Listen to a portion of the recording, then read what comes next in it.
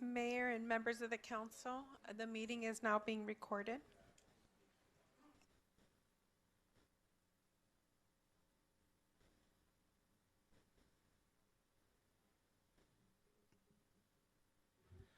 Good evening and welcome to the May 13th, 2024, 6 p.m. regular joint meeting of the Bell Garden City Council and Successor Agency to the Community Development Commission.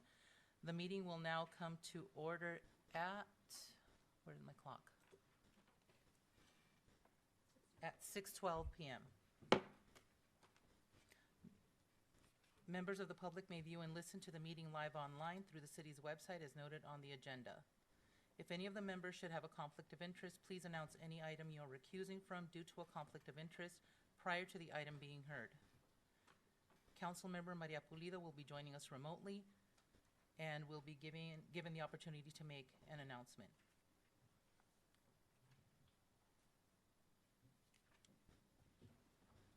Mayor, I'll just make a comment for Councilmember Pulido. She will be joining us, but she'll be delayed, so at the time that she joins, she'll make the appropriate statement regarding joining remotely. Thank you, Mayor.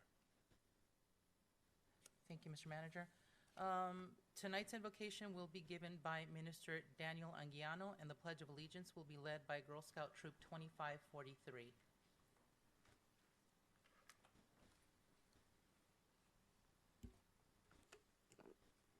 Good evening, Madam Mayor and City Council. Let us bow our heads as we come before God. Almighty God, we come before you in this evening to thank you for your goodness and your mercy.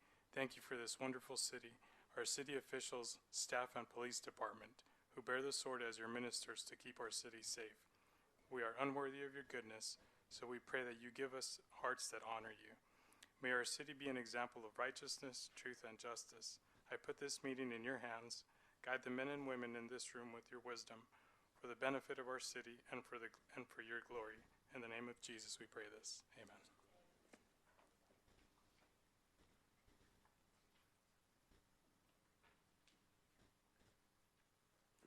Please stand. Place the flag. Put your right hand over your heart. Ready, begin. I pledge allegiance to the flag of the United States of America and to the republic for which it stands, one nation, under God, indivisible, with liberty and justice for all. You may now be seated.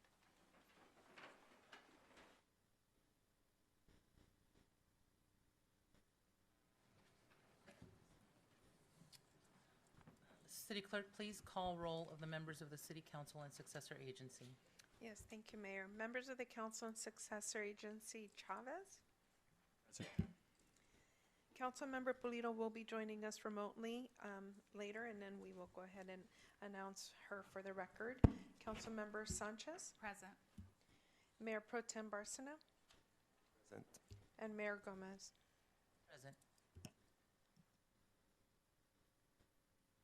We will now move to the presentations. City Manager, please introduce the presentations.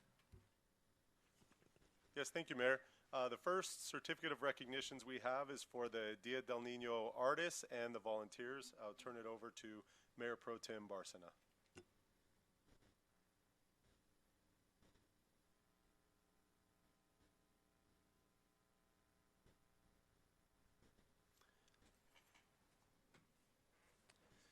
Hello, everyone. Thank you for being here, especially the volunteers for the Dia del Niño. We do have a video that we're working on getting ready for you guys to see, but I want to get started naming all of these special children that participated in the El Patio de Mi Casa art exhibition. We had 10 kids, actually 11 because we were able to take one more. We had 11 kids from the community of Bell Gardens come together to experience what it was like to paint a body of work of art, but also exhibit that work of art in our communities. And this idea came from BG Arts, which is basically a local community group of artists from the city of Bell Gardens that are trying to promote the arts here for all of our residents to grow artistically. So I want to give credit to Maricruz Cibaja. She is a very talented local artist that comes from a family of artists herself. And she took the leadership with this project and took these kids and taught them how to paint. And it is just an honor for me to be able to recognize those kids who, some of them are here today with their families, because they've achieved something very important, their first painting and exhibition. So we do have certificates on behalf of the council of the city of Bell Gardens, and also from our assembly member Blanca Pacheco. And I'm going to go ahead and read what the certificates say.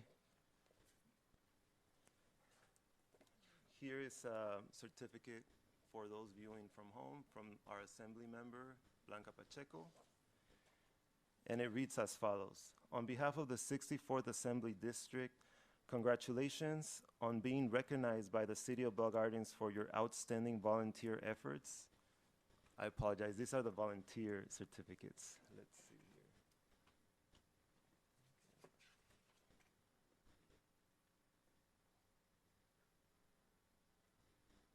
Okay.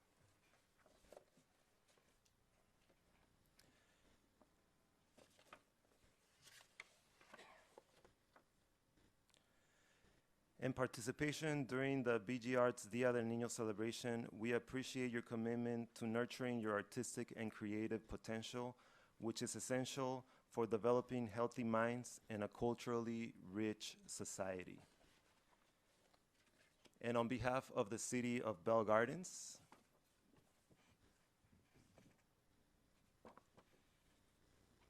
in recognition of your commitment and successful completion of an art course culminating in a painting showcase at the BG Arts Dia del Niño celebration, we commend your dedication and your family's unwavering support of your artistic and creative growth, which are essential in cultivating healthy minds and a culturally vibrant society. Now I'm going to read the names of the participants and ask them if they can please come up here where you see the microphone in the middle. And the names of our participants are as follows. One second.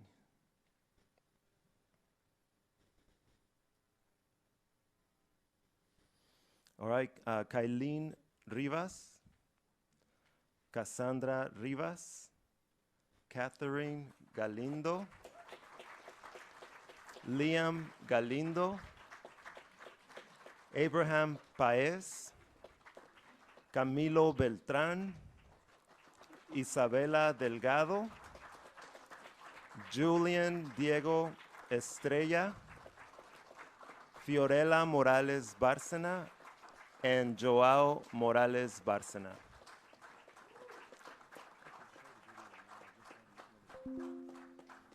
Okay, and we also, in addition to recognizing these outstanding young residents of Bell Gardens, we do want to show you a little preview of what this entire event looked like, because it was an amazing community effort.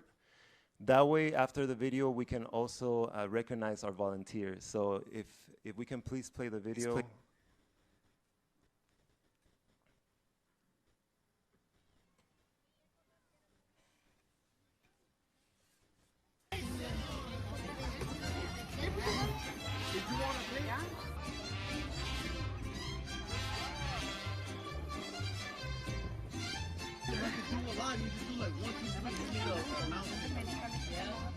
You should do the murals. Right? I vote you. Con sus dos patitas muy abiertas al marchar, ahí viene la alzando los pies. El palo de en medio es muy chico, como ven. Kite, yes, kite. Part of my life that I was raised in a foster home. Who loves puppies? Wow, we all love puppies.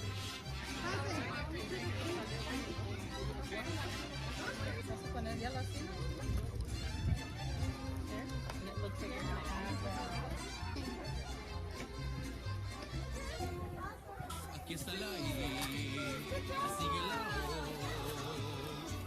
una sola Okay, I'm ready. Transborda porque ya comió y luego hasta atrás. Llegó la luz, como la cuerda con que siempre saltas tú. Primero, antes que nada, muchísimas gracias a los padres, a todos los que han venido aquí. En Bell Gardens toda mi vida. And this is my drawing. Le estaba diciendo a Marco que solos no se hace nada. Gracias, Evelyn. Con cosas maravillosas y tan hermosas que toma el llavero, abuelita, y enséñame tu ropero. Prometo estarme quieto y no tocar lo que saques tú.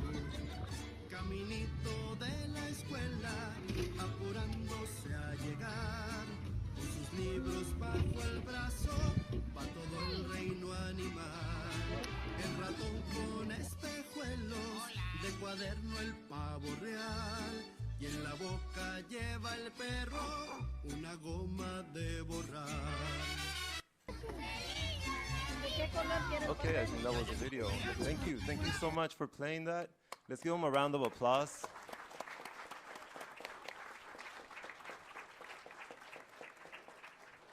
And now I do want to recognize all of the volunteers that participated in making this possible.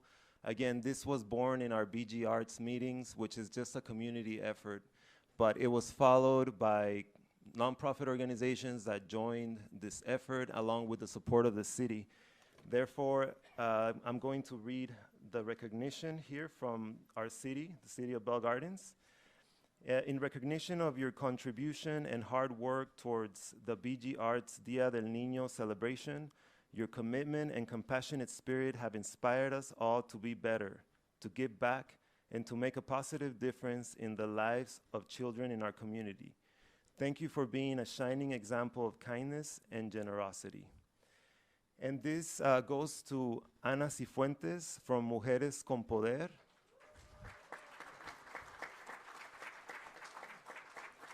Ashley Ruiz, YMCA Maywood. Jesus Suatan from Somos Lea. Anaí Rangel from the Human Services Association. Maricruz Ibaja.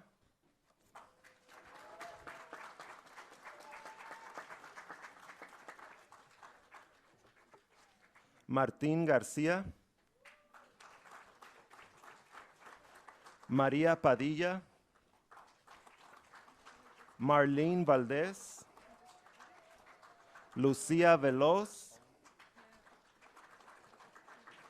Juan Galindo. Elena Henry.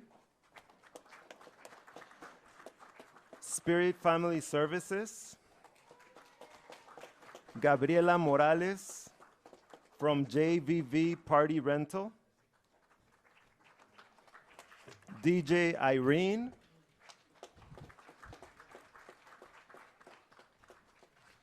Nancy Collins from Paloma Therapy. Rocío Camacho, la diosa de los moles. Victoria Chávez Calderón. José Calderón. Beatriz Ricarte. Yes, please. So we're going to start inviting you here to this area because we're going to be taking a picture. So if you guys can just follow the directions of our city manager. We also have Marisela Gandara Lamas. Marisa Castillo.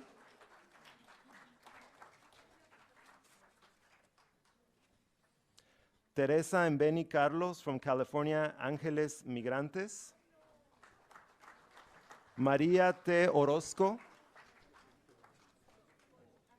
Marta Villalpando.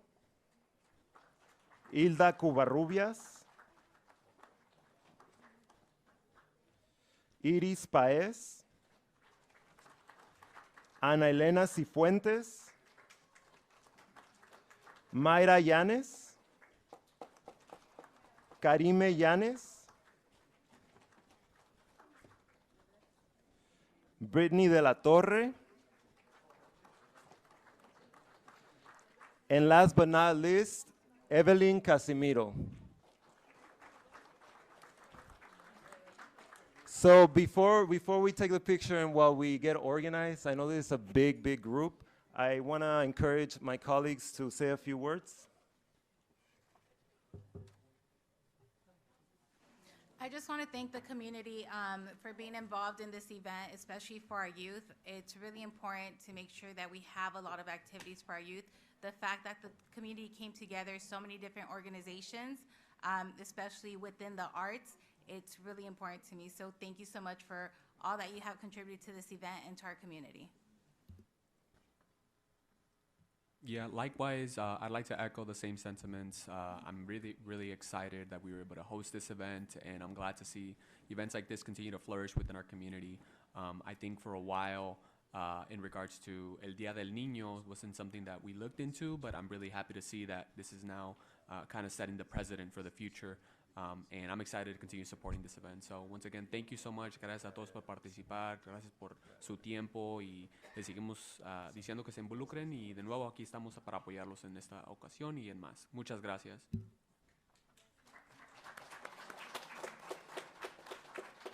Hello, everyone. I'm back here.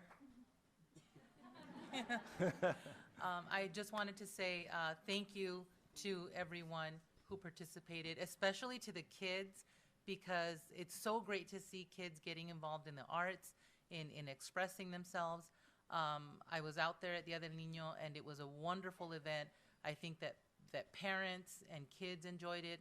I took my elderly mother out there, and she had a great time with the kids as well, and I think it's something that we need to do every year. We need to celebrate that every year. Thank you to the city staff, Public Works, everyone that always does such a great job in putting these events together. We really appreciate all of your support, and to the community for coming out. Thank you so much for making it a great event, and let's do it again.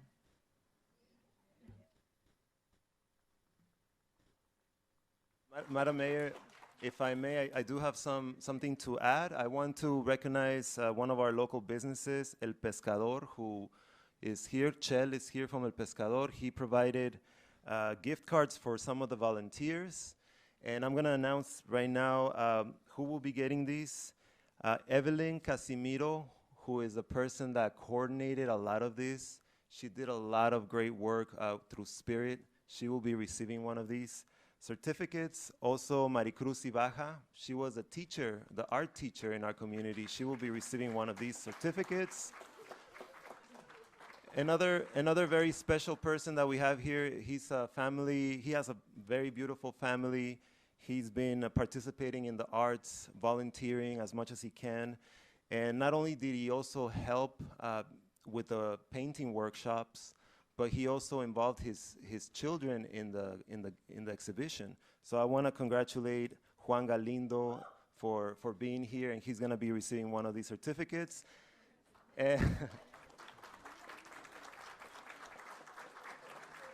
And last but not least, I do want to acknowledge Maripaz, Maria Padilla, who is a shining star in our community. She picked up the responsibility of figuring out how to make kites so that she can teach all the kids how to make them, and she brought her husband, so we're very proud of her. Thank you, Maripaz. And I promise you this is the last one, but we just got more certificates from our Senator, Lina Gonzalez. So we want to also acknowledge that she will be providing a certificate for all of our participants and our volunteers. So again, thank you so much for this effort, and I'm very proud of everyone, especially BG Arts, for making this happen, and hopefully we can make it happen again next year. Thank you also to staff. Staff did a great job as well.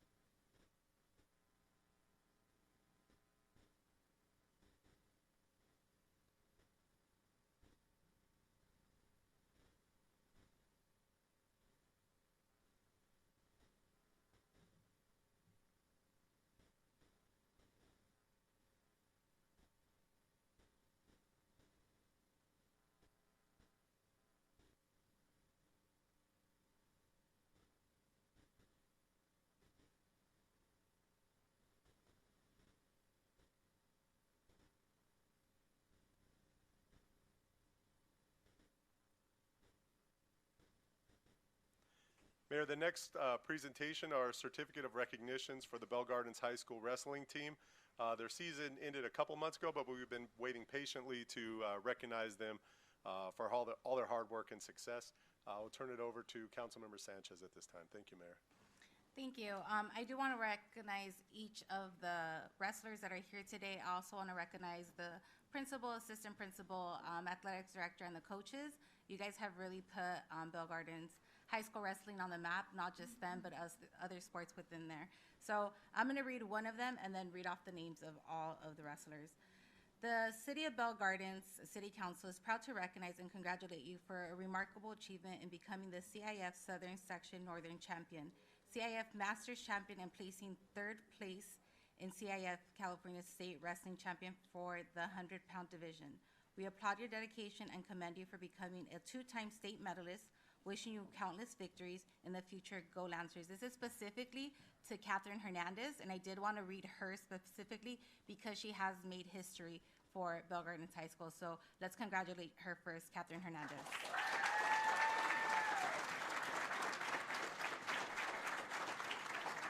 And as I'm calling you guys up, you guys can go ahead and come on up. The next wrestler is Alan Martinez,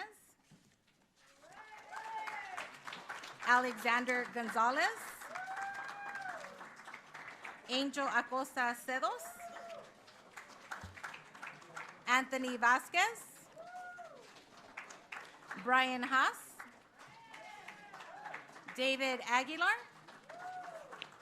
David Romo, George Jimenez,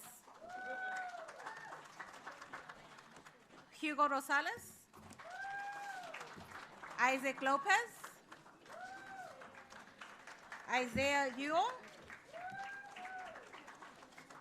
Jesse Campos, Joe Sanchez, George, and I don't want to butcher your last name, it starts with an E. Ekiwa, there you go, thank you. Joshua Garga, Leonardo Bueno, Matthew Flores, Michael Desales, Pedro Lopez, David Corona, and Sebastian Tapia, sorry. If I can get the coach to say a couple words, please, before I invite the council.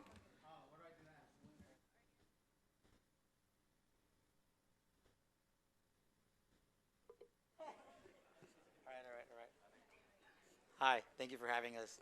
So we had a pretty tough season, but we had a vision to win. Last year we came up short. We lost in the finals. And come here, let me get my coaches here, because without them I would not be able to do any of this. So we worked really hard. The kids put in the effort. We go year round. We don't just practice during season. We go year round, go to tournaments everywhere we travel. They even go to tournaments San Diego and whatnot. So the kids put in the work. They put in the time. And they bought into our idea, our plan. This is barely our 3rd year coaching there. And thank God that we have the support of the city. Thank you guys, for recognizing them, not just this year, but almost every year. And thank God that I had the ability and the support of our administration at the school. I've coached in Los Angeles for many years, and we never had that type of support. These are my former athletes, these are my alumni from Los Angeles, and it's been incredible. How the families here are supportive, and everyone's been supportive in Bell Gardens. So we're real appreciative of this, and thank you all very much. And also could not have done it without my little niece, Catherine Hernandez. She's the first one. I coached her in middle school, and so she came in, and I built the team around her and her drilling partner, Georgie Jimenez. They helped us out a lot. So thank you again. Hopefully we keep moving forward and keep achieving great things. Our next goal is to try to win at a higher division as a team, try to make a girls team win. We just started a middle school program that thanks to the support of Mr. Chavez. Mr. Chavez, I reached out to him, and they started giving me contacts so we can make a middle school program. Thank you for that. So we can do one in the park, hopefully for free, for the community. We started one at the school, so from 5:20 to 6:30, Monday through Thursday, we have a free program for our kids 8 and up to middle school, and we have a good number of middle schoolers and some elementary kids that are coming in now in our wrestling room. So whoever's watching out there, if you want your kids to come in and learn wrestling for free, it's one of the best martial arts. The UFC, the majority champions are wrestlers, not Taekwondo, where they pay a whole bunch of money, and Jiu-Jitsu is mostly wrestlers. So if they want to get some martial arts, something that's school related, and they could potentially get a scholarship, like my niece who has a full ride to Life University now. And last year we had a couple guys who had scholarship offers, but they didn't take them because they're out of state and they wanted to stay home with their parents, and so they decided to go to the universities. So, and it's also another thing I wanted to mention. By the way, most of our kids, actually all of them are going to college. All of our seniors are going to college.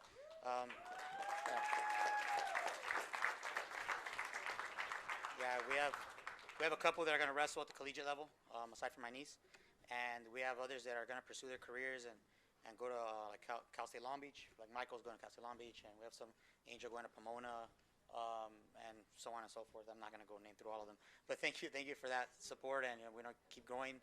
And again, thank you to Mr. Miranda, who without his support, none of this would be possible, and Ms. Patlan, who show up to all our events. And I mean, when I graduated high school, I was a CIF champion. I had a championship team in Los Angeles, and I never knew who the principal was. And I tell the kids that to appreciate ours, because I never met the guy or woman, I don't know, no clue.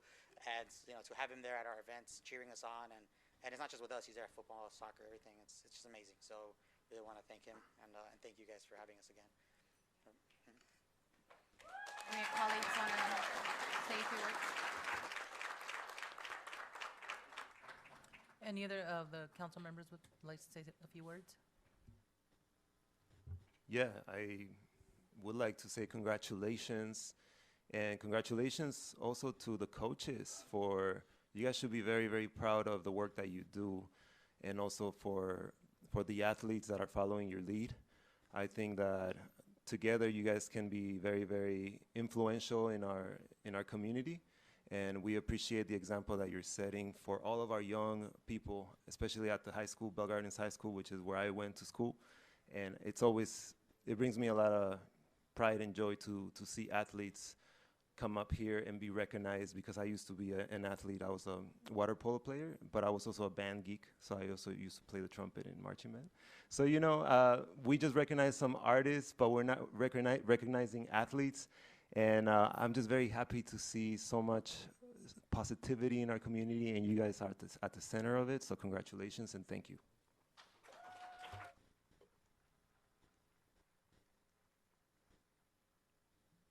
As for my comments, Coach, I mean, where do I begin? Thank you so much for the time, the energy, the volunteer coaches, everybody who's made this possible. You all have made Bell Gardens shine, right? On all the tournaments you've gone up against, I mean, I'm pretty sure you've seen it. The schools that we're going up against, maybe perhaps they have more money, they have more resources, but you guys have been able to take Bell Gardens to a whole nother level and really show what BG is all about. So I just want to say thank you so much for that. Really proud to be an alumni from Bell Gardens High School, class of 2015.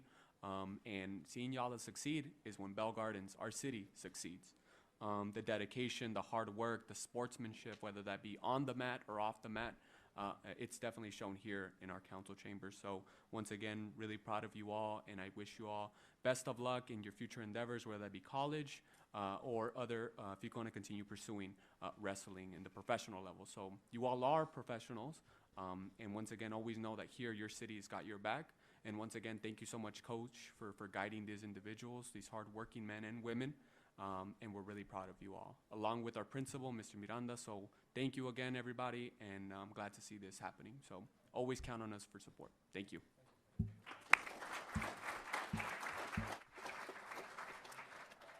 And as for me, congratulations to you on your championship. Whose house? That's right. Congratulations on your, all off guard, right? Congratulations on your win. Congratulations for all of your effort, for all of the great things that you are accomplishing, beyond your wrestling sport. It really does, as they say, the cliche, it does take a village. It's absolutely true. It may be cliche, but it's absolutely true. Between, your coaches, your teachers, your principal, your parents, your community, you guys are coming up. You guys came up on the championship, and you guys are coming up in life. And I'm really proud of you guys, and congratulations to you.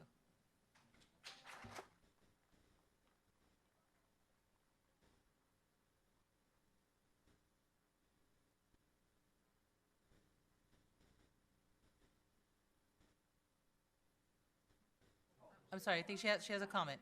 Go ahead, go ahead. Quick comment. I just want to say thank you to Ms. Sanchez for paying for my ring. Thank you.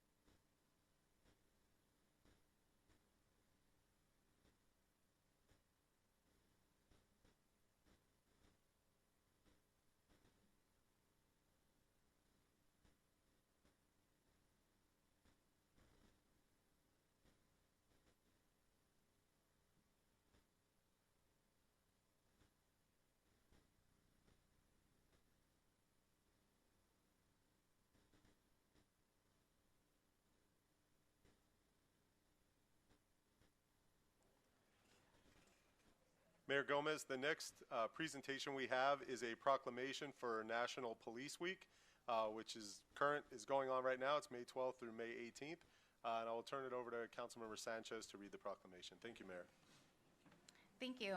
Peace Officer Memorial Day, May 15th, 2024, and National Police Week is May 12th through the 18th. Whereas in the city of Algardas and across the nation, the courageous men and women who protect our citizens wear the uniform and badge with pride as they safeguard our families, home, and communities. And whereas Peace Officers Memorial Day and National Police Week, we honor the memory of those heroes who have fallen in the line of duty and recognize all those who put themselves at risk in the fight against crime, violence, and terrorism. Whereas Peace Officers Memorial Day, we pause to remember those who have made the ultimate sacrifice and honor their memory.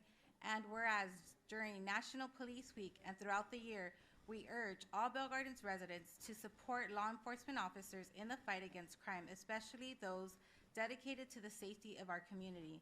Now, there be it resolved that Gabriela Gomez, Mayor of City of Bell Gardens, with the City Council, do hereby proclaim May 15, 2024 as Peace Officers Memorial Day and May 12th through the 18th as National Police Week in the City of Bell Gardens, and encourage the citizens of Bell Gardens to extend appreciation to our police officers for the vital services they perform and their exemplary dedication to the Bell Gardens community. Proclaimed this 6th of May, 2024.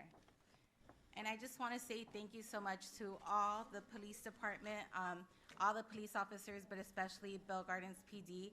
I know that you guys have a very difficult job, but knowing that you guys are constantly out there patrolling our community and making us and our residents safe. So I greatly appreciate all you do. Thank you so much.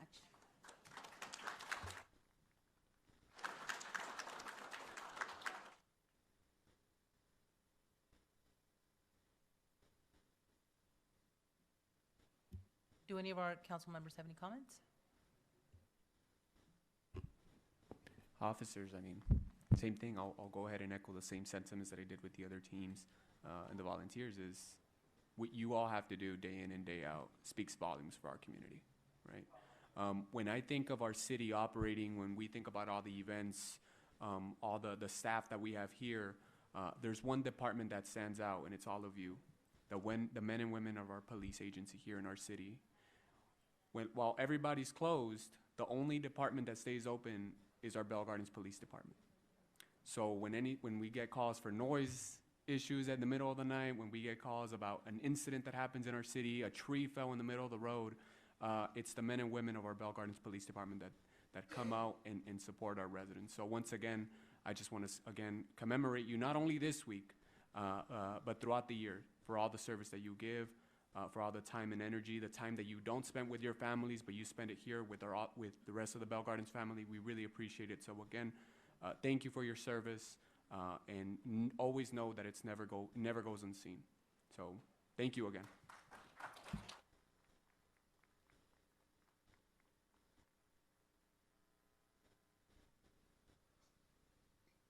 I just want to thank our officers for watching over the city.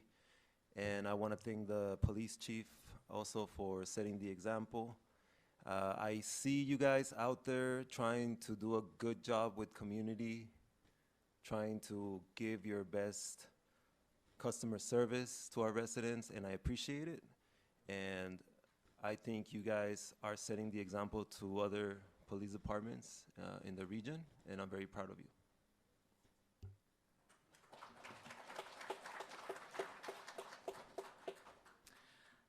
I do also want to thank you for all that you do for the community, not just in terms of policing, but in terms of your community involvement. I saw that especially with the bike rodeo event that we had. You know, that goes beyond policing. That isn't a policing function. That's a community building function. And I do appreciate you for that, because we need more of that. The more trust we can build with our community members, I think the easier, hopefully, the easier the policing part of it comes, right? So thank you for working to build that trust with the community.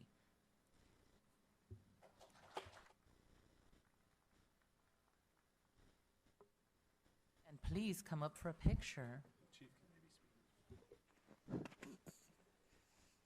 Madam Mayor and Mayor Pro Tem and members of the City Council, on behalf of the men and women, we would like to thank you for recognizing this special week. And I think you guys have said it all. When you look at the police department, the men and women of this department are committed to providing the best service. And as you could see in our social media, everything that we do, not only, you know, providing, you know, the the security of our residents by going out there and making sure that no one's a victim of crime, but really to develop the partnerships that we've done with every stakeholder here and every resident really speaks volume of the men and women that work this department.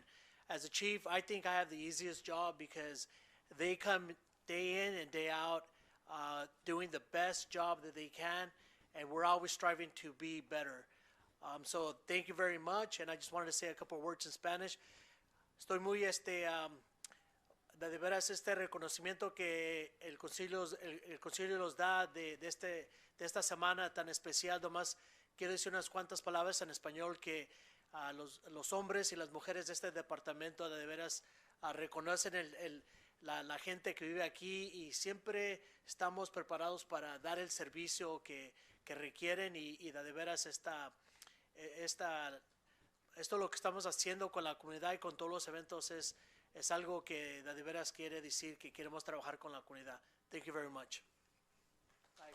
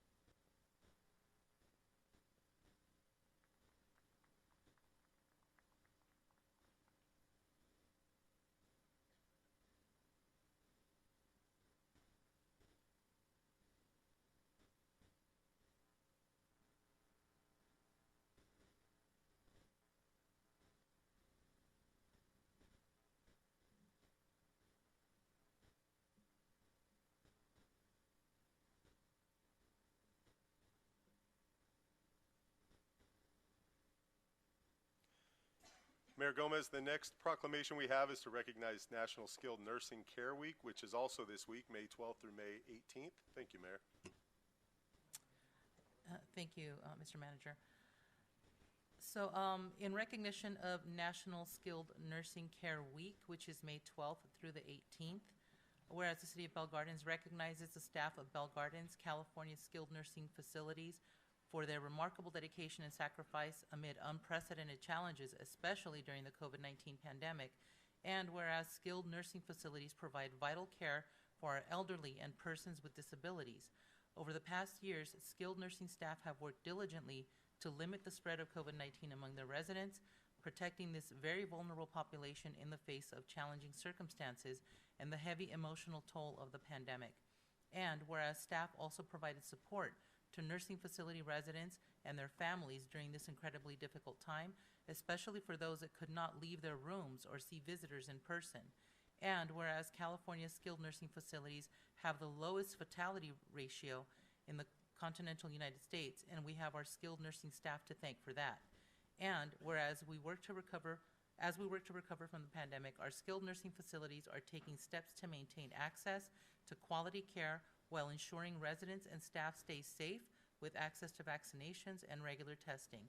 And whereas this is National Skilled Nursing Care Week, May 12th through the 18th, 2024, we thank the dedicated workers in these facilities for the heroic contributions they make every day to the well-being of the residents and families they serve.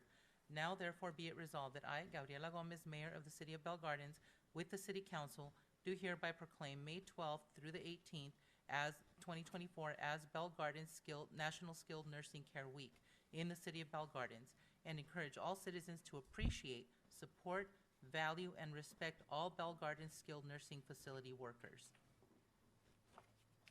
Thank you.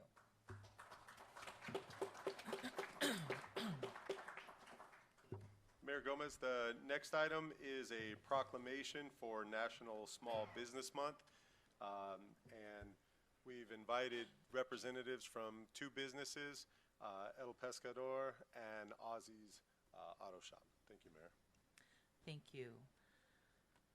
The City of Bell Gardens Proclamation National Small Business Month. We are recognizing El Pescador at 6633 Eastern Avenue in Bell Gardens. Whereas since 1963, the United States has recognized small businesses and their impact on American culture and economy through the month of May to honor those close to 30 million small businesses nationwide and the amazing people who run them. And whereas small businesses are essential to the success of all communities, creating, strengthening, and maintaining the local, regional, state, and national economies to ensure quality of life for our residents. And whereas El Pescador Restaurant has been an icon in the city of Bell Gardens for more than 40 years as a family-owned business providing quality Mexican cuisine to customers of all demographics in a building designed for fine dining among family and friends. And whereas small businesses are adapting to the new marketplace, learning new ways to serve the community, exhibiting perseverance, and showing the ability to serve in creative ways. And whereas recognition of small businesses in our city is essential to promoting their success and encouraging their perseverance and growth. And whereas the Mayor's Office, the Community Development Department, and the Bell Gardens Chamber of Commerce collaborate with the small business community to support its continued growth and affirm our ongoing commitment to helping Bell Gardens small businesses thrive. Now therefore be it resolved that I, Gabriela Gomez, Mayor of the City of Bell Gardens, together with the City Council, do hereby honor El Pescador Restaurant in Bell Gardens and proclaim the month of May as National Small Business Month in Bell Gardens, California, to honor the small businesses who provide services to our residents and visitors.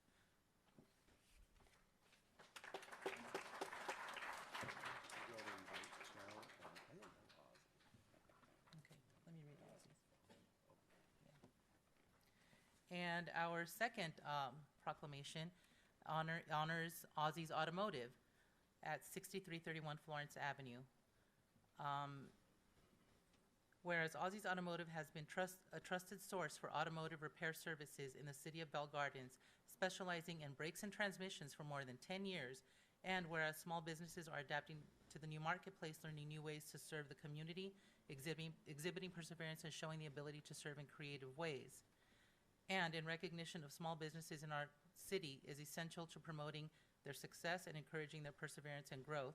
And whereas the Mayor's Office, the Community Development Department, and the Bell Gardens Chamber of Commerce collaborate with small business community to support its continued growth and affirm our ongoing commitment to helping Bell Gardens small businesses thrive.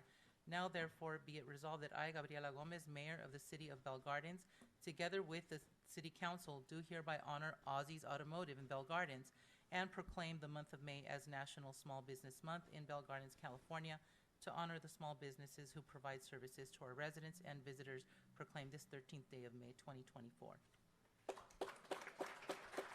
And if we can have our representatives from El Pescador and from Ozzy's Automotive come up, please, and say a few words.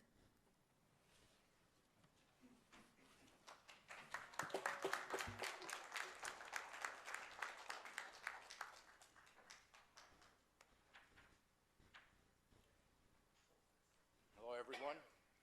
I'm Ozzy from Ozzy's Automotive. Oh, hello. Hello, I'm Ozzy from Ozzy's Automotive. I just want to thank you for this award. I've been doing business with the City of Bell Gardens for the 16th will be 16 years this month. So I'm grateful for this presentation or award, and got my wonderful kids back there with me. I appreciate everything the City of Bell Gardens has done for me and my family, our staff. Thank you.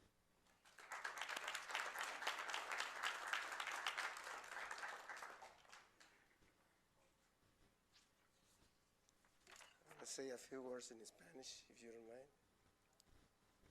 Buenas tardes, mi nombre es Eleazar Ortiz, mejor conocido en el bajo mundo como Chelo Ortiz. Soy el hermano número 6 de una familia de 11 hermanos y todos nos dedicamos al negocio de restaurantes desde hace 40 años, siendo la primera locación aquí en la ciudad de Bell Gardens. abriendo nuestras puertas por primera vez el día 3 de diciembre de 1983. Afortunadamente, la siguiente generación de nuestra familia sigue con el entusiasmo por extender el concepto del restaurante El Pescador. Quisiera compartirles que hemos sido testigos de grandes cambios positivos a través de estos 40 años. Grandes desarrollos como el casino y el hotel, así como diversos centros comerciales de los que ahora nuestra comunidad puede disfrutar y beneficiarse. Con mucho esfuerzo y dedicación, los primeros 20 años operamos en una locación relativamente pequeña. En ese tiempo llegó un desarrollo a esta ciudad que nos obligó a cambiar de locación. Hubo inversionistas que nos aconsejaban cambiarnos a una ciudad más desarrollada. Después de discutirlo con mis hermanos, decidimos quedarnos en Bell Gardens en agradecimiento a nuestra comunidad por el apoyo que nos dieron esas 2 décadas y construir un lugar donde la gente pudiera disfrutar en un ambiente familiar. Gracias a nuestra comunidad por 20 años más en esta locación actual. Por último, quisiera agradecer al personal de la ciudad que nos ha brindado su apoyo y confianza para lograr nuestras metas. Gracias a todos, presentes y no presentes, en nombre de toda mi familia, les estamos muy agradecidos por todo su apoyo. Muchísimas gracias.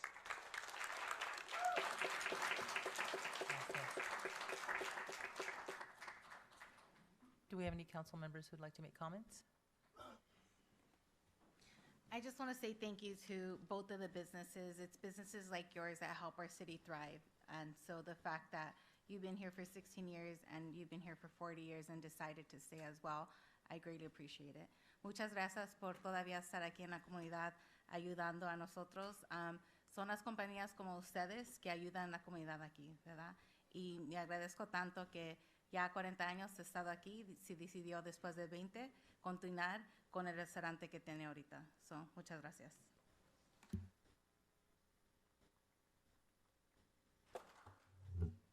Solamente quiero agradecerles a nuestros negocios, a Ozzy's, especialmente Ozzy's, porque hay tanta competencia aquí en esta ciudad con mecánicos que es muy impresionante que usted todavía siga fuerte con su negocio. Muchas gracias por ser parte de nuestra comunidad de negocios.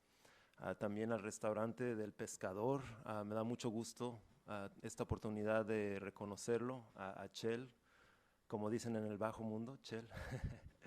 Y es un orgullo pues ver que su restaurante sigue fuerte. Yo creo que su restaurante es un estándar de lo que es calidad. Los años han pasado, las calles cambian, el panorama cambia, pero la calidad del Pescador siempre es constante. A lo mejor si el dólar siguiera la calidad del Pescador, no estuviéramos en una crisis de inflación. Pero sí es mucho orgullo tenerlos a ustedes aquí en la ciudad y espero que por muchos años estén aquí. Gracias.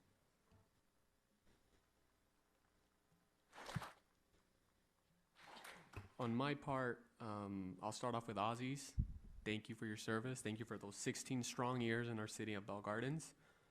I've had the pleasure of working with Ozzy. I've taken my vehicles to Ozzy, and I can say that the work that's been done and the service and the timely manner has always been top shape. I have warranty too, so I'll make sure I get that on his behalf. But everything has been great, and once again, I appreciate the services you provide to our community, and we hope that you're here for another strong 16 years to make it 32. Para El Pescador, pues ahí soy cliente casi, voy casi cada semana. El servicio, la atención que nos dan, los empleados, estamos hablando de lo mejor. Hay mucha competencia también, tenemos unos cuantos restaurantes aquí en la área también, ahí por la Eastern y la Florence, cuando entran a la ciudad, y mirar El Pescador es una gran joya para nuestra comunidad.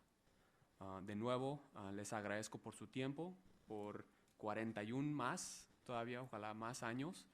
He tenido el placer de platicar con los demás familiares de la familia Ortiz, Horacio Ortiz, Vicente Ortiz, y les agradezco todo lo que hacen, no nomás por nuestra comunidad aquí en Bell Gardens, pero igual por muchas comunidades en el sureste de Los Ángeles, en Downey, en Bell, en Huntington Park, todos los pescadores que hay en la área, se les agradece por todo lo que han hecho. So, de nuevo, muchas gracias, gracias por su comida, gracias por el servicio al cliente, y que siempre sepa que nuestra comunidad está aquí para apoyarlos.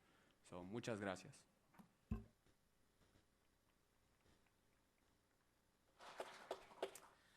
Y pues sí, igualmente felicidades para el pescador. Es un ambiente muy bonito ahí en el pescador, en el restaurante que tienen, un ambiente familiar muy lindo. La calidad de la comida siempre es muy alta, muy buena comida que tienen ahí, que sirven, el servicio siempre excelente. Y pues qué bueno que sigan adelante, ya 40 años, otros 40 años que sigan, ¿verdad? Ya le está apuntando ya a la segunda generación, ¿verdad? Y felicidades entonces, gracias por seguir aquí con nosotros en la ciudad de Bell Gardens.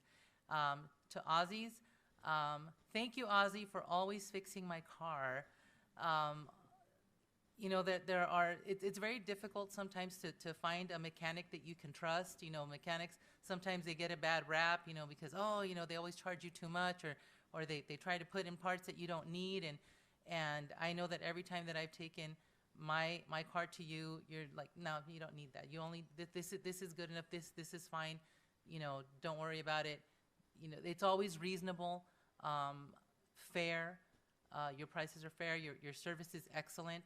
And I think that beyond being a great mechanic, one thing that I appreciate is that you provide really good customer service. You know, my mom is an elderly person. She's 78 years old. She doesn't drive much anymore.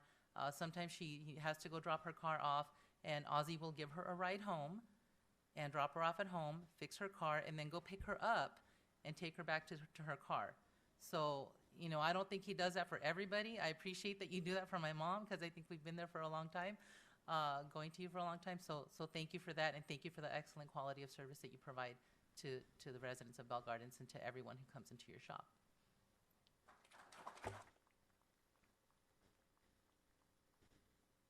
Let's come up for a picture.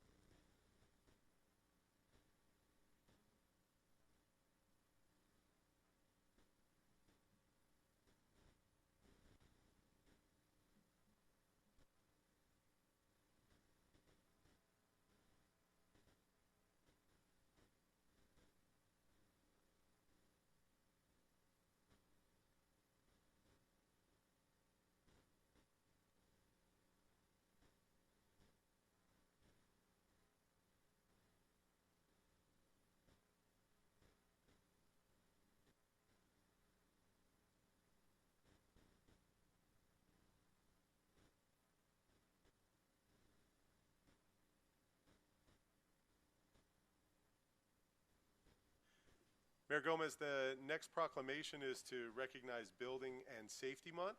We'll turn it over to Councilmember Chavez to read the proclamation. Thank you, Mayor.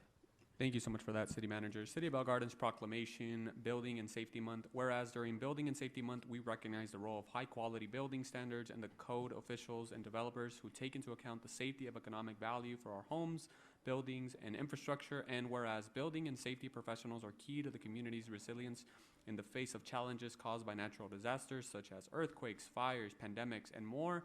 And whereas in coordination with California state agencies that implement the California Building Standards Title 24 California Code of Regulations, building and safety professionals work year-round to ensure the safety of Bell Gardens built every environment. And whereas the building and safety professionals who safeguard the places where we live, work, and learn, who ensure our buildings and physical infrastructure are not only safe but resilient to protect the investments of homeowners, local governments, and businesses. And whereas buildings and safety professionals ensure our buildings are constructed using an energy-efficient, climate-resilient, and sustainable framework to meet the needs of the community today as well as future generations. And whereas the International Code Council has adopted the theme, quote, building safety starts with you, end quote, for this year's 43rd Building and Safety Month, with the idea of providing an educational and interactive campaign to raise awareness about the importance of building codes in ensuring safety in the spaces we live, work, play, and learn. Now therefore be it resolved that the Bell Gardens City Council, together with the, do hereby proclaim the month of May as the 44th Annual Building and Safety Month in Bell Gardens, California, to honor the building and safety staff who provide services to our residents and visitors. Proclaim this 13th day of May, 2024, and signed Gabriela Gomez, Mayor for the City of Bell Gardens, with the Bell Gardens City Council. And Councilmember, normally we'd expect to see George Suarez here, but I think he was a little bit under the weather today. So we have our Deputy City Manager, Community Development Director, Gus Romo, if he can say a few words about Building and Safety Month. Thank you, Mr. City Manager. Honorable Mayor, members of the City Council. George really wanted to be here, but he was starting to feel a little ill towards the end, and so he had to leave early. And on top of that, our building permit technician ended up retiring. So right now we have that vacancy, and we're still taking applications. And also our building inspector ended up leaving us for the City of LA. So we are currently recruiting for that position. So you got me today. So I just want to let you know, I'm very grateful for the work that George and his staff does. I mean, they're incredible. For such a small staff to take care, you know, of 40,000 residents, building permits and code enforcement as well. I'm very grateful to have George and his experience. So George, if you're listening, thank you so much. You're very valuable to us, and I hope you never retire. Thank you.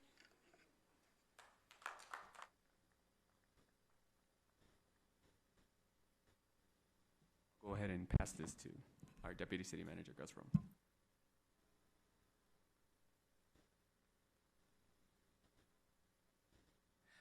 Does anyone have any words? Any council members have any words? No.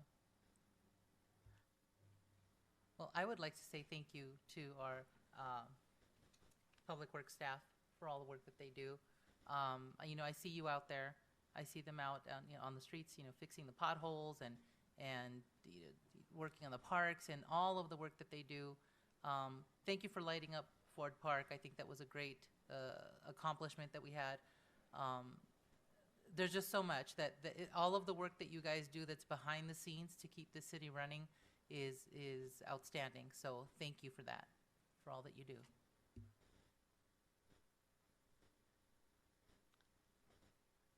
I don't think Gus wants to take a picture. I think he's ready to move on to public hearings here. Okay, I should have known.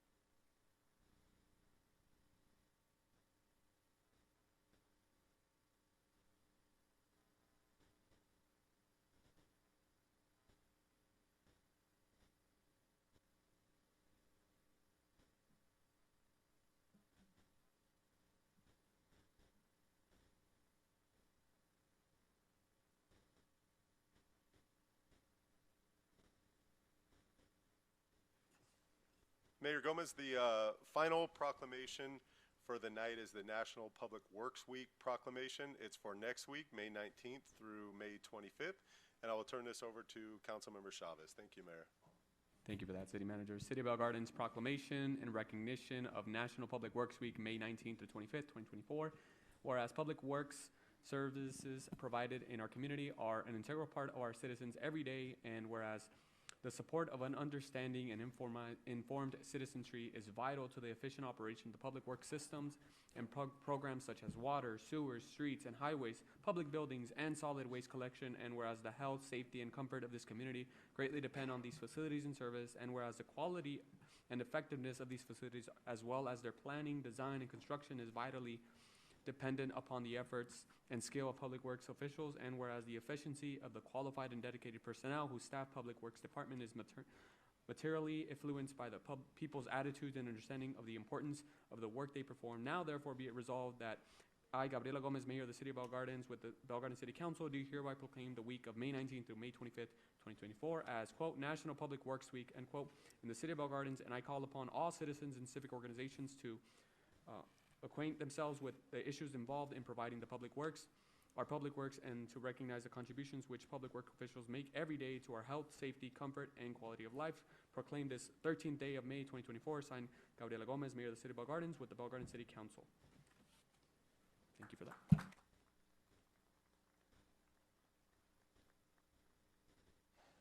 Any comments from anyone? Yes, I just want to say thank you so much to the entire Department of Public Works. It's with you guys that we're able to have so many things within our cities, making sure that, you know, our streets, everything is clean. I know that on occasion I'm here on weekends, and some of you guys walk on through still working on weekends, so I appreciate everything that you do. Thank you so much.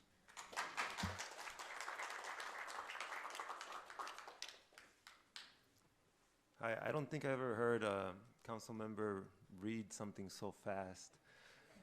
But I think the reason why he did that is because I think he was trying to mimic the way that you guys work. You guys work very effectively, very quickly, and I'm very proud of everything that you guys do.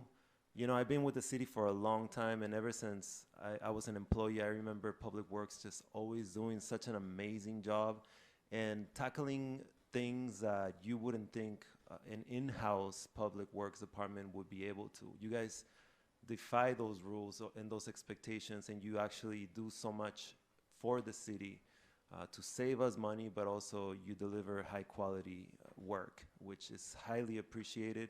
I mean, I can give you guys a few examples. Recently, you guys did some driveways over at Ford Park. Beautiful work, probably better than some of the people we contract with. So, you know, we really appreciate you. We appreciate the director and the example that he sets for you guys, and all around very proud of you. And I don't want to make the planning department jealous, but I would have said more about them if George was here, but unfortunately he wasn't. They all do a great job. We're very lucky to have excellent workers in our community. So thank you guys for everything you do.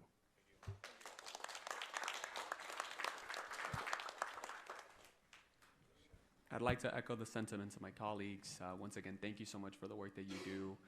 Every time I see y'all out there, I try to stop by, offer some water or something, because I mean, it's a lot.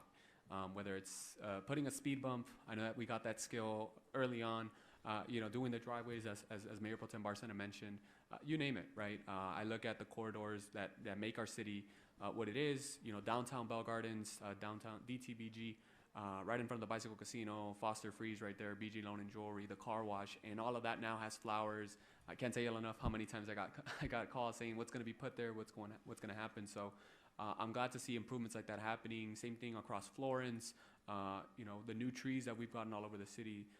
Even in Earth Day, the collaboration we had between our rec and community services and public works has just been impactful. Also, a good portion of our guys that I didn't mention with the PD, but I will also mention here with our public works, is that a lot of you are homegrown, right? You grew up in this city. You went to the high school here, or middle school, or schools here. And that means a lot that we're able to hire the folks here in our city, and you're going to get back, and you also don't have a long commute. So once again, you know, you're going to put a driveway right next to your house. You won't be like, hey. Again, just want to commemorate all the work that you all do. I'll echo the same sentiment I did with the PD to you all. We shouldn't only celebrate you between May 19th to the 25th. We should celebrate you all year round.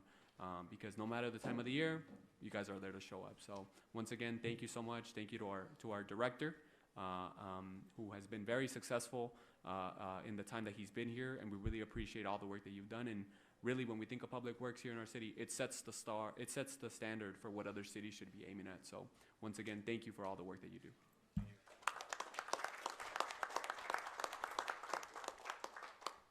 And I was so eager to congratulate you. I did it earlier, but congratulations again. But also congratulations for building and safety. Thank you. Mayor, if it's okay if I can ask our Public Works Director, Bernie Iniguez, to say a few words, and then any of our hardworking Public Works staff if they'd like to say anything as well. Thank you, Mayor. Sure, thank you, City Manager, Honorable Mayor, members of the City Council.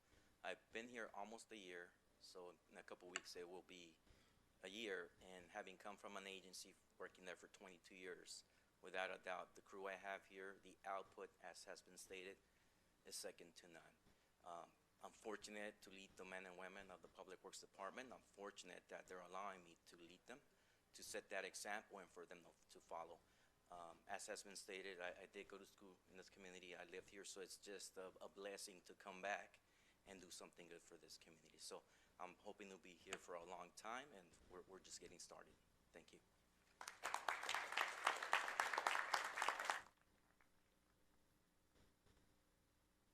Thank you very much for your support.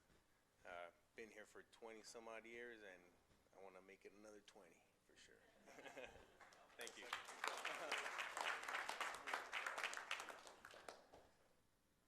Thank you.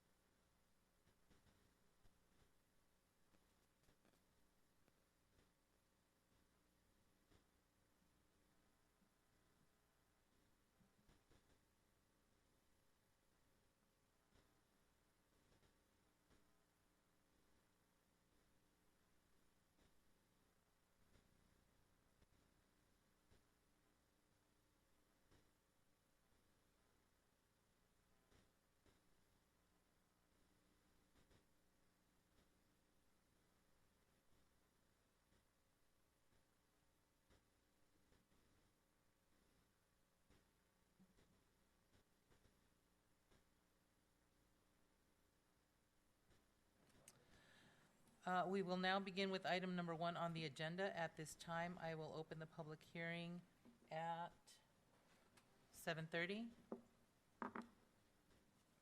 City Manager, will you please introduce this item? Thank you, Mayor Gomez. This item is the consideration of adoption of ordinance number 939, amending Bell Gardens Municipal Code, card club license regulations, business license regulation taxes to amend gross revenue license fee for card club license holders.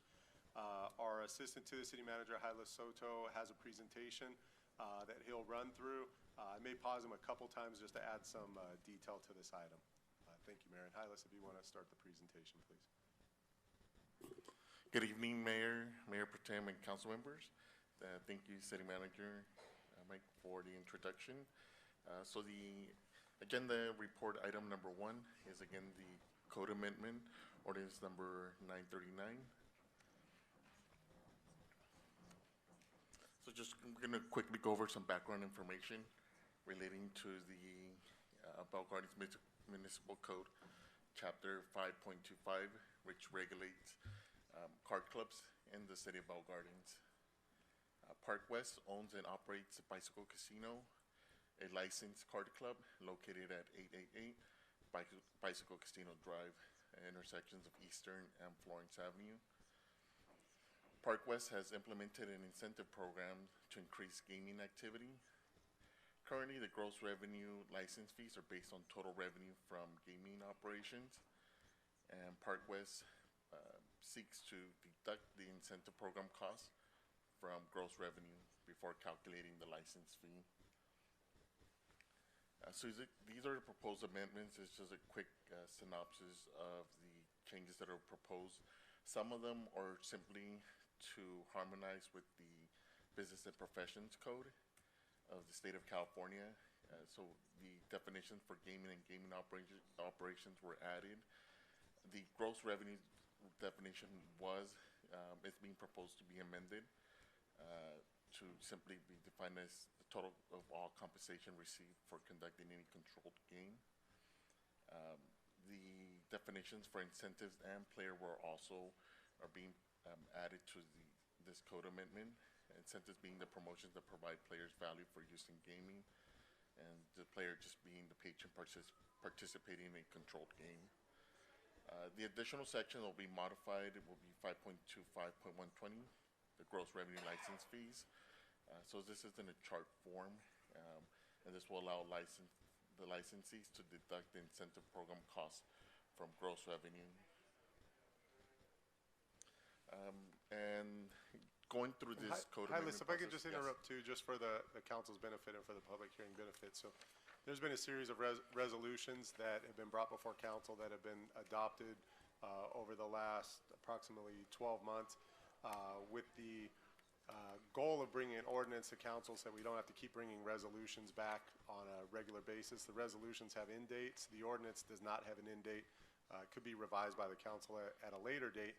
What was really slowing us down on bringing the ordinance while we were doing those resolutions is we needed a review by the Bureau of Gaming Commission to review the language of the resolutions out of the ordinance, and that has been done. So I just want to clarify, this is essentially an ordinance version of the resolutions that have been brought to the council over the last approximately 12 months, I think on 3 different occasions.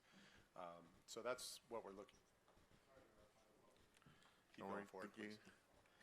So some quick benefits. This proposed code amendment encourages the continued investment in the Park West Bicycle Casino, leading to potentially higher gross revenue for the city. It maintains a positive working relationship with Park West, with good corporate citizen, and supports economic development initiatives in local economy. And just like Mike alluded to, so one of the slowdown was getting review and approval, preliminary approval from the State Department of Justice, the Bureau of Gambling Control. So they have approved it as form, and then the gaming will be reviewing it one last time once it's codified. So just quickly go on the conclusion. Amending this ordinance will incentivize investment. The offset will reduce license fee base, but will demonstrably increase net license fee revenue due to higher gross gaming revenue. And as stated in the staff report, gaming revenue on average before the incentive program was in place was roughly about 1.2 million per month net for the city, and now it's on average $1.6 million that the city is collecting from this license fee. So it's a net increase of about 33%. And staff expects for a positive financial impact on the city to continue. So it's, now staff's recommendation that the city council conduct a public hearing and waive full reading and introduce ordinance number 939 by title only. I think this concludes my report. Staff is available as well as the city attorney's office to answer any questions. Thank you. And if I can add a couple of items here just that aren't in the presentation, but as Hylas mentioned, are in the staff report. So since the resolutions that the council approved that allow this new definition of gross revenue. As Hylas mentioned, the monthly annual revenues to the city have increased by approximately 33% over that time frame. It's been roughly 20 months. And then on top of that, there's been the question of, well, if we're not collecting a tax on these incentives, you know, by not doing this, there's the possibility, probability, depends on the card room not continuing to put forth the capital to generate these additional gaming revenues. But I just also want to mention the state of the staff report. You know, the new owners at the card room have committed to a multi-million-dollar infrastructure improvement plan. You can see it if you go over to the card room inside. I think it's in the $30 to $40 million range, the improvements that they're making, including a potential improvement project that would be coming, being requested in the next 30 to 90 days. That'd be about an $8 million project out in the parking lot there to install covered parking with solar panels. The city does own that parking lot, so there's an obvious benefit, and we would expect that approval of this item would continue with that increased revenue that the city's been realizing over the last year and a half or so. So also, as Hylas mentioned, we're happy to answer any questions on this item. Thank you, Council. I know we had something in place already. Do we know what the sunset date was for that? Or It was, I'm going to look at legal counsel, it was either the end of June or the end of July. Council, do you recall? July 31st. Thank you. I'm sorry, Hylas got it. July 31st was the sunset date for the resolution. And I believe the staff report, we did the last resolution, mentioned that we were putting a date far enough out that we knew we would have the results back from the Gaming Commission.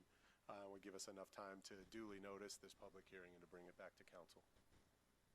I just want to make sure that it didn't lapse and we had enough time in order to do that. So thank you so much.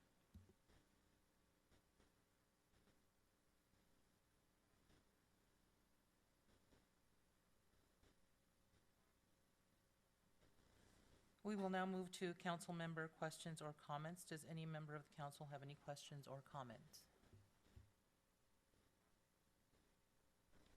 I do have a question. So I know that we can go back and revise the resolution, or is it an ordinance? It's an ordinance at any time.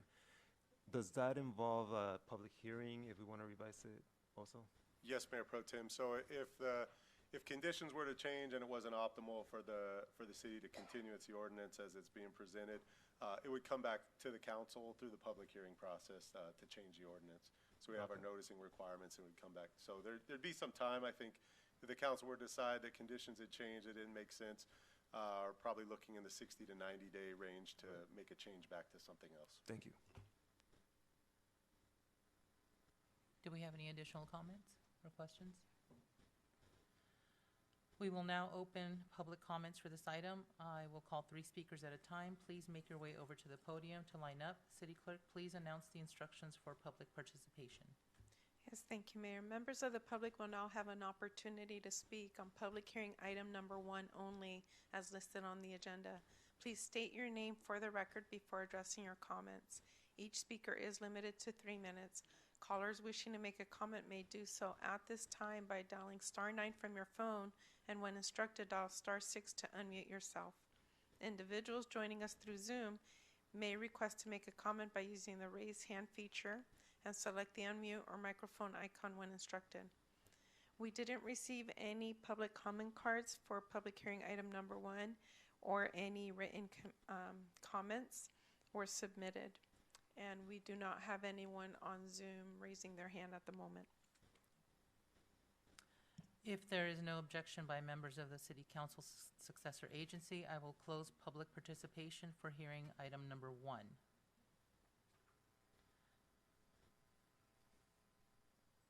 And if there are no further council member questions or comments, I will now close the public hearing at 7:41. May I have a motion to waive the full reading and introduce ordinance number 939 by title only, amending Chapter 5.25 of Title 5 of the Bell Gardens Municipal Code to amend the gross revenue license fee for card club licensees? I make a motion. Do I have a second? I'll second. We have a motion by Councilmember Sanchez de Leon and a second by Mayor Pro Tem Barcena. City Clerk, please conduct a roll call vote. Yes, thank you, Mayor. Councilmember Chavez Yes. and Councilmember Pulido still has not joined us. Councilmember Sanchez, Yes. Mayor Pro Tem Barcena, Yes. and Mayor Gomez. Yes. Motion passes.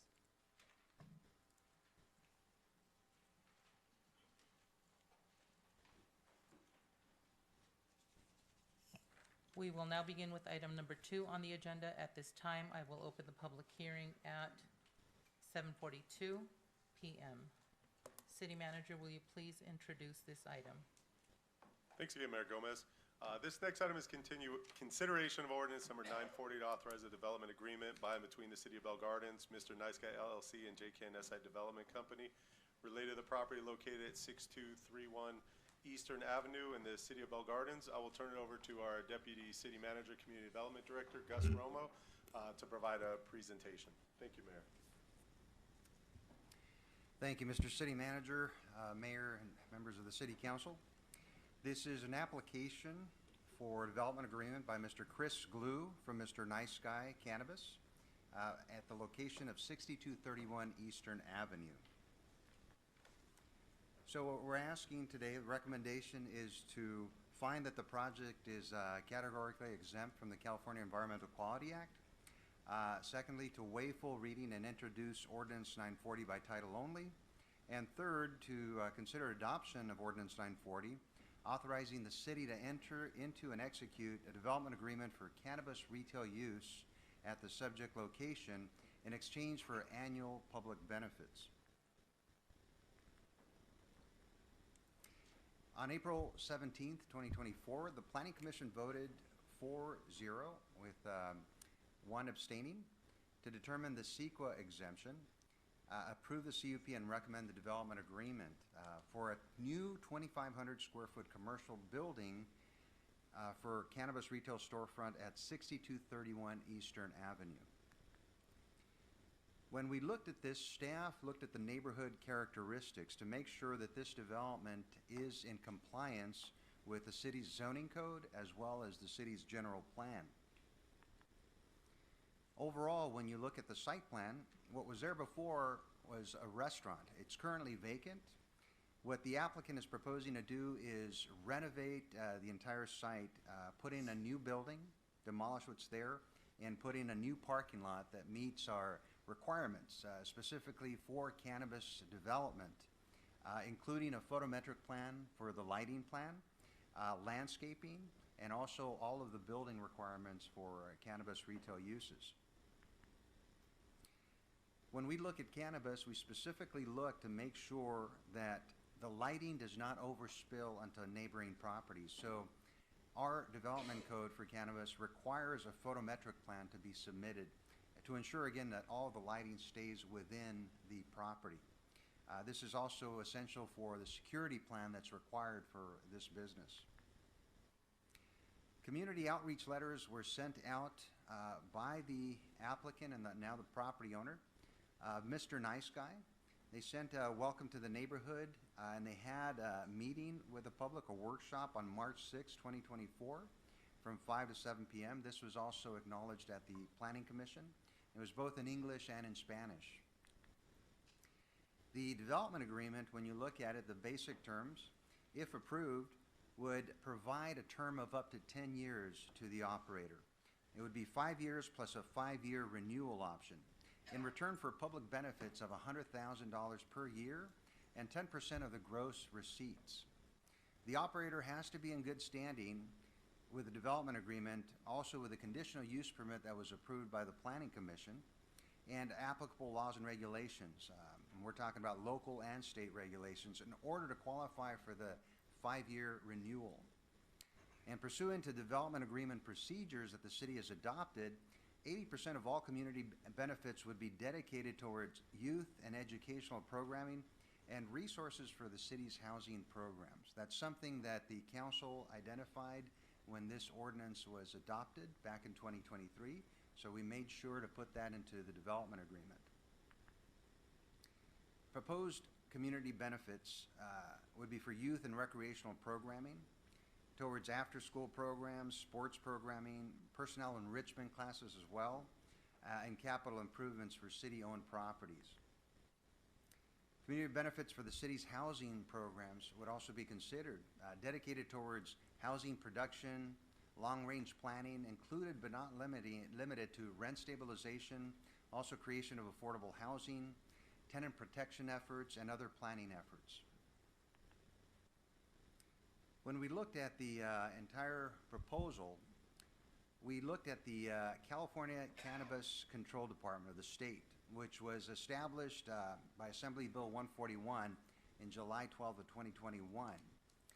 And we looked also at the cannabis goods and products tracking as a resource.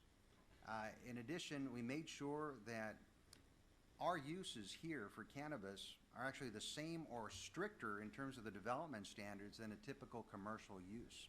If you'd have, for example, this restaurant coming back into that location, they would not be required a photometric plan or a security plan.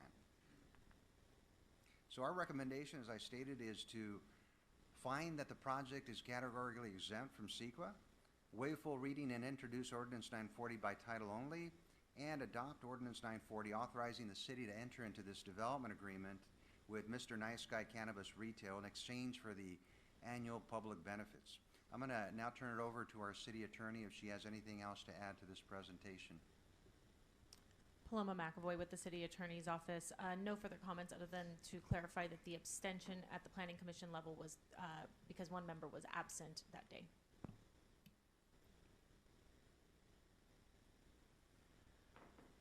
Okay, That concludes the presentation. If there's any questions, the applicant is also here and does have a presentation as well.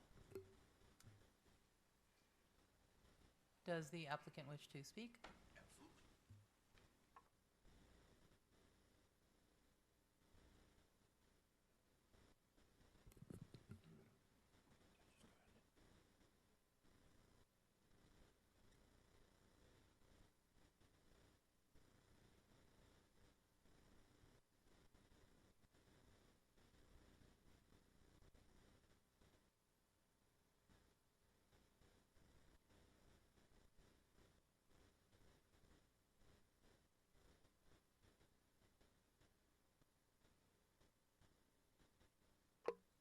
My name is Christopher Glue. It's my pleasure to speak to you tonight on behalf of Mr. Nice Guy Retail Cannabis Operations.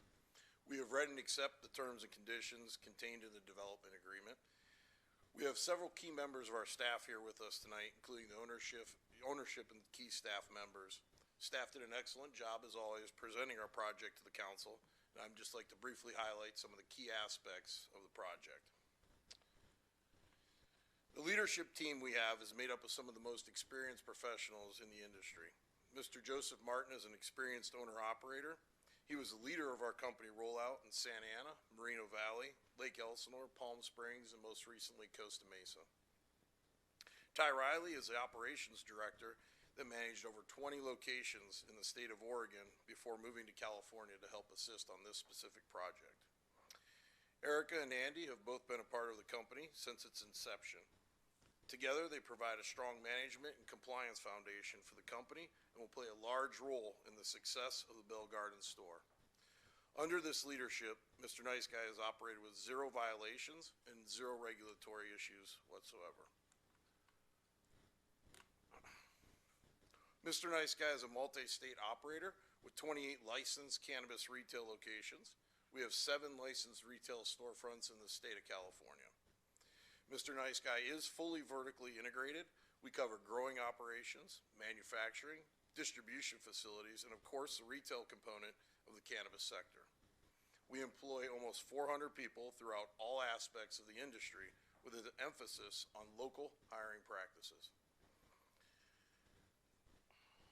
One of the things that we as a company are proud of is a chance to improve communities we move into. It is typically the case that we take on a revitalization project. Here we have a slide depicting the current state of the property. The current location has been vacant for over 20 years. For those of you familiar with the site, you know it needs some attention. Our team is excited to be building a modernized structure that will help revitalize the commercial corridor and be a location that the city of Bell Gardens can be proud of. Here you can see the elegant design of the proposed exterior, modern finishes, smooth, soft white surfaces, and simple signage. The building is situated toward the right front of the right-of-way, compatible with the adjacent properties and away from residential. A new landscape palette will soften the built environment with the introduction of California native drought-tolerant species. The exterior provides ample parking of 14 spaces, exceeding the required 7. The interior is a simple, clean design, seeking to guide the customer journey with safety and security always as a priority. The front of the house, pictured here, is accessible to 21 and over with a valid ID. Those that have ordered online or know what they want can pick up and exit quickly. First-time customers and those that seek to discuss options with a knowledge subject matter expert are welcome to engage with staff in an open, welcoming space. The back of the house is a secure access area with controlled door access. We pride ourselves on awareness in the surrounding community. This site was confirmed to be in compliance with the city standards regarding sensitive use. There is no school or park within 1,500 feet of our location. We launched our community outreach and introduced ourselves to the neighbors. I personally went out with the team and walked door to door, introducing some of our key team members to local businesses and residents. While some of the people we spoke to did have questions about marijuana in general, they were unanimously in support of our business. We received signed letters of support, and they allowed us to put up our flyers for the community event. In speaking with the neighboring businesses, we found the biggest concern was neighbors looking out for each other. Two businesses located across the street were excited to hear that we'd be providing 24-hour security and asked if we'd be willing to keep an eye on their locations at night. We hosted a community event on March 6th at the proposed site. We mailed invitations to over 900 residents and businesses. We served food provided by local vendors and were prepared to address all concerns. At the event, we received only positive feedback from those who attended. We also revisited some of the local businesses to see if they had any issues for us to address. This slide shows a map highlighting just some of the direct support from the business community and the residents. The immediate neighbors are Dr. Jerry Kashorian and Edgar Morales. Mr. Kashorian has owned and operated a chiropractic center at the neighboring location for over 15 years. He's a strong advocate for our team and has provided numerous letters of support. Mr. Edgar Morales is the adjacent residential neighbor. Mr. Morales had several concerns in the beginning when we first met him. In light of his concerns, we added a new 6-foot block wall and an additional 2 feet of wrought iron to our project. We're installing bollards, redesigning the lighting plan, and other substantial measures to ensure the quiet enjoyment of this property. Mr. Morales is now a strong supporter of our project and has spoken in front of the Planning Commission, as well as provided letters of support for you tonight. He could not join us this evening as he's coaching his son's baseball team. Local hiring is a staple of our organization. We strive to develop relationships in the community, and we look to recruit locally. We are committed to hosting a local Bell Gardens job fair to seek qualified applicants. Security is paramount, and Mr. Nice Guy prides itself on exceeding the standard. We utilize prevention through environmental design.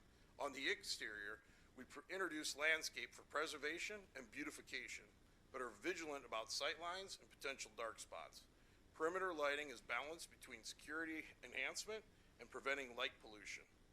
We refer to our approach as a layered onion security approach, which was developed by security experts. We harden the asset, starting with the exterior, and introduce a series of stop-and-go designs to slow anyone down when entering the facility.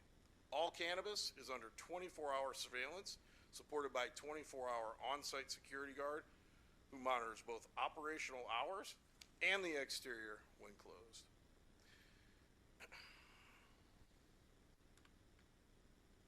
We have gone through an extensive design and redesign process to present a model photometric plan for the proposed site.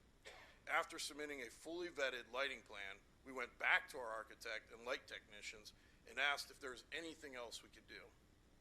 Even though we already had zero light dispersion, we again redesigned the lighting to lower the poles and add additional deflection screening plates to achieve a total black zone prior to the separation wall for our residential neighbor. We had that updated report submitted and reviewed by staff. We balanced perimeter lighting as a security enhancer so we can effectively monitor the exterior while achieving quiet enjoyment of the surrounding properties with zero lumen dispersion outside of our property lines.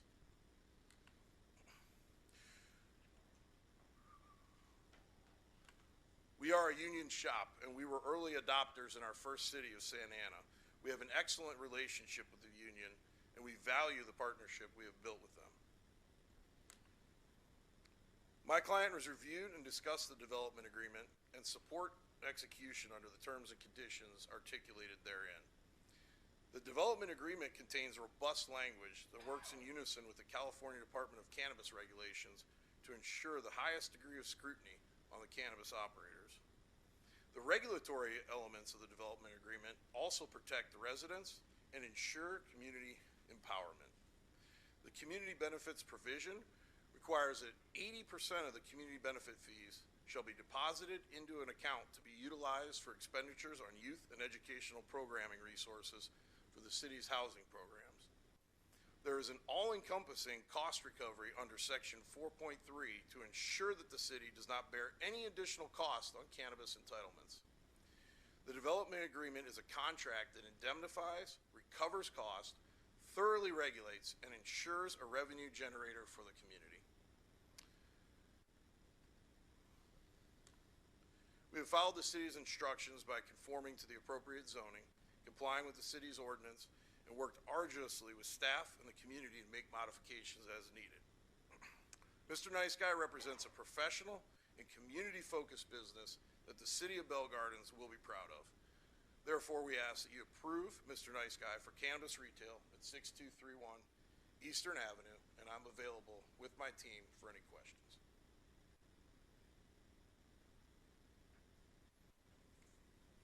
Thank you. We will now move to council member questions or comments. Does any member of the council have any questions or comments?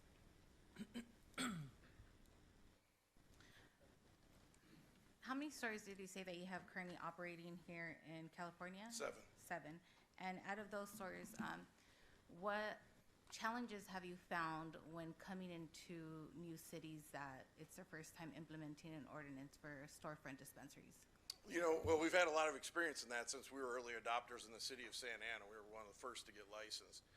One of the biggest things was we wanted to merge with the community, and we had a lot of advanced ideas and concepts about hiring locally.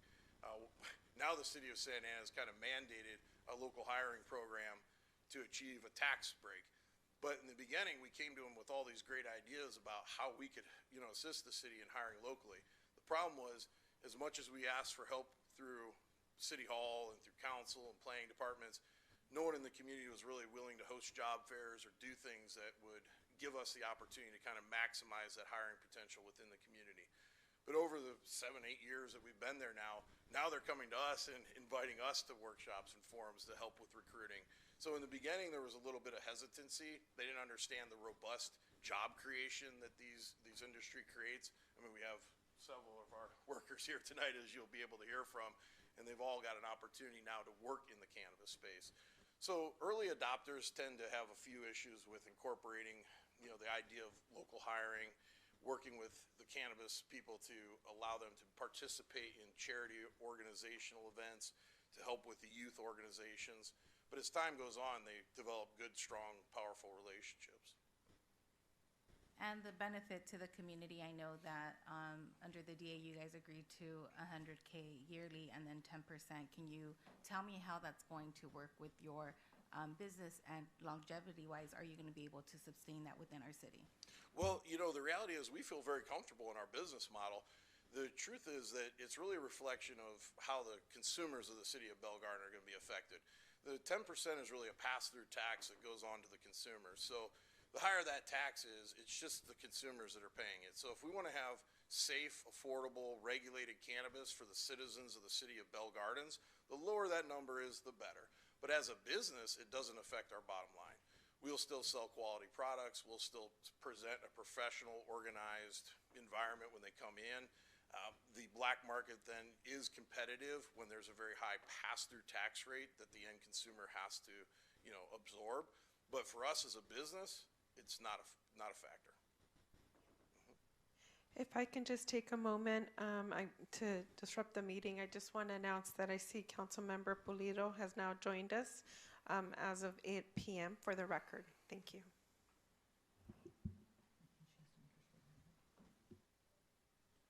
Councilmember Pulido, do you have a statement to make? I do. I will be joining the meeting remotely due to just cause circumstances under AB 2449 due to childcare, and I'm the only adult here in the room. And just for the record, have you been listening to the public hearing since the beginning? It was from when it's opened? Since 8 p.m.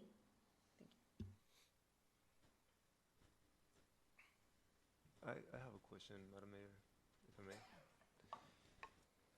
So what you mentioned in regards to the percentage and how the cost carries over to the consumer, obviously by us going into these types of businesses, we want to provide not only the products to residents that are interested in purchasing them, but we want to make sure that they are not being overcharged.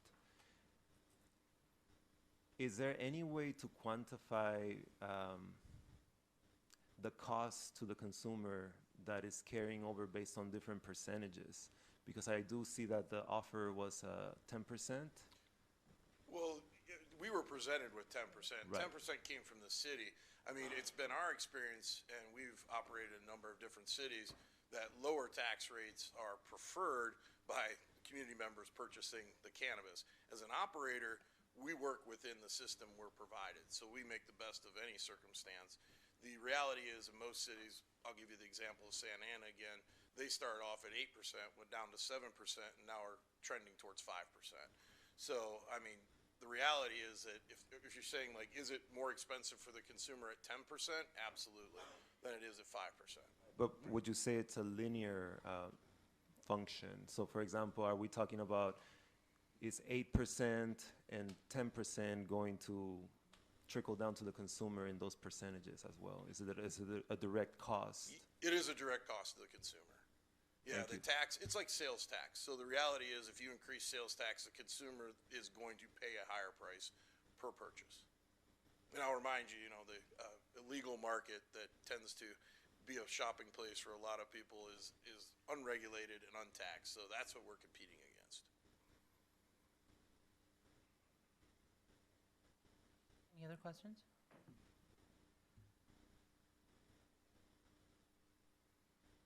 We will now we will now open public comments for this item. I will call 3 speakers at a time. Please make your way over to the podium to line up. City Clerk, please announce the instructions for public participation. Thank you, Mayor. Members of the public will now have an opportunity to speak on public hearing item number 2 as listed on the agenda. Please state your name for the record before addressing your comments. Each speaker is limited to 3 minutes.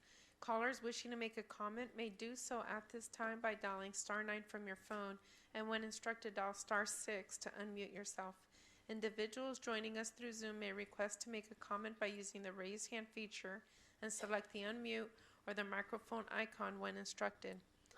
We will first hear from speakers that are in person, and before allowing the mayor to start calling speakers up 3 at a time, I did want to also announce that we did receive 13 written comments that have been already generated to the full council. And with that, Mayor. Okay. We can start with Andrew Hausman. I think that's what it is. Andre Hausman? Not sure. Sorry. Which was it? Andrew. Good evening, Mayor Gomez and council members. My name is Andrew Hauserman. I'm a union organizer and representative that works in the cannabis industry with UFCW 324. We represent more than 22,000 workers from grocery, pharmacy, retail, all across California, and we started our cannabis division back in 2017. One of the original Mr. Nice Guy shops in Santa Ana unionized. It was one of the first unionized shops in California, and we've been able to develop a constructive working relationship with the company over the past, what are you looking at now? 8 years almost. So with that being said, I have a letter I will share with all of you from the President and Secretary Treasurer of our union. Just want to give you the quick highlights. You know, Mr. Nice Guy Dispensaries in Santa Ana, where we represent the company's employees. An emerging industry fraught with inconsistencies, UFCW can testify that Mr. Nice Guy has managed to distinguish themselves as a quality employer that complies with city rules and regulations whenever they establish themselves. The company continues setting the bar for what a good cannabis employer is by creating numerous high-quality and high-paying jobs, relatively with collective bargaining agreements that further enhance the quality of life in its host cities. Because of this, Mr. Nice Guy creates strong and lasting relationships fruitful to the communities they operate in. We know that Mr. Nice Guy's operations will be an asset to the city and will reinforce Bell Gardens' retail sectors. With that being said, I've had the personal experience being a union representative, as I know some of the council members deal with these kind of issues. It's not always easy, but we have a really positive relationship where most of the time we're able to work through our issues together and come to a good resolution. So this is a high-quality employer looking to bring good quality jobs to the city. So just want to share that with all of you and appreciate your time and consideration. I'll leave the letter here. I don't know if you want me to leave it with anybody in particular, but thank you all so much. Have a nice night. Thank you. We have Sierra Hall. Sierra Hall. Going once, going twice. Moving on to Wendy Lopez.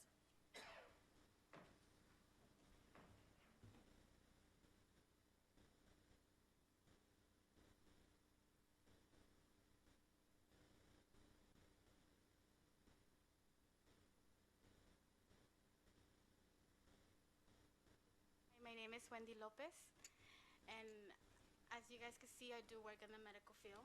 I work as a physical therapist, and what I do have problemas. Can I talk Spanish? Yeah. Okay. So tengo problemas. Tengo mucha migraña. I do have lots of headaches, migraines, and it affects me on my daily job, casi diario. Si voy al doctor, tomo y me ayuda mucho. El problema cuando I do cannabis, so it does help me with my problem.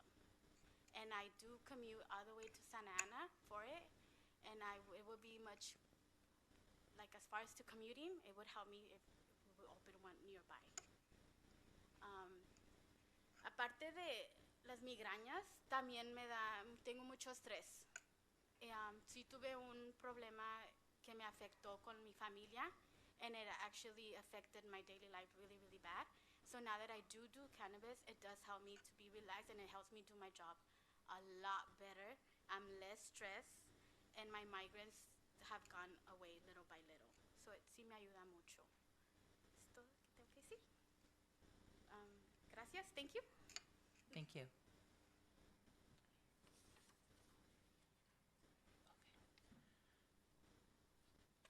Okay, can we have the following three people to join us, please? To line up at the podium. Celia Garcia, Nick Alquema, and Ada Herrera.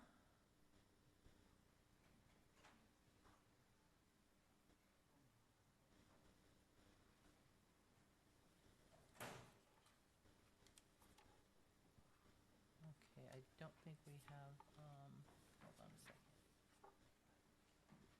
Do we have Celia Garcia at all? No? Celia Garcia, okay. And we have Nick. You're Nick? Okay, thank you. And is there Ada Herrera? No? Okay. Norma Estrada. Is Norma Estrada here? Okay. Giselle Ramirez? Oh, is that Norma Estrada? Okay, thank you. Okay, go ahead. Hello, I'm Nick. I was told to give a few things that I think would benefit the city for a dispensary being here. I think Mr. Nice Guy brings a friendly environment where people can come to the dispensary itself and not only get a good price on their product, but also get information on the product that they're actually getting Whereas going to some of these other dispensaries that I have been to, they're not as friendly or open or willing to speak to you on the product. Whereas Mr. Nice Guy will give you an environment where you can actually speak on the product. That's it. Thank you. Celia García. Sí, buenas noches. Mi nombre es Celia García. Yo la necesito, las gomitas, los chocolates, por la razón de que yo tengo artritis y tendonitis, y eso me ayuda mucho a calmarme y estar más tranquila por toda la noche y poder dormir bien. Es por lo que lo uso. Y me queda lejos la tienda y me gustaría mucho que abrieran una más cercana para poder ir, porque a veces no tengo quien me lleve.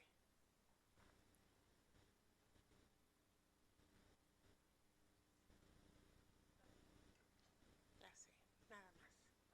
Ajá, gracias.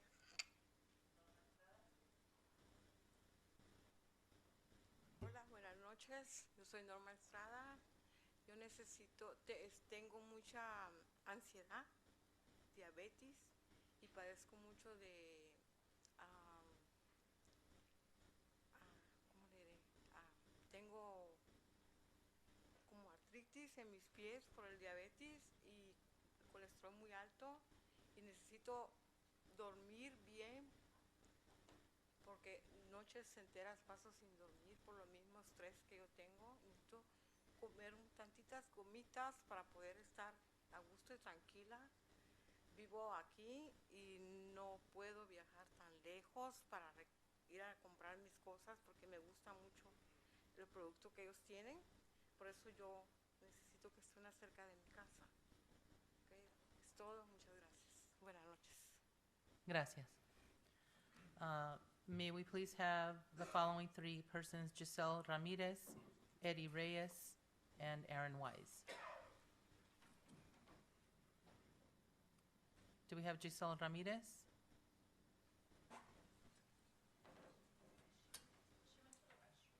She went to the restroom. Okay, we'll move on to Eddie Reyes.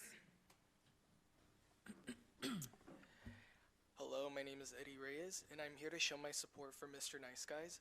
As a frequent customer for their Santa Ana location, I firmly do believe we need a store here in Bell Gardens, as it is more convenient for us to travel to. Having a legal cannabis store is essential, so I know that I'm safe with the products that I'm consuming, and I know that the ingredients contain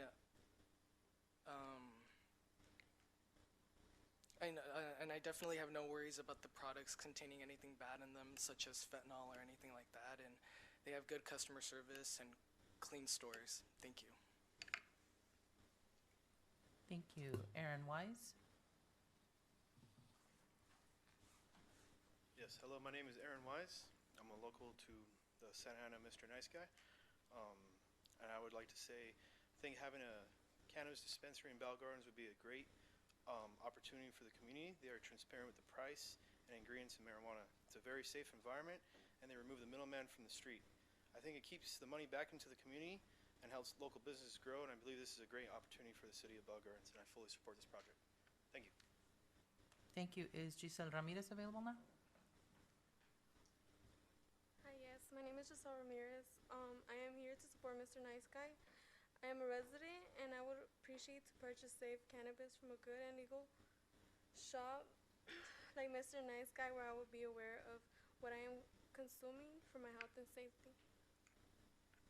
Thank you. Thank you. May we have the following three people: Dalina Galvan, Joseph Nevati, and Alyssa Figueroa Gonzalez.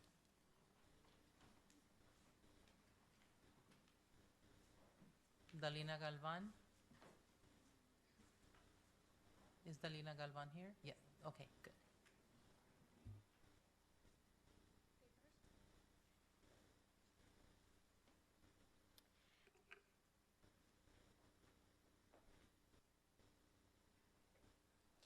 Hi, my name is Dalina Galvan, and I am an advocate for Mr. Nice Guy. The store in Santa Ana is very clean, and the staff is very friendly.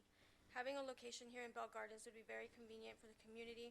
Having a legal cannabis store provides safety in the cannabis industry, providing information about what we purchase. Thank you. Thank you. Joseph Navati?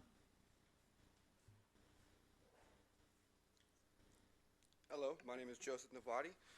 As a resident of Bell Gardens, I believe that having a Mr. Nice Guy legal cannabis shop in this community could bring numerous benefits to the community, could also create job opportunities for local residents, boost the economy through sales and tax revenue, and provide a safe and regulated environment for adults to access cannabis products. Additionally, having a legal cannabis shop in Bell Gardens could help reduce the illegal market of cannabis, ensuring that products are safe and secure. Thank you for your time, and I'm fully support this project. Thank you. Alyssa Figueroa Gonzalez? Hi, good evening, Council. My name is Alisa Figueroa Gonzalez, and I'm here in support of Mr. Nice Guy. I'm actually an assistant manager for Mr. Nice Guy for about 10 months now, but I used to be one of their customers. My sister suffers from chronic migraines, and my mom actually is in recovery for a brain tumor.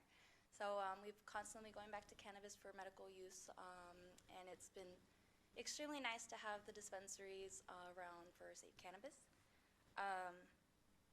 This company has not only provided me a great opportunity for growth, but it's also provided me a great sense of community. All the way from upper management to the customer, it feels like family. And it doesn't feel like any other retail store. I truly appreciate how the company offers great benefits, knowledge, and a safe place for the community. Thank you. Thank you. May I have the next three people, Jenny Reyes, Raven Carrasco, Mauricio Garcia.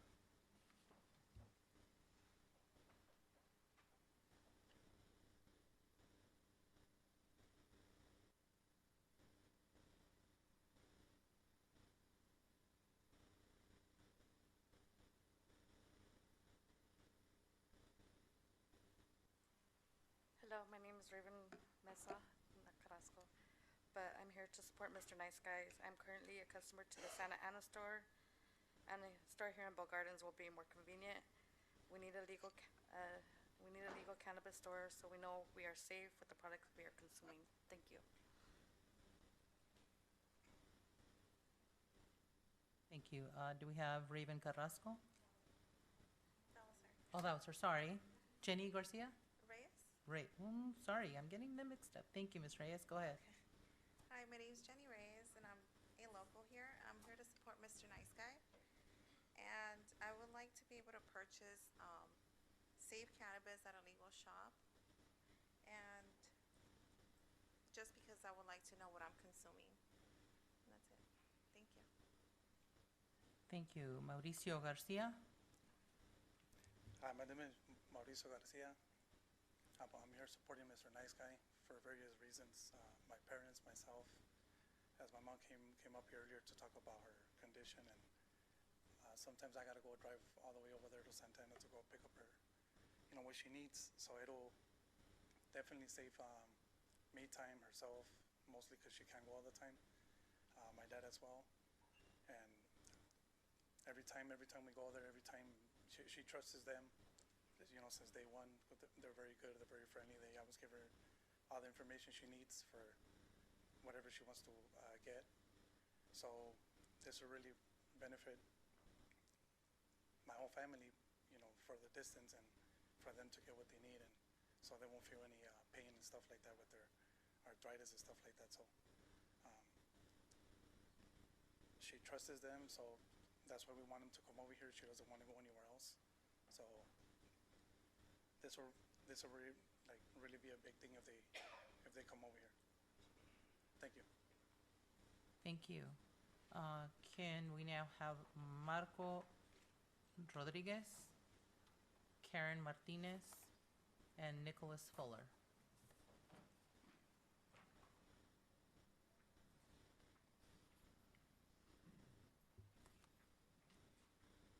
Marco Rodriguez? Yes. Good evening, Council. I believe we need a cannabis shop right here in Bell Gardens. I was born and raised here, and I don't want to go all the way to Santa Ana anymore to help my condition. I used to weigh like 50 pounds around last year. I lost 50 pounds. And now I feel very healthy.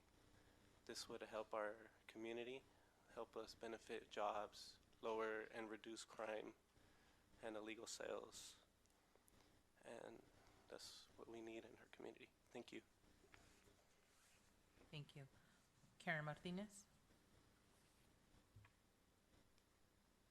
Hello, my name is Karen Martinez. I'm here to support Mr. Nice Guy. I work currently as an ASM for Mr. Nice Guy. I think the name itself just speaks for itself. We just want to provide a clean, safe environment to educate people about cannabis and just basically help with any ailments that they have. And yeah, that's it. Thank you very much. Nicholas Fuller? Hello, good evening. My name is Nicholas Fuller. I am a deputy manager for our Costa Mesa location. I'm also a U.S. Army veteran of the 82nd Airborne, and I am a firm believer in cannabis and how it helps in numerous ways with PTSD, on top of also cancer. I've talked to numerous cancer survivors, talked to numerous veterans with PTSD, and it's just a life-changing medicine is what it really comes down to. Mr. Nice Guy is a great company. I've worked in this industry for about 7 years now with different companies, and Mr. Nice Guy, I feel, is very good at job security. I just trust their judgment, what they choose to do with the company. It's always going in the right direction, and I know that having it here in Bell Gardens would be a very positive for the city and for the people of the city. Thank you. Thank you. May we have Leslie Johnson, Raymond Priest, and Jose Cabarcas?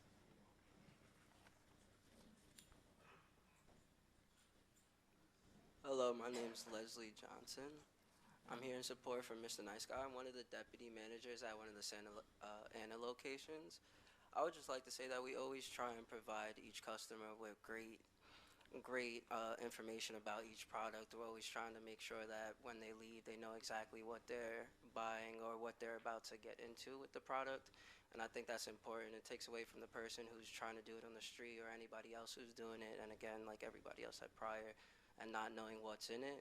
But I just think that we provide an experience and a vibe inside of our store that a lot of people appreciate because we just try to be honest. Appreciate your guys' time. Thank you. Thank you. Raymond Priest?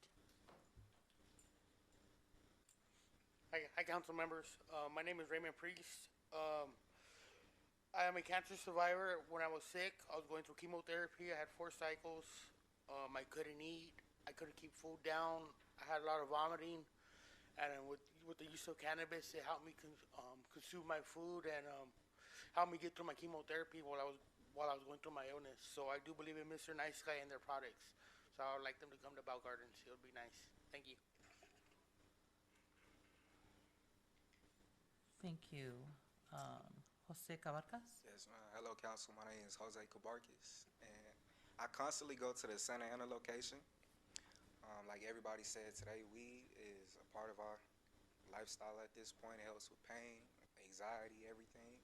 And I always said Bell Gardens would be way better if we had a Mr. Nice Guy. And so I saw today as a perfect opportunity to come and advocate my voice, try to get this here, and that's really it. You guys have a good day. Thank you. Thank you. Can we have April Del Monte? Okay. Rain Reyes Bennett? Did I get that right? Yeah. All right. And Roberta Beltran.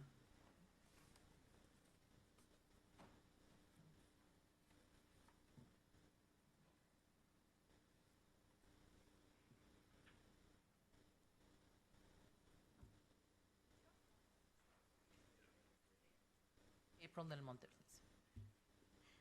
Hello, everyone. My name is April, and I've been with Mr. Nice Guy for 3 years.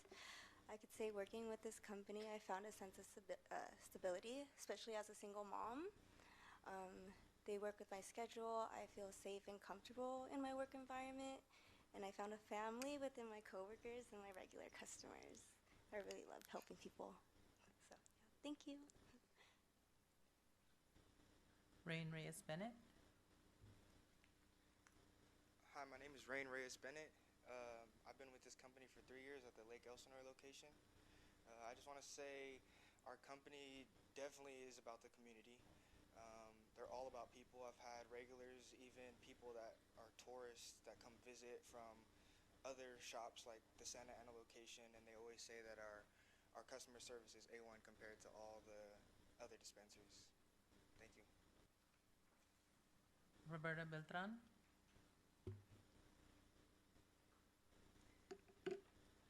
Hi, my name's Roberta Beltran. Mr. Nice Guy Weed Shop is a great shop. It's helped me manage my autoimmune disorder. I discovered them after going to several other shops that haven't been so great. The long drive to the Santa Ana dispensary is incredibly difficult. It takes a lot of gas, the traffic's bad, and the commute's just really horrible. I think it would be really great if the city had a shop here. Their shop is a really good shop because they have exceptional customer service. They're always super nice and helpful there, especially for new users like me that weren't aware of different types of products that are available. I think it would be great for the city because they would not only provide much needed relief for those who rely on cannabis for medical purposes, but it would also ensure responsible access with their commitment to great customer service. Thank you. Okay, may we have Don Garcia, Andrew Jimenez, and Bridget Bañuelos.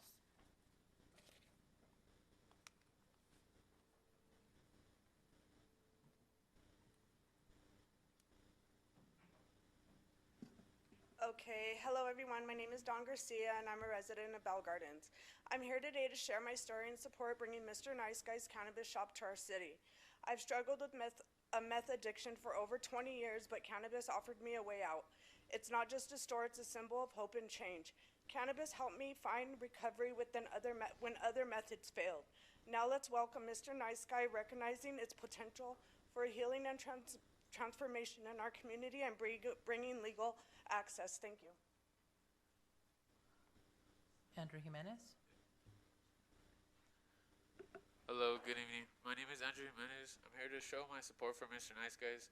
As a regular customer for the Santa Ana location, I really do believe in having a store out here in Bell Gardens because having a cannabis store local would save me a lot of time. As a skateboarder who skates at the skate park here and in this city, taking a bus and finding a ride the transportation is just hard to go to Santa Ana and back. Mr. Nice Guys is a place I can trust to where I know that the products that I'm buying from them I wouldn't have to worry about or being tested or harmful to me. So opening a weed shop here in Bell Gardens would be awesome. Thanks.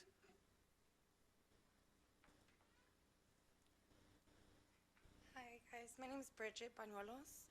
I love working at Nice Guys because it's a very safe environment, not only for the workers, but for the customers as well. I've been there for 3 years. We're now union, so it feels like a very secure and stable job. They also love to give back to the community. We've done everything from can drives to toy drives as well to give back to the community. Thank you. Thank you. Can we have Christopher Mattingly, Kiana Labrador, and Ileana Sandoval?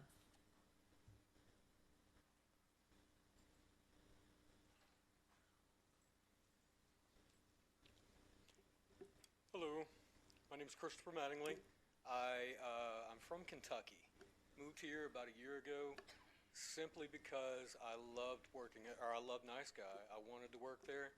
I came in December 22 to visit my girlfriend's family. Loved it. Went back to Kentucky, quit, moved back here, and hounded them until they hired me. It is a great place to work. I love everything from the people that I work with to the customers that come in. I get to help people every day. That is so amazing, y'all. People are going to find a way to get this. They need their medicine, and it's so imperative that it's legal and it's in a shop where they can get it. Thank you. Thank you. Kiana Labrador.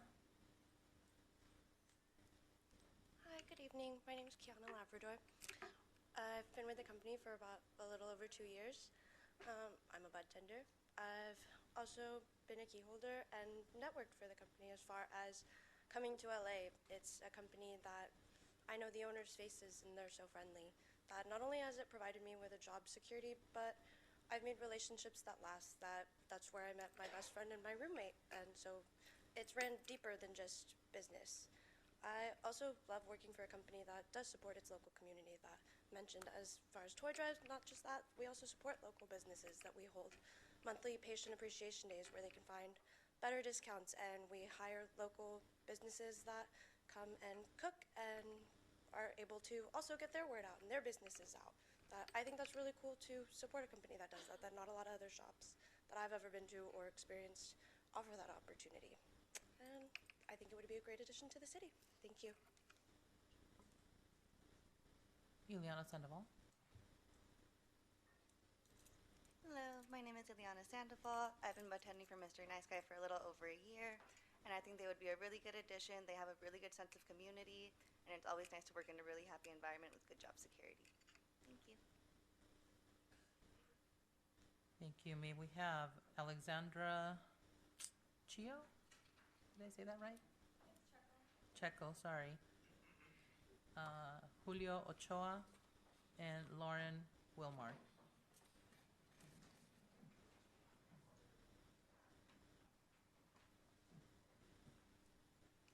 Hi, my name is Alexandra Checo. I'm here on behalf of Mr. Nice Guy. I'm one of their bartenders in the Santa Ana location, which is also one of our union locations.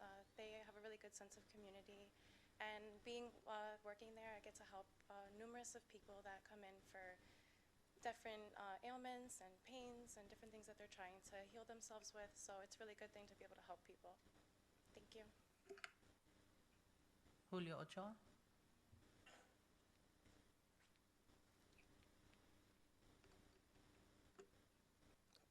Hello, my name is Julio Ochoa. I'm here to speak with behalf of Mr. Nice Guy.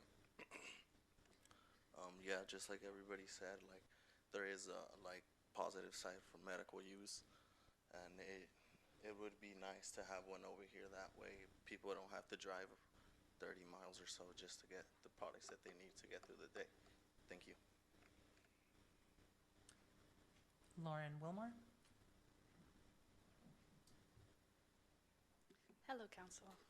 My name is Lauren Wilmar. I've actually only been with the company for 10 days, and I'm obsessed. I've been in the cannabis industry for 6 years, and this is the best shop I've ever worked at, the most comfortable I've ever felt.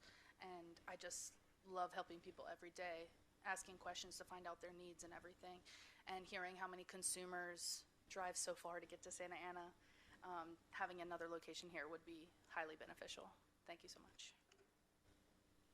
Thank you. May we have Christian Gonzalez, Brittany Jones? Sones, sorry. And Ivan Gonzalez.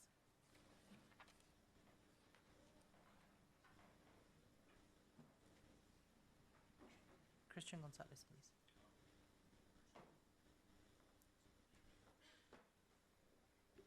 My name's Christian Gonzalez. I've been working with Mr. Nice Guys for a couple months now, and I'm here just to support them in bringing in a new location.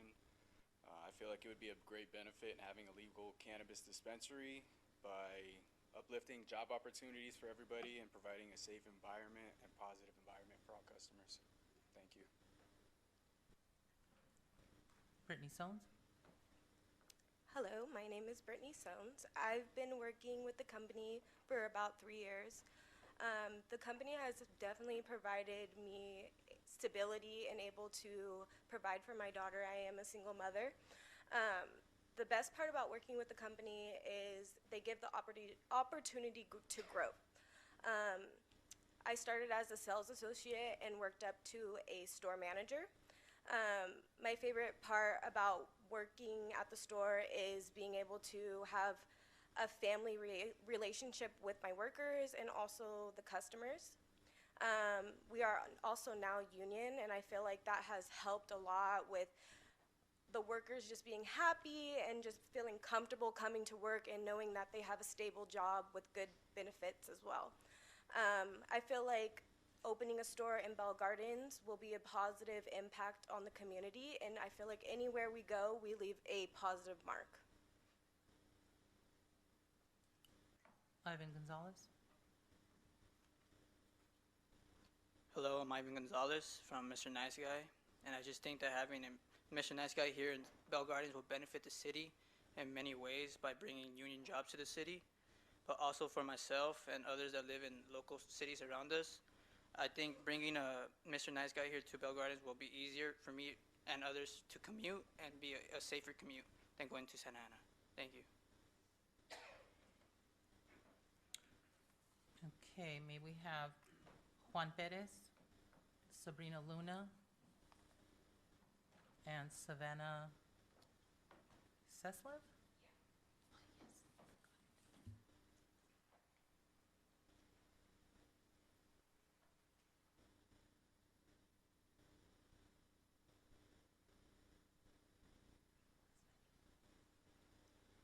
Buenas tardes, me llamo Juan Pérez y hoy voy a hablar en español.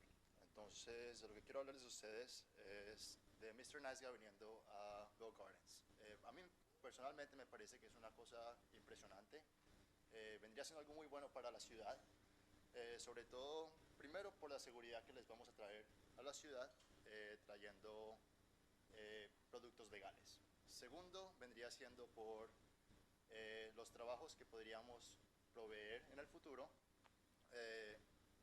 Primero, para personas que viven en Bell Gardens y segundo, para personas que quieren venir a Bell Gardens en un futuro. Tercero, me parece que desde los guardias que trabajan en nuestra compañía hasta los dueños, son personas que siempre van a querer hablar contigo, van a querer comunicarse contigo, van a querer lo mejor de ti.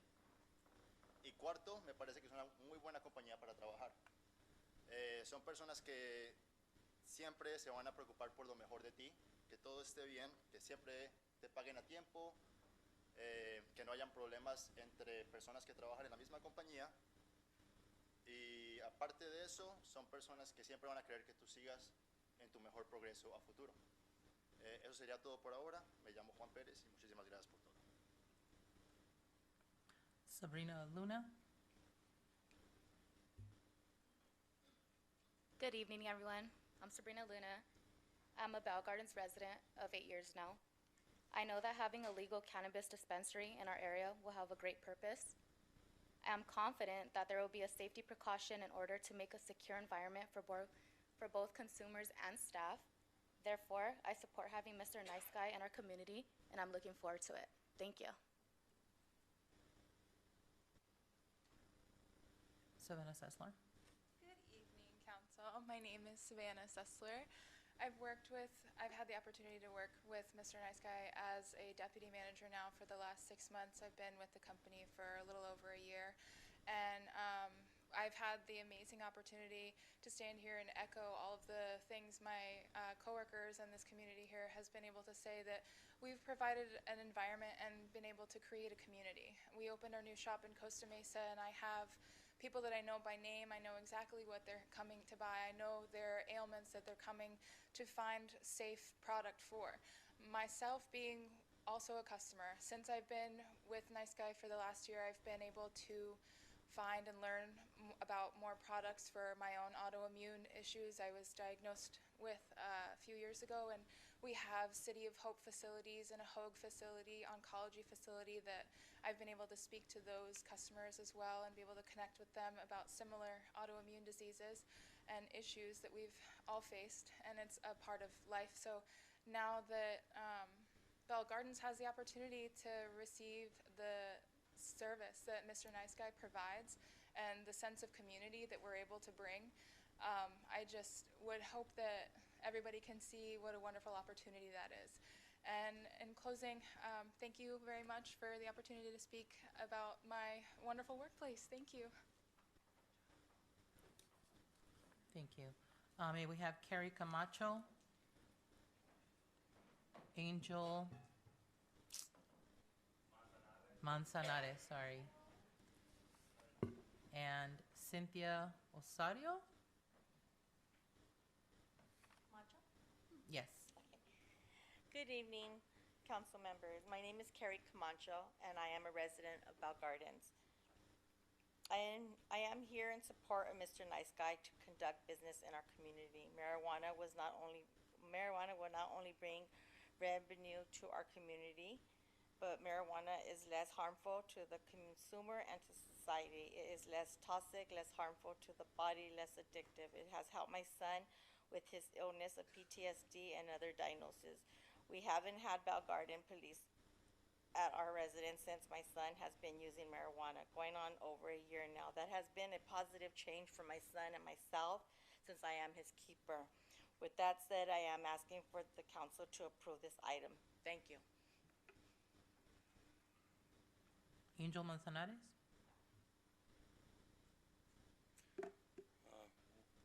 Buenas tardes, señoras y señores del Consejo Municipal. Hoy quería hablar en nombre de Mr. Nice Guy como dispensario de cannabis. Ha sido un espacio de trabajo nada más que positivo desde que llegué. No solo abierto y inclusivo en las oportunidades disponibles, sino también considerado con las comunidades de los que ha sido parte. He visto en primer mano cómo el dispensario crea un tercer espacio para algunos compradores y así hemos sido considerados con todos los que llegan a nuestras puertas. Siento que este dispensario podría ser un parte seguro y integral de su comunidad. Gracias por su apoyo y su tiempo. Good afternoon, ladies and gentlemen of the council. I just wanted to come and speak of the name of Mr. Nice Guy as a cannabis dispensary for the city of Bell Gardens. It's been nothing but a positive workspace since I've arrived, not only open and inclusive with the opportunities, but also, considerate of the communities it's been able to be a part of. I've seen firsthand how the cannabis dispensary can create a third space for some shoppers, and also how our bud tenders or our staff creates a space for those who arrive. I feel like it could be a safe and integral part of your guys' community, and I appreciate you for your time and your support. Thank you. Thank you. Cynthia Osario?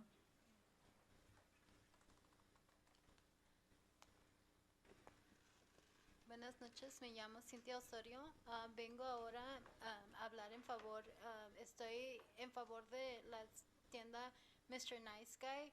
Yo lo necesito por razones médicas obvias. Beneficiaría mucho de que estuvieran aquí localmente porque es un lugar donde me siento segura, donde puedo comprar productos seguros. Lo necesito para obvio medical. Siento que la ciudad se beneficiaría mucho porque así como yo hay bastantes personas que hacen el viaje hasta Santa Ana.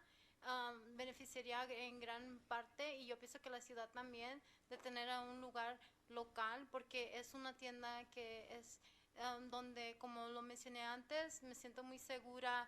Es bueno saber que estás consumiendo productos que están seguros y regulados para saber lo que estás consumiendo médicamente y beneficiaría mucho y estaría muy a favor. Yo pienso que la ciudad de Bell Gardens beneficiaría bastante porque así como yo hay bastantes personas que hacen el commute hasta Santa Ana y pues es un lugar muy seguro y muy informativo y todo el mundo allí, todo el personal allí se aseguran de que te sientas seguro y te dan suficiente información de dónde están. Siento que la ciudad se beneficiaría bastante en tener una sucursal como alguien como Mr. Nice Guy trabajando para ellos. Muchas gracias. Thank you. We have Tierra O'Brien, Fabian Lopez, and Brenda Hernandez.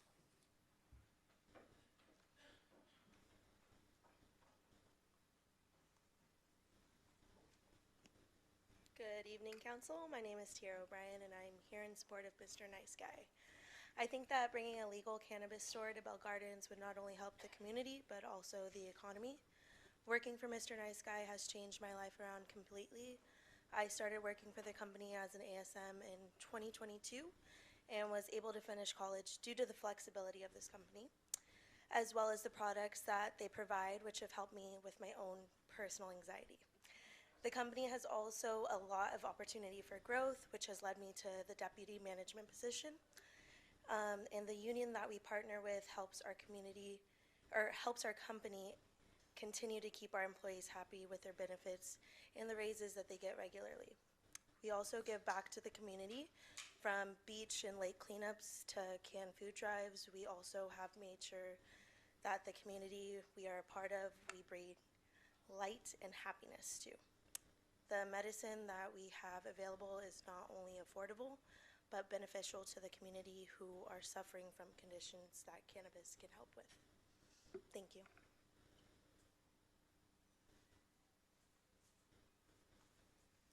Good afternoon. Oh, sorry, I'm nervous. Sorry about that. Yeah, well, I'm here to represent Mr. Nice Guy. I want to just let everybody know that they have good presentation. Their cannabis is pretty good, and as I've been doing cannabis for a pretty long time. Like I bought it illegally for a very long time, and now that it's here legally, it makes it easier for everybody.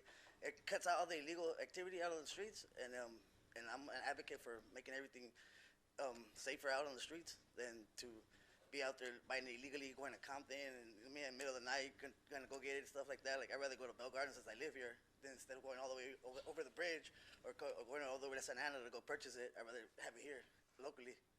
So yeah, that's pretty much all I have to say. Thank you very much. Have a good day. Thank you, Brenda Hernandez. Hola, buenas tardes. Soy Brenda Hernández. He trabajado por Señor Nice Guy por 2 años. Me han empleado como bartender y como manager. He podido aprender muchísimo de la industria de marihuana y he tenido la oportunidad de ayudar a la comunidad de Lake Elsinore. No se imaginan la sonrisa que tienen mis clientes hispanohablantes cuando entran y ven una cara familiar que habla su lenguaje. Me encantaría ver unas de nuestras tiendas en la ciudad de Bell Gardens. Gracias. Okay, thank you. May we have Randolph Osorio, Genaro Garcia, and Conrad Gunderson.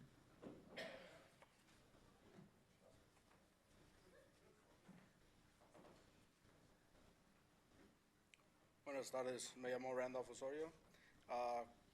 Hace 3, 4 años tuve un accidente donde me lastimé mi espalda saliendo del trabajo. Entonces yo ocupo la medicina para ayudarme para poder dormir y descansar para poder hacer mi trabajo el día siguiente.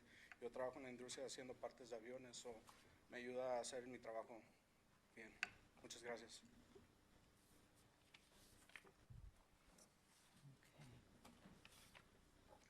Genaro García. Buenas tardes, mi nombre es Genaro García y yo fui recomendado a adquirir ese producto ya que tengo nervio ciático, artritis y diabetes.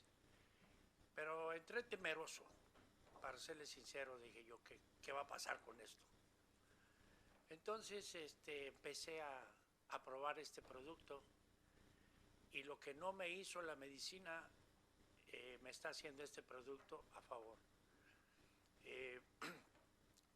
Tenía problemas para dormir, tenía problemas estar parado mucho tiempo. Así son los síntomas del problema de la espalda cuando hay nervio ciático. Empecé a controlar este producto, a tomarlo cuando creo yo lo necesito y me ha favorecido bastante. En mi opinión, yo lo recomiendo a todas las personas que tienen nervio ciático, porque en 2 años que yo tuve un nervio ciático tan fuerte, tomaba el ibuprofeno doble. La pierna, la rodilla se me ponía bastante dolorosa. Y volteando a dormir de una forma, de otra forma. Este producto me tiene feliz. Y yo lo garantizo por el 80%, porque a mi vida me ha traído tranquilidad. Tengo 67 años, ya algo cansado, me duele todo. Ya no soy el de antes. Pero este producto como que me empuja 20 años más atrás a acomodarme un poco mejor. Y me encanta este producto. Y yo soy originario de esta ciudad. Entonces me gustaría estar más cerca, porque ando pidiendo favores, a ver quién me lleva, quién me los trae. Y me gustaría mucho, y ese es mi comentario. Muchas gracias. Gracias. Conrad Gunderson. Hello, I'm Conrad Gunderson. I'm the Director of Human Resources for Mr. Nice Guy. As I stand before you today, I am filled with an overwhelming sense of pride and gratitude.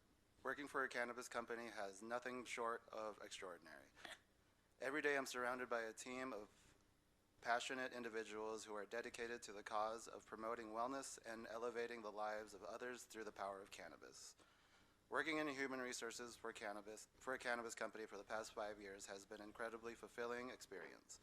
Not only do I have a chance to employ locally for employees who take pride in their city, I also get to witness employees grow and develop within the company. Moreover, our commitment to hiring locally ensures that we invest in talent and potential of our community members. It's through initiatives like this that we strengthen our bonds and build a brighter future together by nurturing a culture of diversity, innovation, and social responsibility. What makes working for a cannabis company truly special is the opportunity to be a part of something bigger than ourselves. We are not just selling products, we are changing lives. Thank you. Thank you. May we have Patrick Martin, Ty Riley, and Jim Fitzpatrick.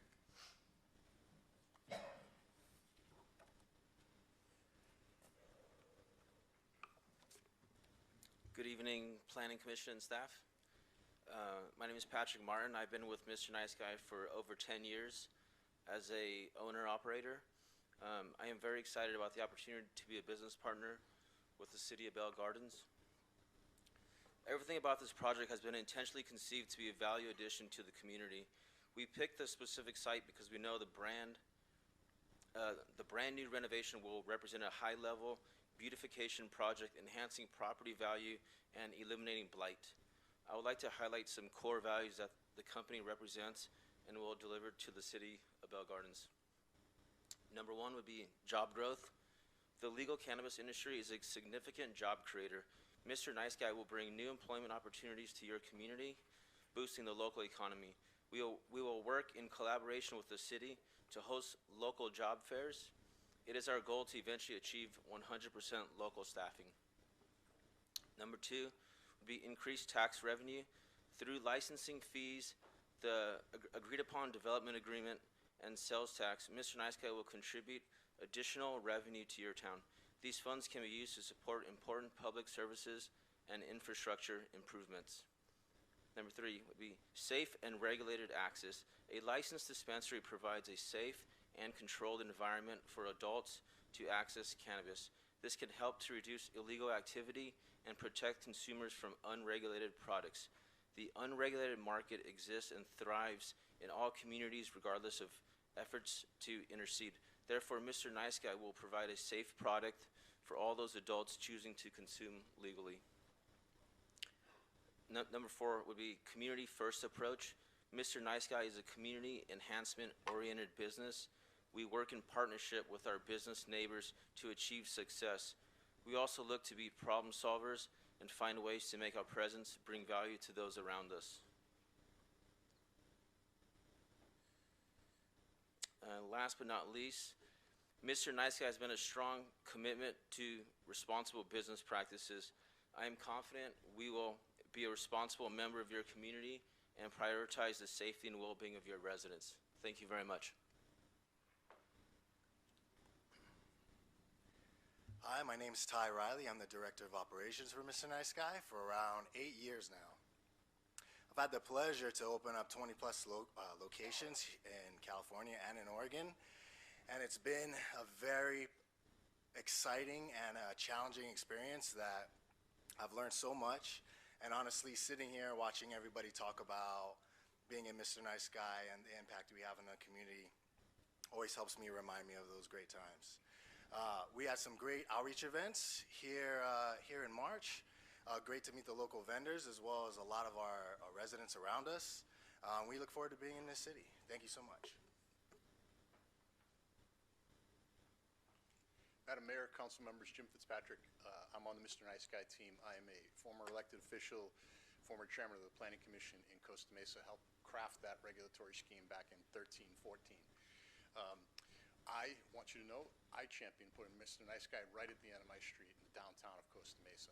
My phone rings all the times on issues in the neighborhood. My phone has never rung once as a result of either Mr. Nice Guy or cannabis. The chief of police in Costa Mesa testified before our city council that there are no issues and concerns on calls for service. The Orange County Grand Jury studied Santa Ana cannabis with 3 findings. One is, when cannabis launched, crime went down. 2 is the incidence of the unlicensed, unregulated shops went down. And the third one was significant revenue was generated for the public benefit. I'd put a fourth one in there too, because like the Mr. Nice Guy at the end of my street, it went into a mid-century deferred maintenance donut shop, and now we have elegance in our commercial corridor. I also do the security plans and the security expert. I'm the guy that came up with the secured layered onion, because we knew we'd have to sit here in a public forum and give you the facts and data to make an informed decision without giving away the blueprints. I was there for all the outreach. I saw your community support cannabis through the discussions of what we were and the benefits that we would bring. The most potentially impacted resident, which is just over the about a 4-foot something block wall, we sat there and spent a lot of time with Edgar Morales talking about what his concerns were, and at every time we offered a solution. The trash enclosure was too close to his residential, we relocated it. We talked about utilizing environmental design for security and safety so that the proper illumination occurs on the facility, so when the chief's officers drive by, they have the ability to view what's going on while preserving and balancing the quiet enjoyment of the residents. We went to our team and really challenged ourselves, even though we put together a photometric plan. We talked to Edgar, and we lowered the poles. We put shielding techniques on the lights to make sure that it went in our parking lot, not into his residence. Rebuilding a 6-foot block wall with 2 feet of wrought iron. We believe that this team has put forward an awesome application here with a great team. Having sat in your seats and made some tough decisions, we respectfully ask for the opportunity to reimagine that space into elegant retail, to create the jobs that you heard, to create the significant and meaningful tax revenue generated for the public benefits, and we respectfully ask for your support. Thank you for your time. Rogelio Rodríguez.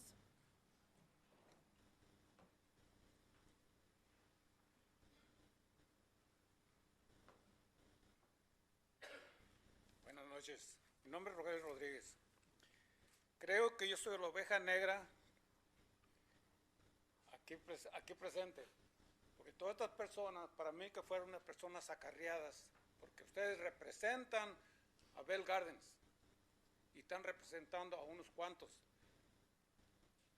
El edificio que van a construir está a 2 bloques de la escuela. Hay una escuela a 2 bloques. Al otro lado otra escuela a otros 2 bloques la misma. ¿Dónde está usted la promesa que le hicieron a su comunidad? Ustedes están vendiendo su comunidad, la están vendiendo porque todas estas personas que están aquí está bien. Aquí ya parece un laboratorio o una clínica de enfermos que vienen a decir todos, yo tengo esto, yo tengo lo otro, yo me tengo lo otro, pero no están viendo. Yo miré 2 caras cuando vine a esta reunión hoy. Muchos chavales graduándose de las universidades, de la high school, graduándose, viendo un futuro. Y veo la gente aquí también, que mucha está adicta a las drogas. Pero no se dan cuenta que estas personas también, hay niños. Y esos niños los van a contaminar ustedes. Y ustedes van a ser responsables. Porque van a contaminar a los niños. Las drogas también, dicen que estaba Santana, que Orange, que esto y que lo otro. Mucha gente va a traer medicina a Tijuana. Que no pueden comprarla o pues, una farmacia, por vender en la farmacia y todo, para que sea recetada de acuerdo a la enfermedad que tiene la persona. Pero ¿qué hacen? Le meten droga, le meten droga para hacer los pendejos a todos. Eso es lo que hacen ustedes. Y eso es lo que van a hacer ustedes. Soy la oveja negra y no me arrepiento de serlo. Sin embargo, ella, todos están de acuerdo porque van a aprobarlo. Esto que ni qué. Pero ya cometieron la estupidez de aprobarlo la primera vez. Cuando Bell Gardens era una ciudad pequeña de 50,000 habitantes y nunca necesitamos de marihuana. Queremos, ahora que me digan ustedes, ¿dónde tenemos un hospital aquí cerca? No tenemos. ¿Dónde tenemos un gimnasio? No lo tenemos. Pero sí vamos a tener muchos marihuanos creados por los maestros que están aquí. Eso es lo que son ustedes, los maestros pasándose vivos, pero más bien pendejos. ¿Por qué? Porque no le dan opción a nadie. ¿Dónde está la comunidad aquí? Que me digan cuántos de aquí viven en Bell Gardens. ¿Cuántos viven en Bell Gardens? ¿Qué hace la mano? 2, 3, 4, 5 de Bell Gardens. A 50,000 Señor Rodríguez, habitantes. por favor, dirija sus comentarios al A concilio, no al 50,000 público. habitantes. Esa es la representa que ustedes representan a las personas que están aquí.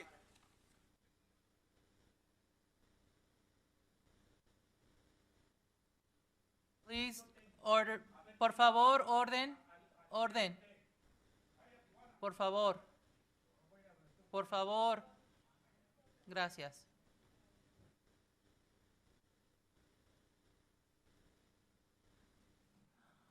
If there is no objection by members of the City Council Successor Agency, I will close public participation for public hearing item number 2. Mayor, at this time, I'd like to request our Deputy City Manager, Gus Romo, just do a quick recap of his PowerPoint presentation for the benefit of Councilmember Polito, just in case she missed any of that.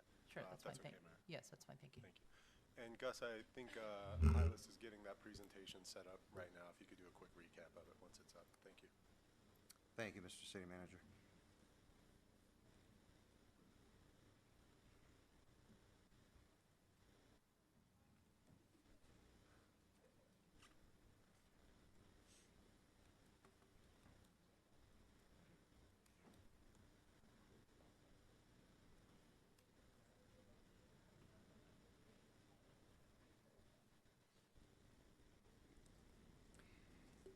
Okay, Mayor and members of the City Council, I'll keep this brief. This is a recap of the earlier presentation for the benefit of our council member, Ms. Maria Polito. So this presentation is for, or the proposal is for development agreement with Chris Clue, Mr. Nice Guy, for the property located at 6231 Eastern Avenue for a cannabis retail use and a new structure. The recommendation is to find the project categorically exempt from the California Environmental Quality Act, waive full reading and introduce Ordinance 940 by title only, and adopt Ordinance 940 authorizing the city to enter into a development agreement with Mr. Nice Guy Cannabis retail use in exchange for annual public benefits. On April 17th, the Planning Commission voted 4-0 and 1 with one member absent to approve a conditional use permit and recommend approval of the development agreement. And this again is for a new 2,500 square foot commercial building, demolition of the existing 960 square foot retail structure at this location of 6231 Eastern Avenue. Proposed development benefits, $100,000 annually in public benefit in exchange for a total of 10 years, 5-year development agreement with an optional 5-year extension. 80% of all these community benefits would go towards educational programs, such as what's shown here, youth programming, capital improvements for city-owned properties, and housing programs as well. This slide identifies affordable housing production, rent stabilization, anything aimed towards long-range planning as well for housing programs. When we analyzed this, we looked at the Department of Cannabis Control, the fact that they're trying to streamline the oversight of these permits. The state is charged with the administration, regulation, and enforcement, so you both have local and state regulation. And we have stricter standards than an actual commercial use. For example, we were saying that a typical restaurant would not be required to have the security plan nor the photometric plan. So again, the determination is to, did I go back? Oh, well, that is the the end of the slide there. To find the proposal categorically exempt from CEQA, waive full reading of the ordinance, and adopt Ordinance 940, authorizing a development agreement and execution of the development agreement. And that's Ordinance number 940. That concludes the presentation. Thank you, guys.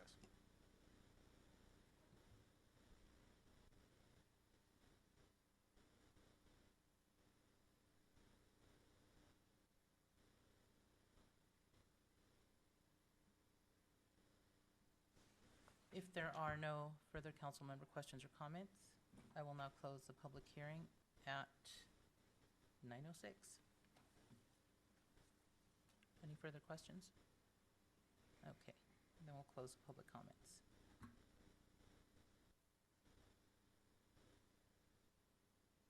May I have a motion to find proposed ordinance number 940 categorically exempt from CEQA and waive full reading and introduce ordinance number 940 by title only to approve the proposed development agreement number 2023-072 for a cannabis retail storefront at 6231 Eastern Avenue?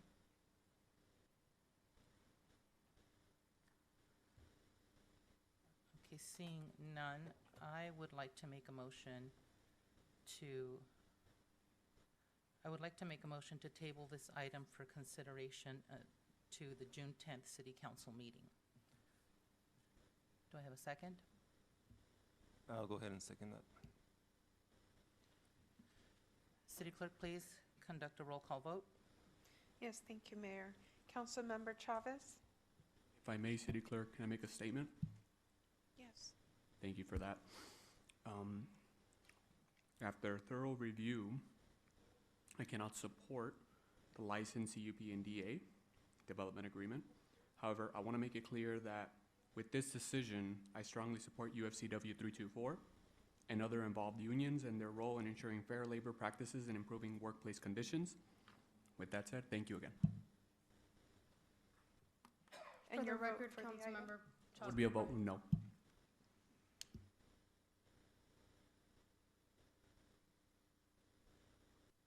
Thank you. Councilmember Pulido? Yes. Councilmember Sanchez? Yes. Mayor Pro Tem Barcena? Yes. And Mayor Gomez? Motion passes. So this was to table the item to June 10th, correct?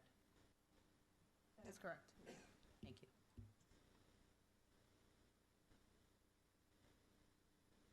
We will now begin with item number 3. Sorry.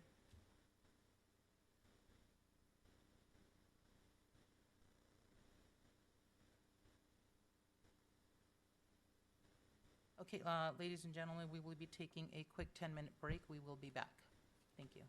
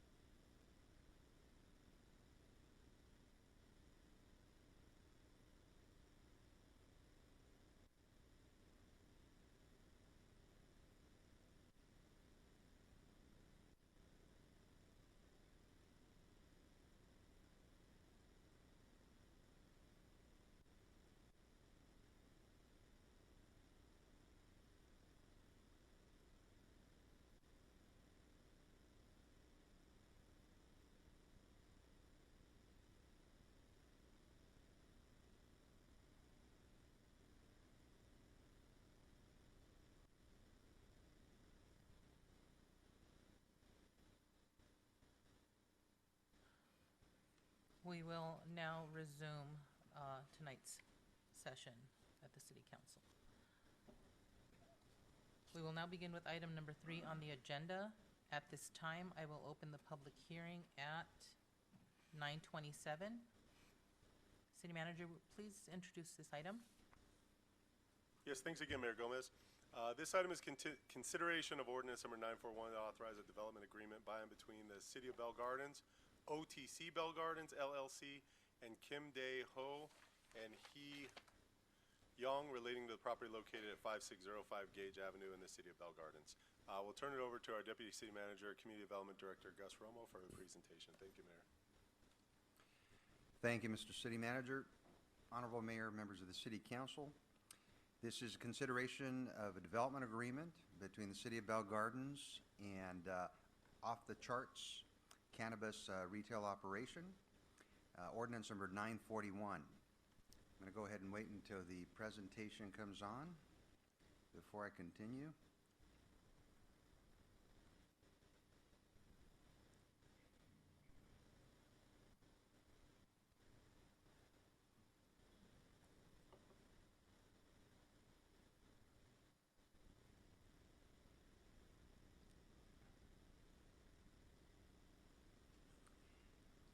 So this proposal is for a property located at 5605 Gage Avenue by Mr. Norman Yusuf with Off the Charts.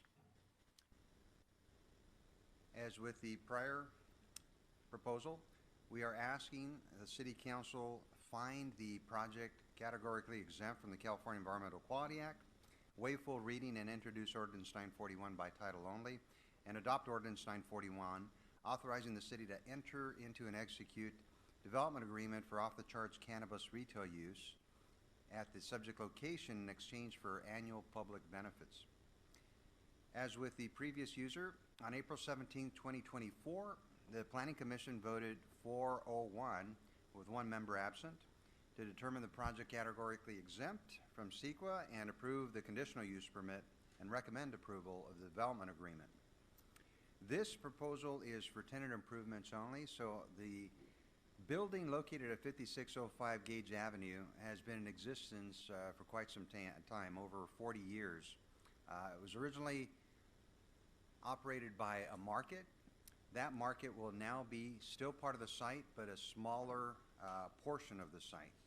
Also, there is a recycling center there that is going to be removed in its entirety as part of the project conditions.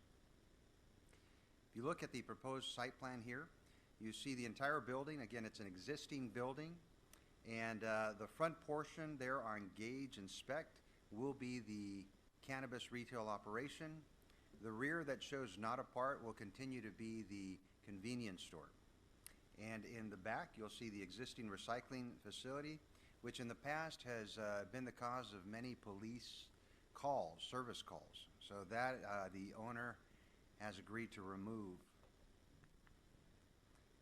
The development agreement here is also being negotiated for a 10-year term, 5 years initially, plus a 5-year renewal in return for public benefits of $100,000 per year and 10% gross receipts.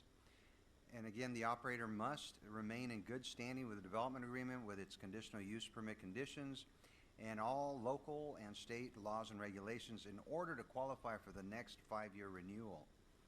And pursuant to the development agreement procedures, 80% of all the community benefits would be dedicated towards youth and educational programming, as well as resources for the city's housing programs.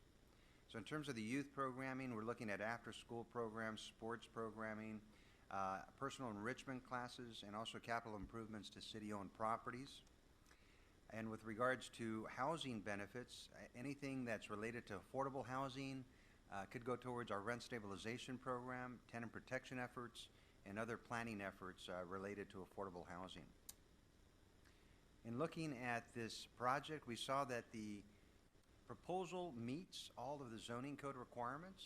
There's no variances being requested here, and also is consistent with the general plan policies that are in place with the city's general plan. The California Department of Cannabis Control was established in 2021 under AB 141.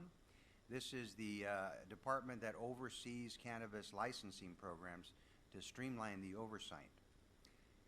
The state is charged with administration, regulation, and enforcement.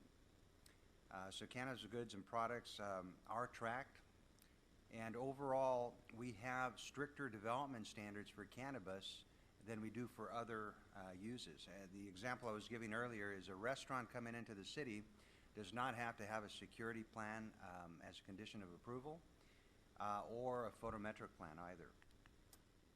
So again, the recommendation is to find the project categorically exempt from the California Environmental Quality Act, waive full reading and introduce Ordinance 941 by title only, and adopt Ordinance 941 authorizing the city to enter into a development agreement with off-the-charts cannabis retail for annual public benefits or in exchange for such.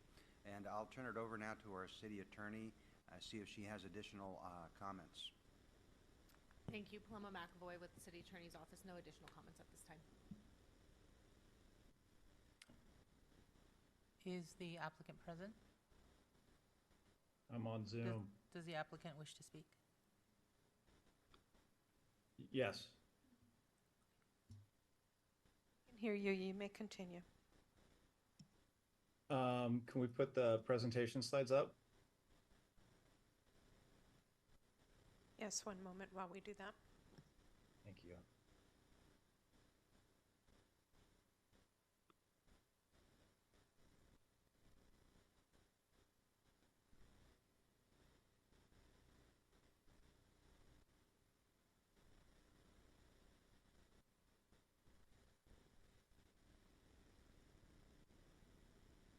Perfect. Good evening, Honorable Mayor and esteemed council members. Thank you, Gus and staff, for the presentation and recommendation. I'd like to start off by apologizing for my inability to be there in person this evening. However, my 6-year-old son gave me a pretty nasty cold, and I think it better for all parties that I attend remotely. My name is Sean Maddox. I'm here tonight to speak on behalf of OTC Bell Gardens, LLC, and its proposed development agreement with the City of Bell Gardens.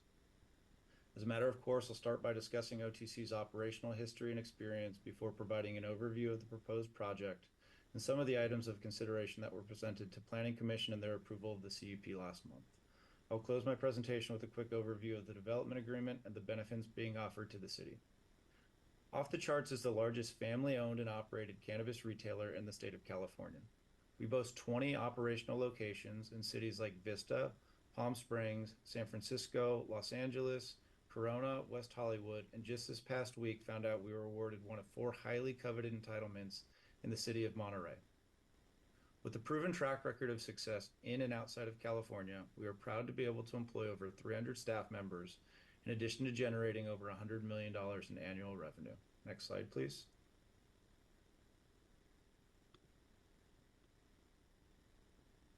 There we go. The proposed retail dispensary is located at 5605 East Gage Avenue at the intersection of Gage and Specht Avenues. The site is comprised of approximately 6,064 square feet commercial building that will include 2,500 square feet for the proposed cannabis retail use and approximately 3,600 remaining square feet for the existing Megamart grocery store. Location features convenient ingress and egress off of Gage Avenue as well as in the rear alley. Site improvements include enhanced landscaping as well as resurfacing the parking lot to include 20 parking spaces, which is 4 more than required under the municipal code. A professionally engineered lighting plan will ensure the lot is adequately lit for security purposes while preventing any light spillage onto surrounding neighbors. Additionally, the project proposes to remove the legal non-conforming recycling center on the northwest corner of the parcel. The recycling center has created a constructive nuisance on the site, and with respect to the neighborhood, having resulted in 18 calls for service between February 2020 and February 2024. Service calls were for activities including robbery, vandalism, transient activity, loitering, narcotic activity, theft, and more. Next slide, please. The above slide shows the proposed interior layout of the proposed cannabis retail use. This includes approximately 2,500 square feet of overall usable space, which is around our ideal space allocation for an operational safety and efficiency standpoint. The layout is typical of most OTC stores, which includes a central secure check-in area that allows staff to verify incoming customers on one side and incoming vendors and employees on the other. The floor plan provides a separate entrance for all vendors to keep incoming and outgoing product deliveries separated from the customer entrance and streamlined to the back of house and limited access areas. The layout includes a large retail floor and a separated limited access back of house area, which includes a vault, secured product storage area, office, vendor intake area, as well as a non-public restroom and employee break area. From a design standpoint, the site has allowed us to mimic the major design elements common to a prototypical OTC retail store. This allows us to seamlessly adapt our standard operating procedures, security post orders, good neighbor policies, and other operational facets developed at our 20 other operational facilities. Next slide, please. The above renderings provide a glimpse of the proposed site improvements for both the interior and exterior of the site. Improvements include modernizing the existing stucco facade with a fresh coat of paint to include gray trim, as well as a sand gray exterior with white highlights and insets to emphasize some architectural details of the building.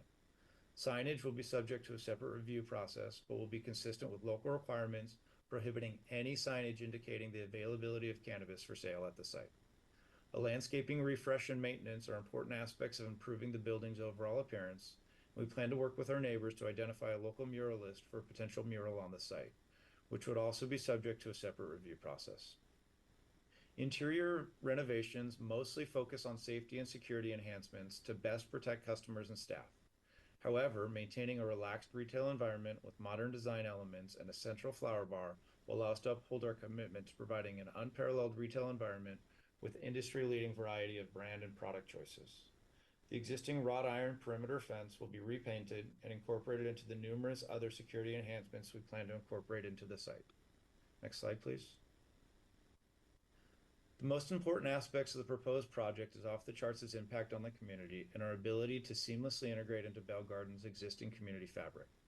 OTC has developed and implemented its Good Neighbor policy at its locations throughout California and the United States with a high degree of success.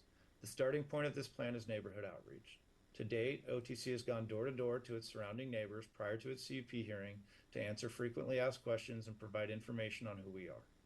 Prior to the commencement of construction, we are committed to holding an on-site open house with neighbors to solicit feedback on final designs and to determine if there are any changes that would allow us to better assimilate our operations and design into the neighborhood. Other integration efforts include our commitment to hiring at least 70% local employees, as well as offering paid volunteer time off for employees to volunteer in local organizations that service the community. In the past, we've participated in park cleanups, Shop with a Cop initiatives, toy drives, and local food banks, to name a few. Another important outreach opportunity has been our Compassion program, where we work with vendors to provide compliant medical donations of product to veterans and cancer patients. These events, as well as on-site workshops, allow us to engage with community members and customers to improve awareness about who we are as a company and how we can best serve the community. Further, we implement lighting, odor control, and traffic plans, as well as a community liaison who's available 24 hours a day, 7 days a week, to ensure continued adherence to our Good Neighbor policy. Security and improving the safety of our site and surrounding neighborhoods are another thing we take distinctive pride in. We've worked with Eudora Enterprise, a veteran minority-owned security business, since opening our first location and will utilize their guards for 24/7 site security. A security plan includes 2 part-time and 2 full-time guards who work in a 3-shift system to optimize site safety and security. Posts include the entrance, retail floor, as well as continuous roving exterior sweeps during hours of operation.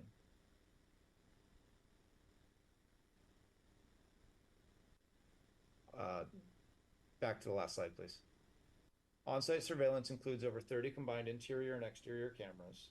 Interior cameras include facial recognition capabilities, while outside cameras also provide license plate reading capabilities, which can be used to enhance law enforcement efforts in the community. We also incorporate motion detection units, glass break sensors, panic buttons, secure card reader access for limited access areas, as well as video retention exceeding the state's mandated 90 days. This is all supplemented by our on-site backup power system, which ensures continued system operation in event of power outage.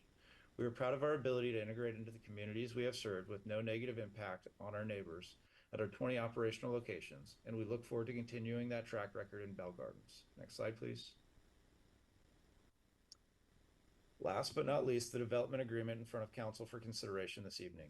OTC has worked with city staff to develop a comprehensive development agreement that not only provides operational continuity, but also ensures OTC's operations make a direct positive impact on Bell Gardens community. The proposed DA outlines requirements for the proposed site's property development, which include extensive site improvements and rehabilitation, the security plan to benefit the site and neighbors, including comprehensive surveillance and third-party guards, and compliance with 88 conditions of approval outlined in the CUP, which include landscaping, site maintenance, building improvements, operational requirements, odor control mechanisms, lighting, security plans, signage plans, and more. The development agreement also outlines direct financial contributions to the city, which include a $100,000 annual community benefit fee and quarterly community benefits fees based on 10% of gross revenue, which could total upwards of $1 million annually. With everything said, we believe the proposed project and development agreement will substantially benefit the Bell Gardens community. In addition to the obvious economic impacts of the development agreement, local hiring and a commitment to fair wages will provide additional direct local economic effects. Furthermore, our commitment to our good neighbor policy and outstanding track record of enhancing the safety and security of the neighborhoods we serve will immediately impact our businesses surrounding neighbors.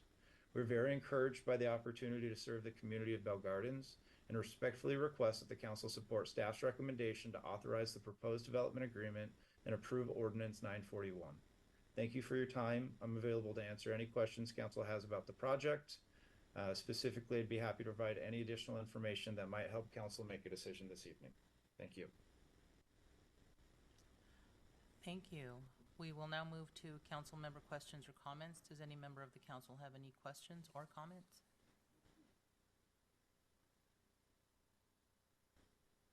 I actually do have some questions, Mr. Maddox. And I know that you've probably dealt with these questions before, specifically in relation to off-the-charts business practices in the past. I have some concerns about some of the press that surrounding off-the-charts, specifically an article that was referenced in the San Francisco Gate regarding not paying your vendors, not essentially saving thousands of dollars by not paying vendors. My concern here is, what guarantees do we have that your business practices have improved, that we can trust that you will not have those issues again? Well, I think the incident that you're referring to was an unfounded and unapproved video release in a private setting. Off the Charts has maintained good compliance with all of its vendors. We've opened 20 stores and continue to open stores with vendors continuing to give us terms. Our vendors are a very important aspect of the business that we run. I think the excerpt that you're referring to refers to some of the businesses that went out of business. Some of those are currently in receiverships, and we've got receipts from invoices that we paid prior to them going out of business. It's important to us as a business to be able to maintain compliance. And if we weren't taking care of our vendors, we would not be able to open the 20 stores that we have been able to open. We wouldn't be able to continue to operate in new cities and work with those vendors. So, we take our vendor relationships extremely serious. It is even something that, we've talked to other cities upon the release of that video about if it's important to them, we'd be willing to amend development agreements or community benefit agreements to ensure, vendor payments are a part of those agreements. We couldn't survive as the business that we are. We couldn't offer the, low prices that we do to our customers without our vendors. So, again, it's something that we're continuing to do. We understand that this is a big hot button issue in the industry in general. And, it's something that we're fortunate to have our vendors that we work with back us publicly on this matter. And we look forward to continuing to having a successful relationship with them and hopefully in the city of Bell Gardens. Thank you. And one more question. In terms of the development agreement, the rate of 10% of the quarterly 10%. With your other sites, with your other locations, what is the average that contribution that you guys make in terms of a percentage? Of our current operational locations, 10% would equal the highest that we pay. I think our averages are typically around the 7 to 8% range. As mentioned by Mr. Nice Guy earlier, there's some cities that have started at higher rates. Palm Springs, for instance, was in the 7 to 8% range. They actually gave a tax vacation for a couple months and redoing an ordinance and setting it down to 5%. You know, as mentioned by Mr. Nice Guy, this is really a pass-through tax. And we brought this up in the negotiation of the development agreement, but a lower percentage does not necessarily mean less money coming to the city. Oftentimes, a lower percentage is necessary to help combat the illicit market and could increase sales as opposed to just having a higher percentage, and that increase in sales could result in a higher or equal overall profit to the city. So 10% is high. I do think that given the general location of Bell Gardens and the lack of competing jurisdictions surrounding it, then in the near term future, 10% is pretty sustainable. But when you add that 10% to state sales tax and excise taxes, customers do end up paying around 30% in taxes on a ticket. And this is a continuing problem of the industry in general. And a lot of the reasons that we're still competing heavily with the illicit market for market share. So I do think that we're able to sustain it. Los Angeles has a 10% rate. We've been able to have successful stores in Los Angeles. But at the end of the day, a lower tax measure really helps patients. Something we've been successful to do to offset some of that patient pressure is, I mentioned in our presentation, but we do compassion events. Something that doesn't receive as much press as, you know, unwarranted videos, but we have done compassionate events at a few of our locations so far. And what we do is we work with those vendors that we've got great relationships to make product available for compliant donations. There's a specific SB measure at the state level that allows us to donate to specific patients who qualify.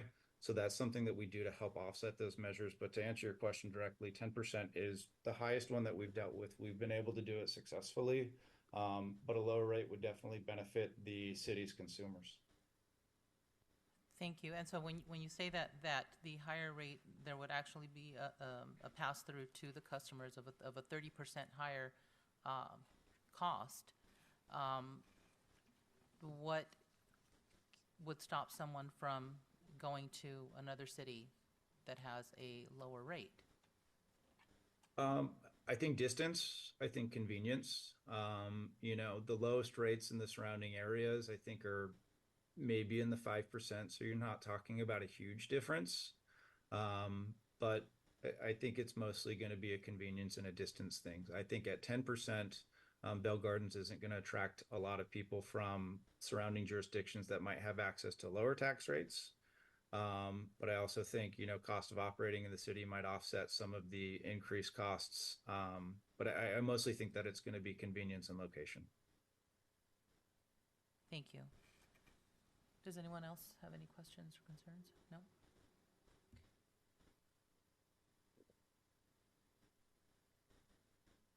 We will now open public comments for this item. I will call 3 speakers at a time. Please make your way over to the podium to line up. City Clerk, please announce the instructions for public participation. Yes, thank you. Members of the public will now have an opportunity to speak on public hearing item number 3 as listed on the agenda. Please state your name for the record before addressing your comments. Each speaker is limited to 3 minutes. Callers wishing to make a comment may do so at this time by dialing *9 from your phone, and when instructed, dial *6 to unmute yourself. Individuals joining us through Zoom may request to make a comment by using the raise hand feature and select the unmute or microphone icon when instructed. We will first hear from speakers that are in person. And we did not receive any written communications, but we do have some speaker cards.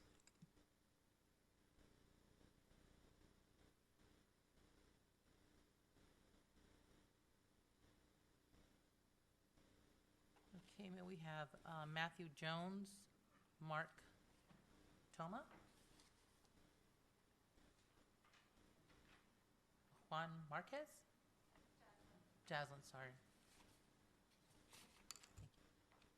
Good evening, Council. My name is Matthew Jones. I'm a licensed realtor, and I've been working with Off the Charts for the last 5+ years. I've seen firsthand how much the business owners, Norman and Darlene, truly care about the communities where they operate. Their rapid expansion throughout Southern California is a testament to how they're able to establish long-lasting relationships with neighbors, community members, and city officials.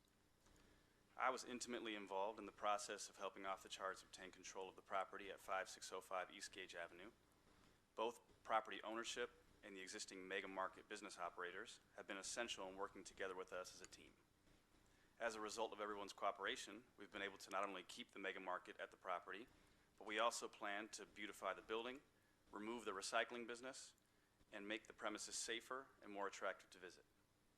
Over the past week, I've been contacted by market employees and a neighborhood resident asking me where we were in the process of opening for business.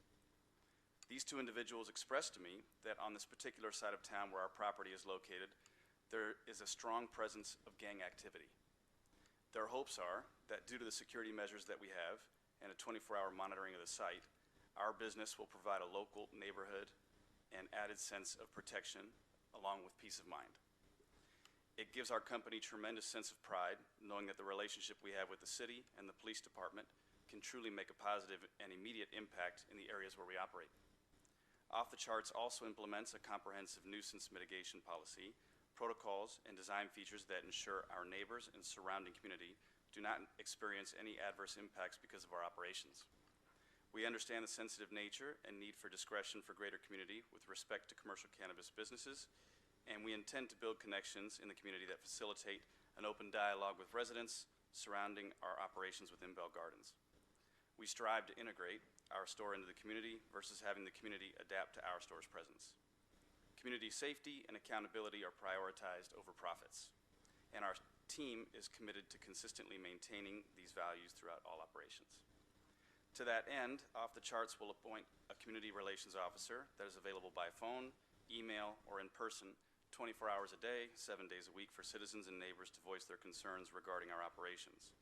Their contact information will be provided to all neighbors within 500 feet of the facility, in addition to being accessible on our website. Community assimilation allows us to be both accessible and proactive in addressing any hints of complaints or dissatisfaction in the way operations are being conducted. I am honored to be a part of this effort. Off the Charts develops a first-class product, and I know that the city will be proud of it as well. To that end, I implore the council to award Off the Charts this permit and the development agreement with the understanding that this company is a massive value add to the Bell Gardens business community. Thank you. Thank you, Mark. Toma? Good evening. My name is Mark Toma. I am the general manager for Off the Charts in Harbor City. I've been working with OTC for about 3 years, been in the industry for about 5 years. As a manager at OTC, I am responsible for providing leadership throughout the day-to-day operations. I make sure all employees are trained on and also standard operation procedures are to achieve a safe, compliant, and welcoming environment for our employees and customers while meeting and exceeding our sales goals and higher customer service ratings. I'm proud to say our store boasts 5-star on Google, a 4.9 star on Weed Maps, and we have not had any compliance violations at any of our 23 locations in California and also including New Mexico. OTC has created an amazing company culture that really allows my entire staff and I to thrive between generous compensation packages, excellent benefits that range from health and dental insurance to employee assistance programs, and everything in between opportunities for advancement and an ongoing training education. I feel that OTC gives you all the tools to succeed. There is an environment of trust and transparency, and I feel that our staff really operates like a family. This is also imparted onto our customers, whether it's the first time in our store or if they have been regularly shopping to our OTC since opening days. OTC also does everything they can keep up our staff, customers, and general community safe and secure. At OTC, every employee is part of our security program, and employees go through comprehensive training regarding product handling, robbery protocols, security measures required by our state and local governments, and various other hazards. The training also allows staff to recognize impaired customers and customers who may be abusing cannabis and or other substance and prevent them from accusing or accessing cannabis, which could harm them even more. We train security guards and all our staff carefully monitor customers to identify behaviors that suggest intoxication or impairment. Employees are trained to de-escalation strategies if customers become agitated, and we will take all measures to make sure our patrons do not enter the vehicles under the influence of any substance. To mitigate potential substance abuse and possible diversion, staff are trained to carefully monitor dispensing limits, and we suggest low THC products and methods in reducing cannabis tolerance levels. As leaders and secure cannabis practices, OTC works closely with local police as well as concerned community members to build trust in our safety security practices. Throughout my time as an OTC General Manager at Harbor City Store, I understand that trust is not given but earned, and we earn by proving our community how we are safe and welcoming environment, not only through maintaining secure. Thank you.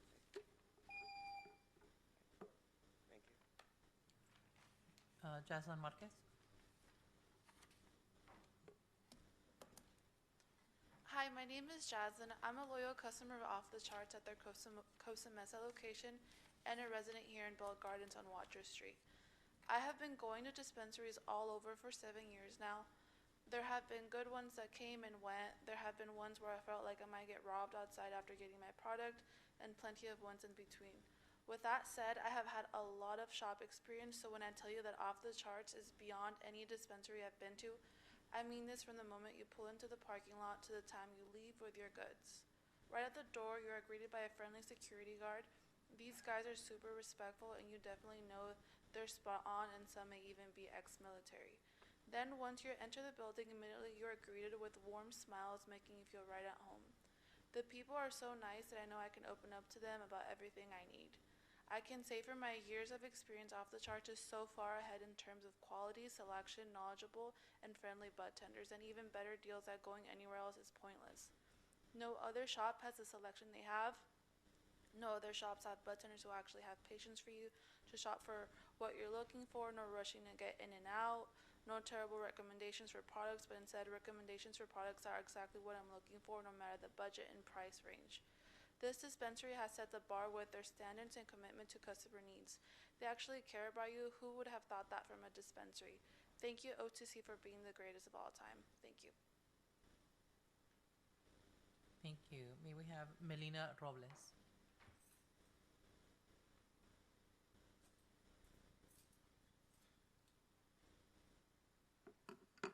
Hello, City Council. My name is Melina. I am a cannabis specialist at Off the Charts. I have been in the cannabis industry for 7 years, and I've been working at Off the Charts for 4 years now. I am on the retail floor serving the needs for the customers and patients by processing transactions. I assist the customers in product decisions that align with what they need. If they need CBD products, flour, edibles, whatever they're looking for. I actually enjoy coming to work every day, and a big part of that is because of the people I work with and the customers I get to help every day. OTC is a family-run, family-owned business. Our customers know that we are focused on serving them and the community. And we back this up by providing premium customers experience by actually getting out into our community and volunteering our time and energy to important community causes. A major benefit to working at Off the Charts is I get health, life, and dental insurance. They also offer Roth IRA and 401k, which a lot of places don't offer. They also offer a 5 paid day training program that taught us all the major operational training areas, including points of sale, customer ID verification and processing transactions, security and inventory procedures. The training also facilitates customer service practices as well as providing knowledge of cannabis products so we can help customers make informed product selections. We went through simulated customer interactions, shadowed team leads, and then we were tested on our knowledge before we actually got on the floor. Before new hire training, we also complete cannabis operations and product knowledge training from at least 2 providers other than Off the Charts. Off the Charts also offers employees who enroll in classes, universities, and vocational programs paid reimbursement so we can grow into skilled leadership positions. I was actually able to get my metric certification through Off the Charts, so they sent us out actually a few weeks ago to the metric convention in Irvine, and I got to learn more, and I was able to grow my knowledge through there as well. And it also allows us to have better resources for our customer education to our community. At Off the Charts, we bring value to the community by providing free quality education materials, workshops, seminars, and other events to those who are interested in using cannabis as a means of personal wellness. These create community and the family feel that we pride ourselves in and that I enjoy working at. Thank you. Thank you.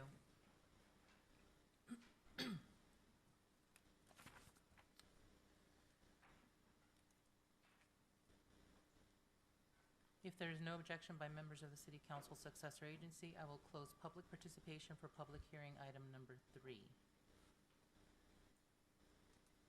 No comments? Okay, I will now close the public hearing at, my watch die? 10:02. Thank you. And do I have a motion to find proposed ordinance number 941 categorically exempt from CEQA and waive full reading and introduce ordinance number 941 by title only to approve the proposed development agreement number 2023-067 for a cannabis retail storefront at 5605 Gage Avenue? Seeing none, I would like to make a motion to table this item for further discussion to the June 10th City Council meeting. Do I have a second? I'll second that. City Clerk, please please conduct a roll call vote. Yes, thank you, Mayor. Councilmember Chavez? No. Councilmember Pulido? Yes. Councilmember Sanchez? Yes. Mayor Pro Tem Barcena? Yes. And Mayor Gomez? Yes. Motion passes. We will now move to public participation for items not listed on the agenda. Public participation is now open. City Clerk, please announce the instructions for public participation. Thank you, Mayor. Members of the public will now have an opportunity to speak on items not listed on the agenda.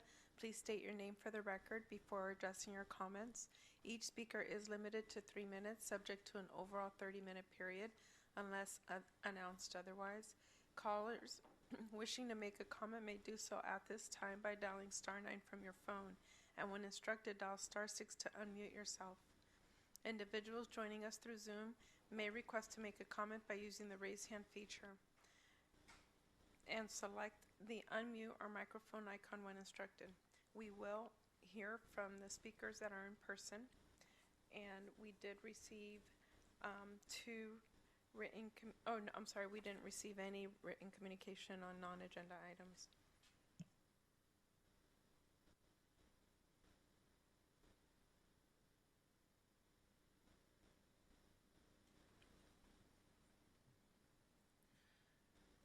Thank you. May we have Angela Llerenas?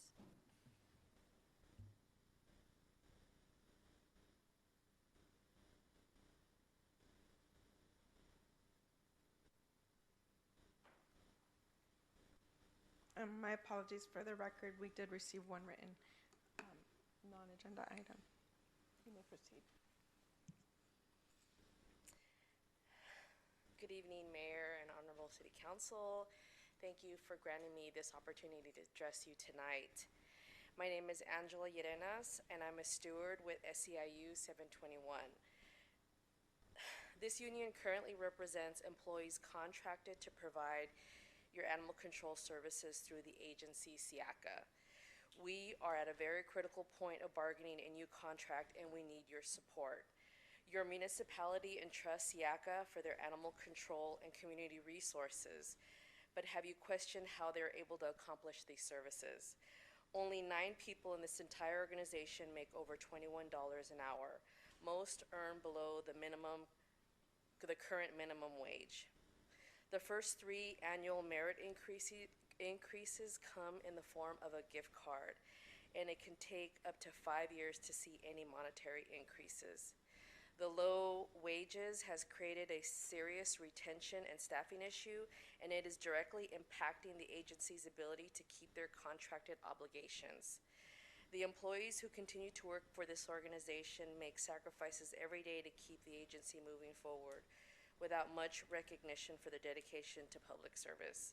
Our members would like to live and thrive in the communities they serve, but the cost of housing, the cost of raising a family in Los Angeles County far exceeds their income. To continue to maintain an effective workforce, there needs to be an investment in the working class. Stock prices and profits are not a sign of a thriving economy, and there is no economy without a working class.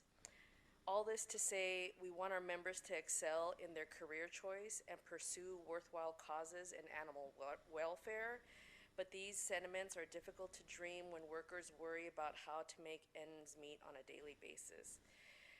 Please inquire how this agency operates, with their upper management being compensated very well and the rest of their workforce barely having enough to live on. Thank you. Thank you. We have Lee Esquire.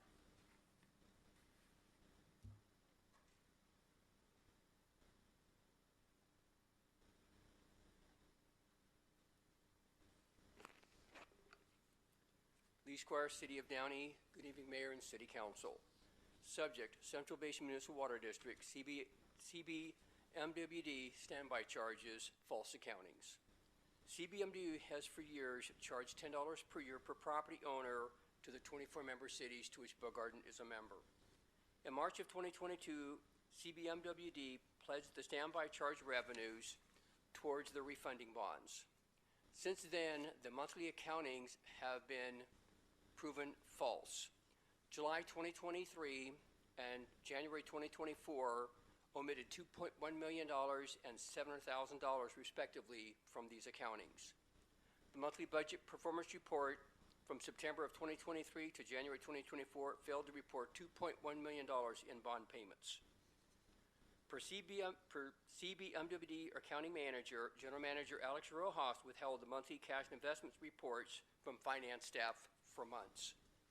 In February of 2024, General Manager Alex Rojas was placed on paid leave. I have asked for bond trustee statements for July 23 and January of 2024 to no avail. Within a month after Rojas was placed on paid administrative leave, I was provided these trustee statements that proved my case of these false accountings, and they continue to this day.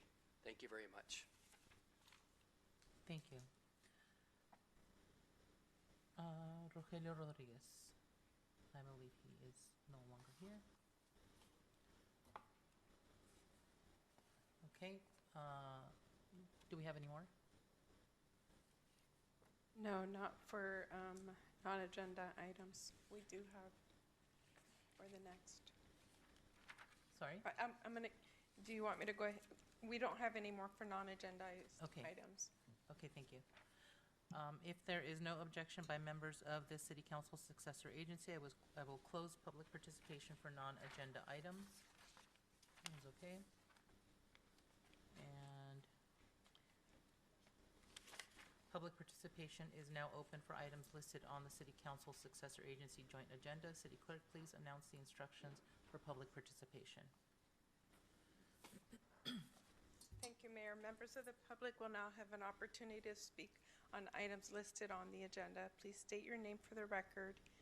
Each speaker is limited to 3 minutes. Callers wishing to make a comment may do so at this time by dialing *9 from your phone, and when instructed, dial *6 to unmute yourself.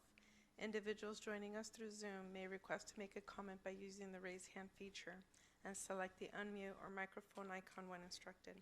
We will begin to hear from members of the public that are physically present in the council chamber. We did receive 2 written comments that have been submitted and distributed to the full council. Thank you. May we have Lee Squire?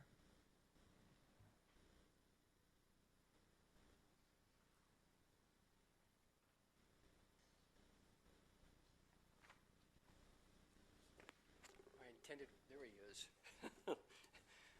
Lee Squire, Vietnam veteran, U.S. Army, City of Downey, Mayor and City Council. Subject, National Police Week, Glen Blue Line Flag. We veterans are here to honor the fallen police officers across America. Serving in local policing across America are veterans, military reserves, and the National Guard. We want to thank local policing for the safety and security that they provide across America to our communities. The only thing is I am saddened by the negativity now of the thin blue line flag, which used to represent honor. I'm also grateful that Last year, I awarded and presented the Thin Blue Line flags to 7 different cities, and Bell Gardens was one of them. And I'm again to say that local policing across America, we veterans support you and your families, and I want to thank you. Good evening. Thank you. And we have Rogelio Rodriguez, and I do not see him. So if there's no objection by the We have, member. I'm sorry, Mayor, we do have one person who raised their hand through Zoom. Go ahead. Zoom ID Melody Cuevas, if you would please select the microphone icon, you may proceed with your comment. You have 3 minutes. Hi, can you hear me? Yes, we could hear you. Awesome, thank you. Good evening or night, Council. I hope you're doing well. It was really sweet in the beginning to hear everything that you all are doing out in the city of Bell Gardens. I wanted to thank you for your dedication and support for housing, justice, and equity in the community of Bell Gardens. The work being done here is historical and important. I am here to voice my concerns regarding agenda number 16. I really appreciate the effort and time you're taking to ensure that everyone in Bell Gardens lives in safe and healthy homes. Unfortunately, that isn't the case for many, which is why I understand the necessity for updated code enforcement. However, I'm concerned about the RSO and any modifications made to it pending this review. Already, so many landlords do not follow the guidelines set for the RSO, and increasingly, many families are already burdened trying to make ends meet despite the ordinance. I can only imagine how much worse things can get under dysregulation and no longer receiving the same protections as before. Therefore, I'm really asking for BG to consider that the protections laid out in the RSO remain and are untouched following this review. The RSO was work that thousands spent countless hours advocating for, from Unión de Vecina members to California Latinas and other local community groups. This deliberation and implementation was not done overnight. Therefore, we hope that these protections aren't absolved so easily too. Mobile homeowners who rent the land but own the home too are in need of protection. I have close relatives who own in this situation, and small rental increases on the land of $30 to $50 have proven to be a big financial burden. I can imagine this would be the same for other residents. Sorry, I'm a little sick. We live in a volatile world, and unfortunately, having your rent subjected to vast change every so often only contributes to larger stress and burden. So many people in our community deal with chronic stress, which can exacerbate heart disease and other illnesses. In fact, in 2021, a man in Downey passed away after his landlord increased his rent so much he had a stroke and passed away. Even many well-renowned therapists like Katie Hannan realize that while therapy is important, most people really just need money to be okay. Not knowing what tomorrow brings is demoralizing and scary for many. We should avoid that fate for those we love, and we'd honor our service by doing so. Overall, I hope with these new regulations and modifications, you can continue your commitment to the residents of BG and ensure the ordinance remains as is. Thank you so much, and I hope you guys have a really great night. Thank you. Mayor and members of the council, that was the last speaker. Thank you. If there is no objection by the members, I will close public participation. City Manager, will you please give your report? Yes, thanks again, Mayor Gomez. Just want to acknowledge a few items since the last council meeting. Just thanks for all the energy and effort spearheaded by the Public Works Department on Saturday, April 27th. There was a spring cleaning at Hannon Park, Asmus Park. Just as a reminder, both of those parks are currently being prepped and or having new playground equipment installed, and also with new artwork in the works as well. Also want to thank the Police Department. April 28th, we had a bike safety workshop conducted by the Police Department. Also mention our deadlines passed for the high school banner program, as well as the scholars deadline have passed as the school year starting to wrap up. On May 5th, we had our Bell Gardens Community Ride and Bike Rodeo hosted by the Police Department with support from Recreation Community Services and the Public Works Department. So thanks to everybody for all the work on that. Last week, we had the council held an illumination ceremony for the new LED lights at Ford Park. So that's been multi-years in coming. So I think everybody is excited about that project. Also want to mention, relating to that project, our Public Works Department, I think just today had poured the concrete to connect Ford Park Sports Complex back with the Ford Park walking paths. So there'll be a contiguous loop around the park again while the aquatic center is being built. Just a reminder for anybody that may be listening online or for council members, next Wednesday at 4 p.m. we have our tenant workshop here at City Hall. The following Tuesday on May 21st, we have the workshop for property owners. We have Memorial Day coming up on May 27th. On June 8th, going out a little bit in advance, is our spring summer curbside cleanup for large items. And just want to mention a couple big ticket items that are going on. A couple of these departments we had recognized Public Works recently, so they're really out there busy, turning over soil and pouring concrete at the Aquatic Center, all the construction going on there, the concrete path I mentioned over at Ford Park, the LED lights, the planters, as Mayor Pro Tem mentioned, the driveways at Ford Park as well, so thanks for all the work there. And just want to make sure I don't miss anything else here, and that's all I have, Mayor. Thank you. Thank you. We will now move to the consent calendar. Does any member of the council successor agency wish to pull an item for separate discussion? Hearing none, I will now call for a motion to approve item numbers 4 through 13 of the consent calendar. May I have a motion? I move to approve items 4 through 13. Yep. I'll second. Clerk, please conduct a roll call vote. Yes, thank you, Mayor. Members of the council and successor agency, Chavez. Yes. Councilmember Pulido. Yes. Councilmember Sanchez. Yes. Mayor Pro Tem Barcena. Yes. And Mayor Gomez. Yes.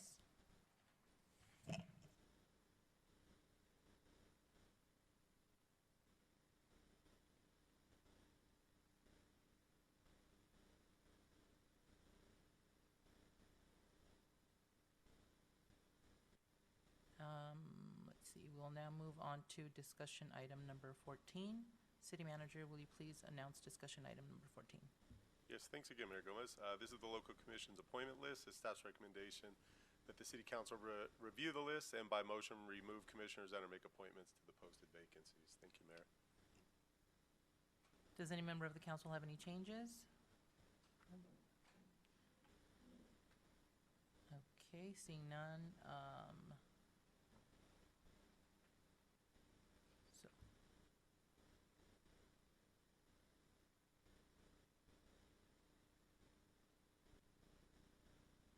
Okay, so we will move on to item number 15. City Manager, will you please announce discussion item number 15? Thank you, Mayor Gomez. This item is the approval of plans and specifications authorization to solicit bids for what we refer to as the SHAROs. So this will be part of a multi-step process where we solicit bids, receive the bids, review them, bring them back to council for award, and then the work will get done and we'll come back again to accept the work. At this time, I'll turn it over to our Public Works Director, Bernie Iniguez, to provide some additional background information on this item. Thank you, Mayor. Thank you, Mr. Kelly. Good evening, Honorable Mayor, members of the City Council. On February 26th, staff presented an item to the City Council outlining a series of events, activities, and also capital improvements for National Ride-a-Bike Day. The purpose of these activities was to educate the public on the benefits of cycling, to provide driver and cyclist road sharing awareness, provide bicycle safety, and also to promote bicycling overall. On April 21st and 28th, the Bell Gardens Police Department hosted the Sharo and Bike Safety Workshops, as was mentioned by the City Manager, at Ross Hall. The purpose of the workshops was to provide bicycle safety tips, to educate riders on the purpose of the Sharos, and also to prepare participants for the May 5th National Ride-a-Bike Day events. Then on May 5th, the Bell Gardens Police Department and the Recreation and Community Services Department hosted the BG Community Ride and Bike Rodeo event at Veterans Park. This included bike checks and inspections, information booths, the community bike ride and bike rodeo, and also music, food, and activities.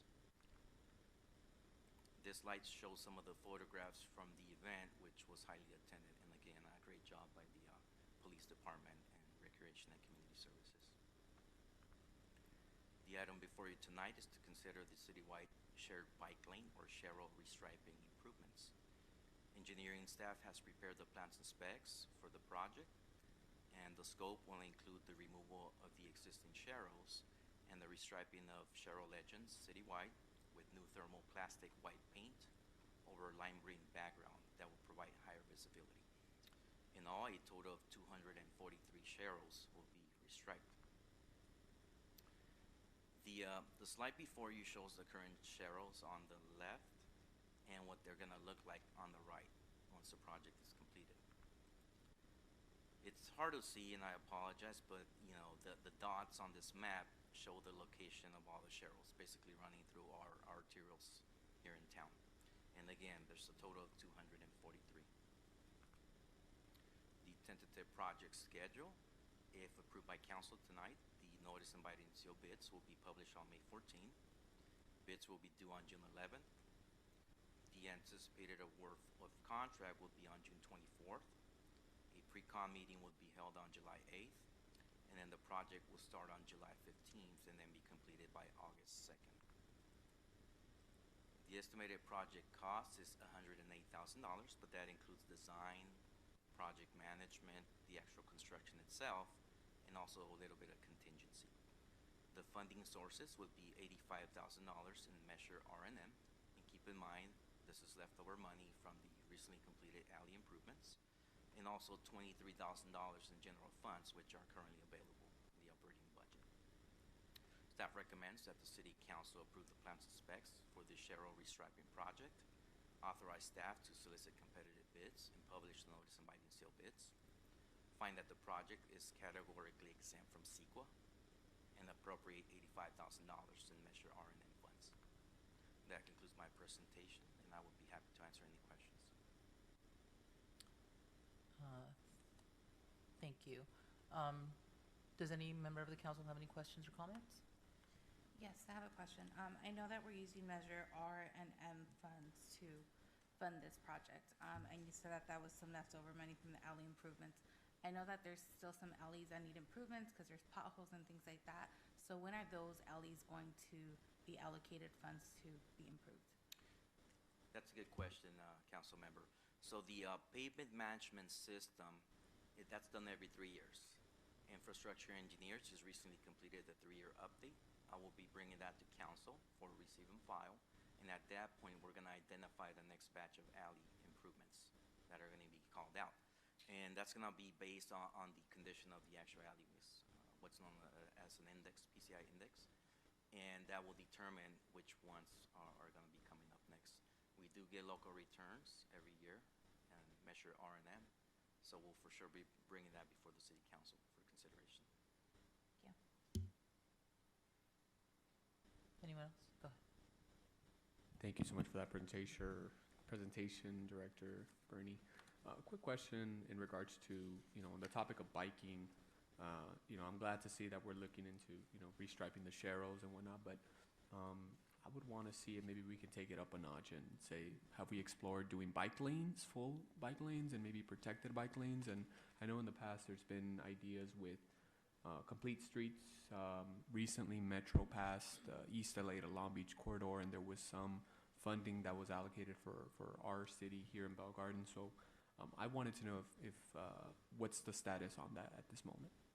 That's another excellent question, council member. So we do have a project, Complete Streets project, that's gonna be coming up. We were awarded $6 million in ATP Cycle 6 and roughly $3 million in ATP Cycle 5. Unfortunately, we do not have the right-of-way to do like a Class 1 bike lane, right? So we're stuck almost with the Class 3s, right, sharrows. That Complete Streets plan that's going to be coming before you here fairly soon does include some multimodal improvements. Again, not to the extent that we would like, but nevertheless, it's just a matter of exploring where can we take on right-of-way. ATP Cycle 7 call for projects is coming up, and that will be one opportunity that we could look at to gain right-of-way so that we can actually do a specific standalone bike lane if feasible. Thank you so much for that, Director. Bike lanes is something that I know the council would want maybe to proceed, and that's the ultimate goal. Obviously, the sharrows are a great step forward, but there's nothing like having a protected bike lane. Thank you so much. And thank you for that question, Councilmember Chavez. That was kind of on my mind too, what's going on with the Complete Streets plan. And I know that this is a design question. Perhaps you can filter that up to whomever is selected. But I have noticed that sharrows in other cities tend to be placed to the right of the lane, which puts riders right in the door, right? Correct. So I want to make sure that when we do this, that we're not doing that we're not giving riders the impression that they need to ride to the full right, and exposing them to being doored. No. So, yeah. You are correct, because the purpose of the placement is to give that door clearance. It's a guide. The chevron points you at the right direction. So again, we would not want to give, cyclists false impression. We don't want them running into folks exiting their vehicles, so we'll for sure make sure that those are placed in the center of the road, clear from any door space. Great, thank you. Anyone else have any questions or comments? Okay. May I have a motion to approve the plans and specifications, solicit competitive bids, and publish the notice inviting bids, find that the project is categorically exempt from CEQA, and appropriate measure R&M funds? I'll move. I second. City Clerk, please conduct a roll call vote. Yes, thank you. Members of the Council and Successor Agency, Chavez? Aye. Councilmember Pulido? Yes. Councilmember Sanchez? Yes. Mayor Pro Tem Barcena? Yes. And Mayor Gomez? Yes. Motion passes 5-0. City Manager, will you please announce discussion item number 16? Yes, thank you, Mayor Gomez. This was an item that was requested by Councilmember Chavez, I think it was 2 meetings ago, regarding the applicability of the city's rent stabilization and tenant eviction protections ordinance on mobile home parks, and also to discuss the code enforcement responsibility regarding conditions that exist within these mobile home parks. So at this time, I'll turn it over to our Deputy City Manager, Community Development Director, Gus Roman. Thank you, Mayor. Thank you, Mr. City Manager and members of the City Council, Mayor. I'll go ahead and go through this presentation quickly, but ultimately I want to make sure that everybody has a clear indication of what's being requested here. So on April 8th, 2024, as our City Manager indicated, Councilmember Chavez had requested this item to come forward, and it actually, I believe, started with some issues at a particular mobile home park.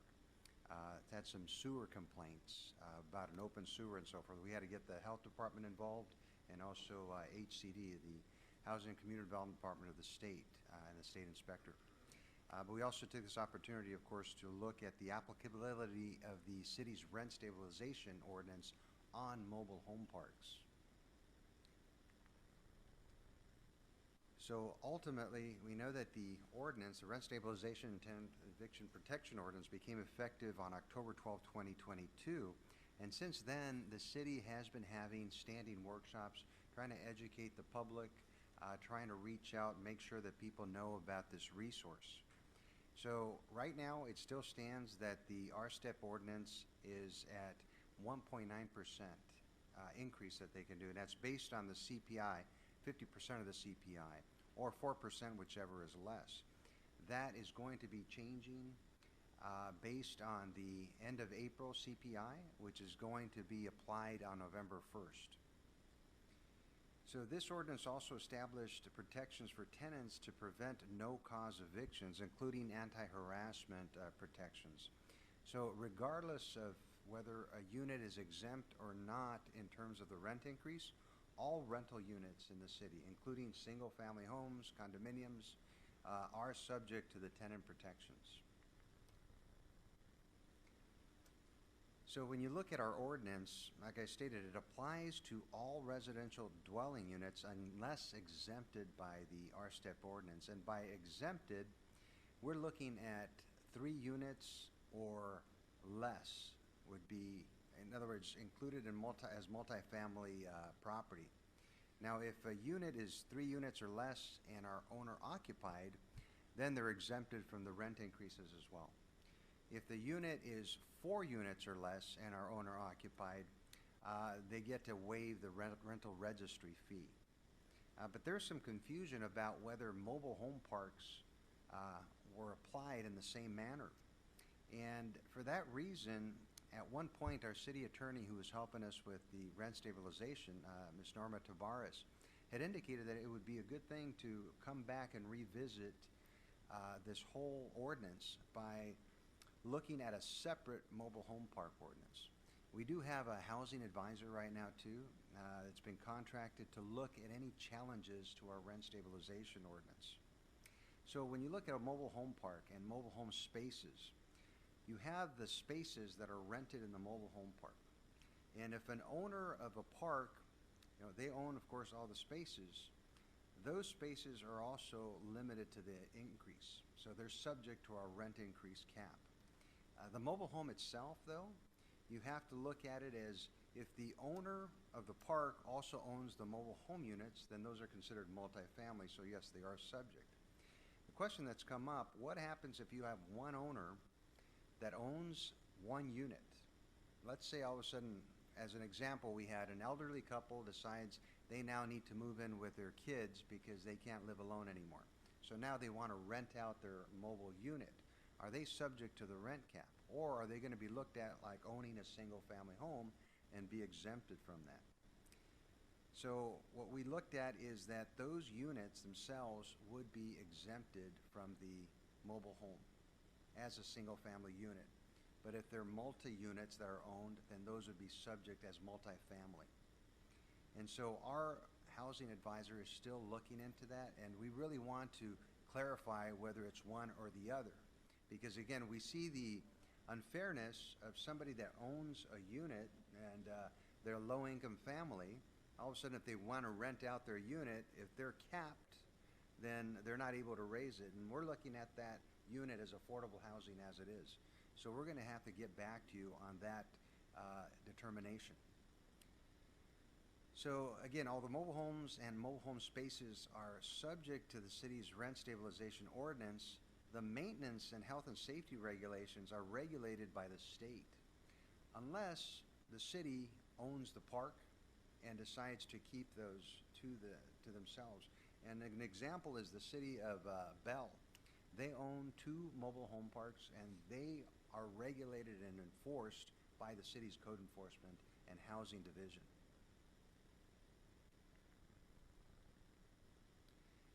So HCD has an inspector, and my understanding it's an inspector for every 1,000 units. So as you can see, I mean, they're very limited. They go after the priority issues. So when they see something like what we had with an open sewer issue, they're going to go ahead and put that as priority on top of their list. However, knowing how busy these inspectors are, city staff is the one to push. We can become a resource to that resident. If we see an issue, we're able to tell them, look, we're going to help you, we're going to handhold you, we're going to make sure that the state inspector is addressing your concern. We're also going to bring in the county health department to help us with that, because at the end of the day, an issue like this that had happened with an open sewer, that affects everybody, not just that owner. So it becomes more of a regional issue, or I should say a community issue. So at the end of the day, the inspector that was dealing with the sewer issue did address it. We had the county health department come out as well. And then again, I'm giving you just an example. And the repair was done. However, in this particular case, the tenant wanted the area covered. But it could not be covered until the state inspector were to come back out and approve it, because they had to look at it before the cement was put on there. So that's just an example of it can take some time before they actually get to it. But as long as it's not a life and safety issue, the inspector is going to kind of put it aside until something else can be scheduled.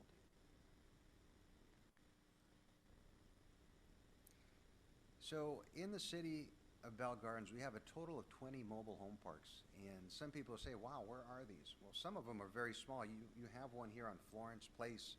It only has about 5 units in it. So sometimes they don't appear to be mobile home parks, but they are. And some of them are in better condition than others. And we've gone ahead and gone out there to talk to the owners, not just the park owners, but also the individual owners of the units and also the tenants. Because the CalHome program that we have right now, it actually has money for residential rehab for those mobile homes. So somebody can come in and say, I want to apply to fix my unit. There's been times where they've even gotten a new unit replaced because the existing unit was in such bad shape that it couldn't be fixed. So we're going to continue to promote that. We're going to continue doing walks to the mobile home parks, make sure that these residents know. But of course, if somebody is renting the unit, then they have to get approval from the unit owner to be able to apply for that program.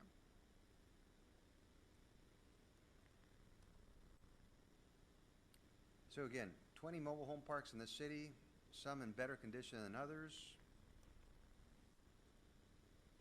If you go around, you see that a lot of times people will have storage within their parking space too, which again, it's something we have to refer over to HCD because sometimes all that storage will cause a rat infestation, and those are the type of calls we get. There's some areas where people keep a lot of cats, and all of a sudden it becomes an animal control issue.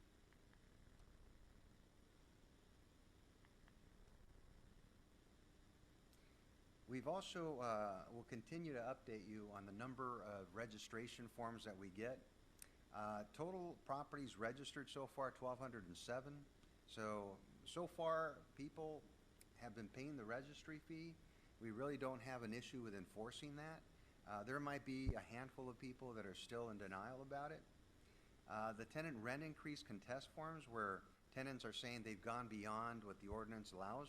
We've had 29 of those. The below market increase applications, in other words, for the below fair market, we've had 216 of those. And not to say that those 216 have all been approved.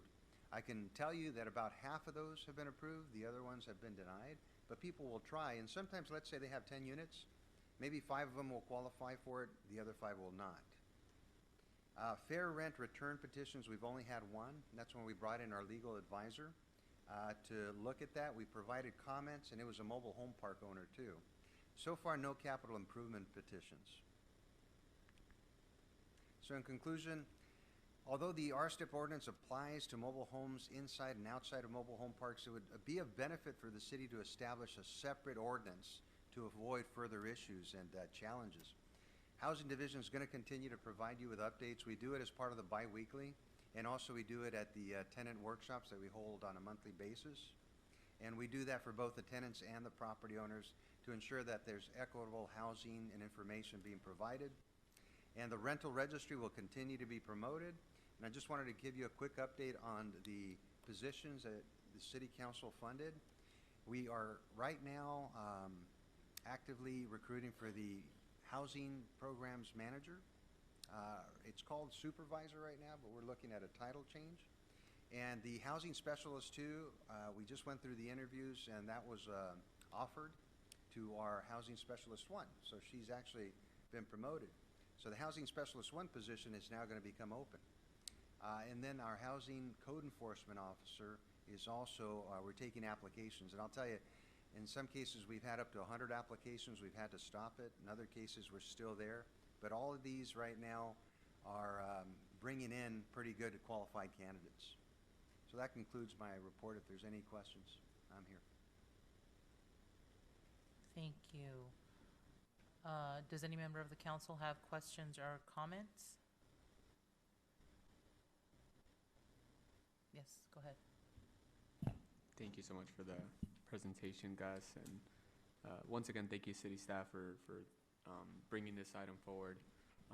You know, the reason I brought what I had asked was because there was a resident on, a couple residents, I should say, in a mobile home park on Florence. I was sharing it with city manager and then also Director Gus in regards to the living conditions that, you know, some of these residents were living in. In this case, it was the whole mobile home park. You know, having access to the manager, the bulletin board, even the electricity setup was sort of not the best, I should say. I do have a couple of questions in regards to who, I mean, it seems that HCD is the inspector or the overseer of these mobile home parks, as you know, they aren't on behalf of us as a city. my take is for every one inspector, there's 1,000 units. Roughly, do we have an idea of, out of those 20 mobile home parks, how many units are within the 20 mobile home parks? Do we have an idea? Some mobile home parks have 4 units, like the one in this case with Perry and Florence Place. But for the other ones, I believe, I don't know, do we have a number, an estimate? The others range between 20 to 50 units, on 50 being on the larger end. So overall, if you were to look at the 20 units, we probably have about 800 units, but don't quote me on that. I'll go ahead and get that information for you. And if you'd like, I can provide an update to our city manager under the biweekly as well. Thank you so much. Whatever happened to the situation on Florence? You know, I know we can't maybe speak on exactly the conditions, but I know that there was some conditions that were not safe with sewage, and I know that you mentioned that sometimes HCD doesn't proceed with urgency if it's not regarding to life and safety. But in this case, I would say that it did revolve around both, for the fact that it impacted the quality of life, and at the same time, just being in that area, I would assume that after consistently smelling that, it would cause some harm long-term for the health of the resident. Whatever happened with that case and situation? They went ahead and responded. So both HCD and the health department, with the emails and the letters that staff had sent, contacted the owner. So it was cooperation between myself and our staff, HCD, and the health department, to where the owner went ahead and did the repair. So the sewer issue has been taken care of. The only thing is, it hasn't been covered, so there's still, in a sense, a hole. It's not a big hole, it's about 6 inches, but of course nobody wants that. They want a finished area. And so we have HCD coming back out to take a look at that, because they want to cover it up. And there's talk about maybe some of the water could have created a bigger hole, so that's still under investigation to see if that did occur. Thank you so much for that. I hope that, you know, that hole does get covered, and hopefully the impacts aren't more severe. I wanted to ask in regards to the interactions our staff has. I know that you mentioned that we have staff that goes out to the mobile home parks and informs the residents who currently live there about the programs that are available, such as the one where you can replace your unit if you happen to be the owner occupied. How often do we go out and survey the area or communicate with these residents? Well, ever since we brought on board our housing specialist and our office assistant, that's becoming more of a regular practice. They've been out there about 3 times over the last year. However, now that we have our housing code enforcement officer that's going to be hired, that person is going to be specifically assigned to housing issues. So they'll be our mobile home park and any other tenant issues. They'll be the ones to go out there.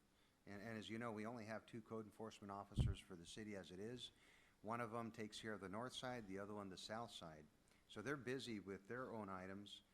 So this will be able to take away from that and focus one enforcement officer on the housing issues. So the housing specialist would sort of act as another code enforcement per se, and support in terms of getting, you know, maybe some of the communication streams that they're receiving from residents to code enforcement, seeing as there's only 2 code enforcement officers. That's correct, sir. It could be between the new housing code enforcement officer and the housing specialist. They could team up to do that, yes. Okay. For the residents who are renters who live in these units that don't own the unit itself, what resources are available to them if they're living in conditions that are perhaps not inhabitable? The first thing we ask them to do is to come see us or let us know. Unfortunately, what we're finding out, just like other tenants of apartment units, sometimes they fear that they're going to be kicked out or that the owner is going to retaliate against them for telling the city. And we want to let them know, look, if you don't want us to contact the owner, we won't, but we want to know what's happening with you, because there's other ways that we can work through that. We can contact the health department, HCD, get other resources to come in without necessarily them fearing that the owner is going to find out. And we're always looking at this anonymously. So the tenants, if they were to report an issue, we do not tell anyone where that came from. It could be anonymous. Thank you for that. Final question is in regards to, and maybe this is a legal question, in regards to property lines per se. You know, obviously a mobile home park is private, but in terms of the city going in, you know, maybe knocking on some doors, maybe hosting some sort of community meeting there, and interacting with the residents, how is that something that the city can do? Oh, absolutely. It is. It's public in a sense that it's a public park. You can go through the streets and so forth. And we can ask the property manager if we can host something within their, if they happen to have a community building. Or if they don't, then we can do something at Ross Hall or one of our own facilities. Thank you for that. I think that this is a great opportunity to perhaps maybe in the future, you know, once we do have this vacant, these positions opening up with staff, to host some sort of, or we can have a schedule per se of the 20 mobile home parks and maybe start identifying key dates that we can go out and survey and maybe have informative meetings in terms of the resources that the city could offer. And a lot of the units are owner occupied from my understanding. I feel like the mobile home park on Gage heading towards Commerce, where the Gage mansion is, I know most of those units are owner occupied. There's been residents who've lived there for 20, 30 plus years.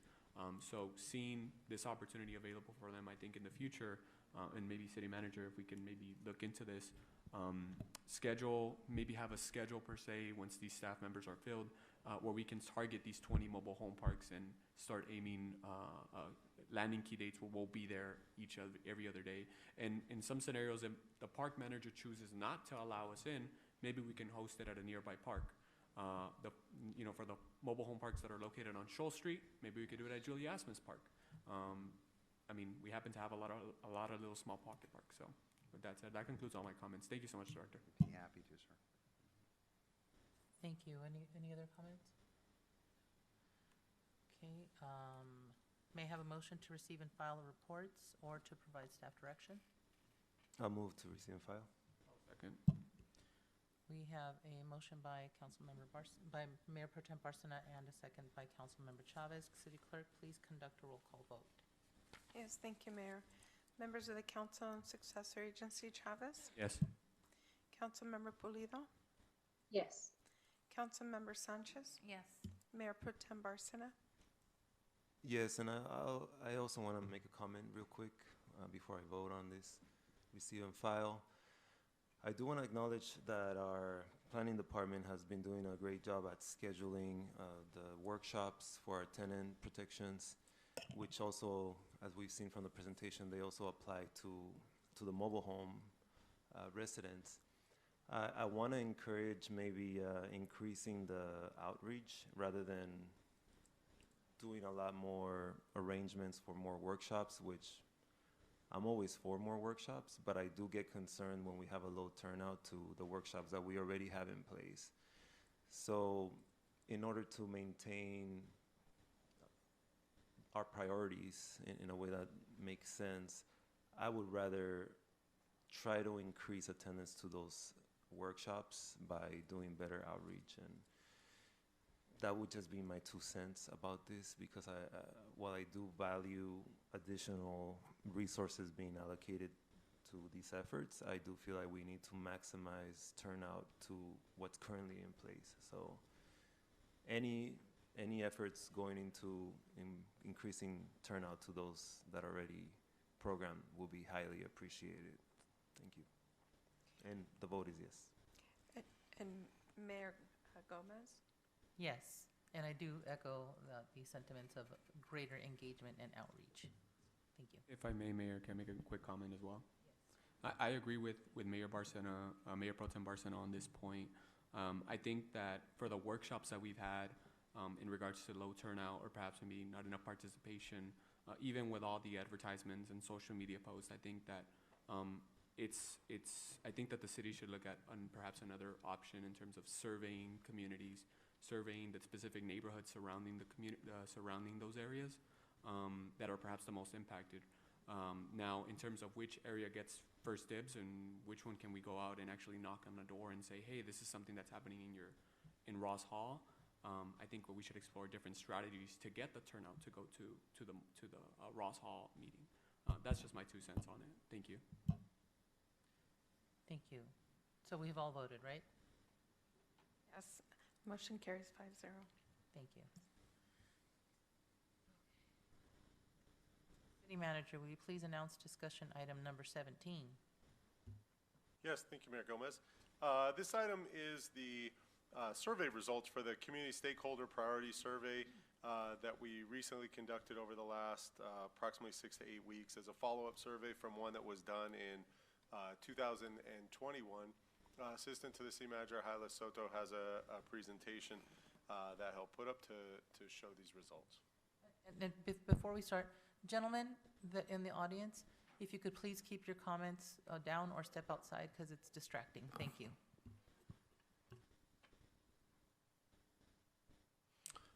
Good evening, Mayor, Mayor Pro Tem, and council members. Thank you, City Manager, for the quick introduction on the Community Stakeholder Priority Survey results.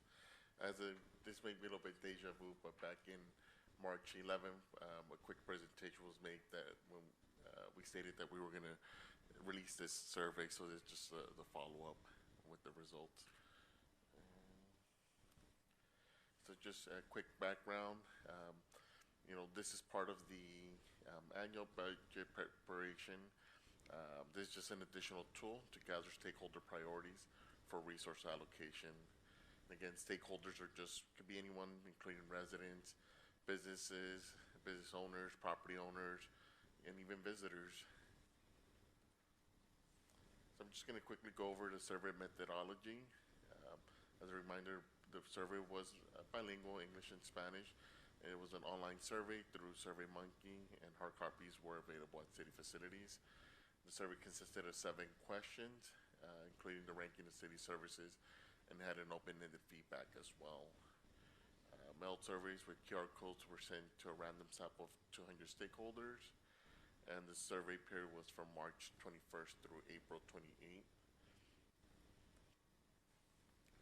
And these are the survey results. So we received a total of 472 responses.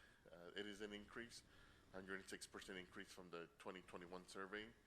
And out of those 472 surveys, 446 were online submittals, 21 were paper submittals, and 5 were direct mail surveys. And Hylas, before you turn the page on here too, so 106% increase means we more than doubled the response. So last time I think we had about 220 respondents. I think as we mentioned it when we brought this item forth to the council, we have significantly greater social media presence. We have the BG Bell Gardens Connect app, and we put more effort into getting results as well. But if you also look at the survey results, not to diminish the let's say the 21 paper surveys, but 95, 96% of the survey results are from online surveys. So I think I think future surveys, the paper results are obviously more cumbersome to get those results in. We'll probably continue doing them for those that may not have a smartphone, but I think there's probably coming a point, I don't know, somewhere maybe in the next 5 to 10 years that maybe that number would shrink even lower, because I think last time we had more paper, so we've doubled the number of responses in total, yet I think the number of paper surveys is probably less than 50% of what we had, and that's gathered through survey boxes that we had at all of the departmental offices. So just making a note. But from a successful perspective, our goal was to try to get into the 585 range, and we did.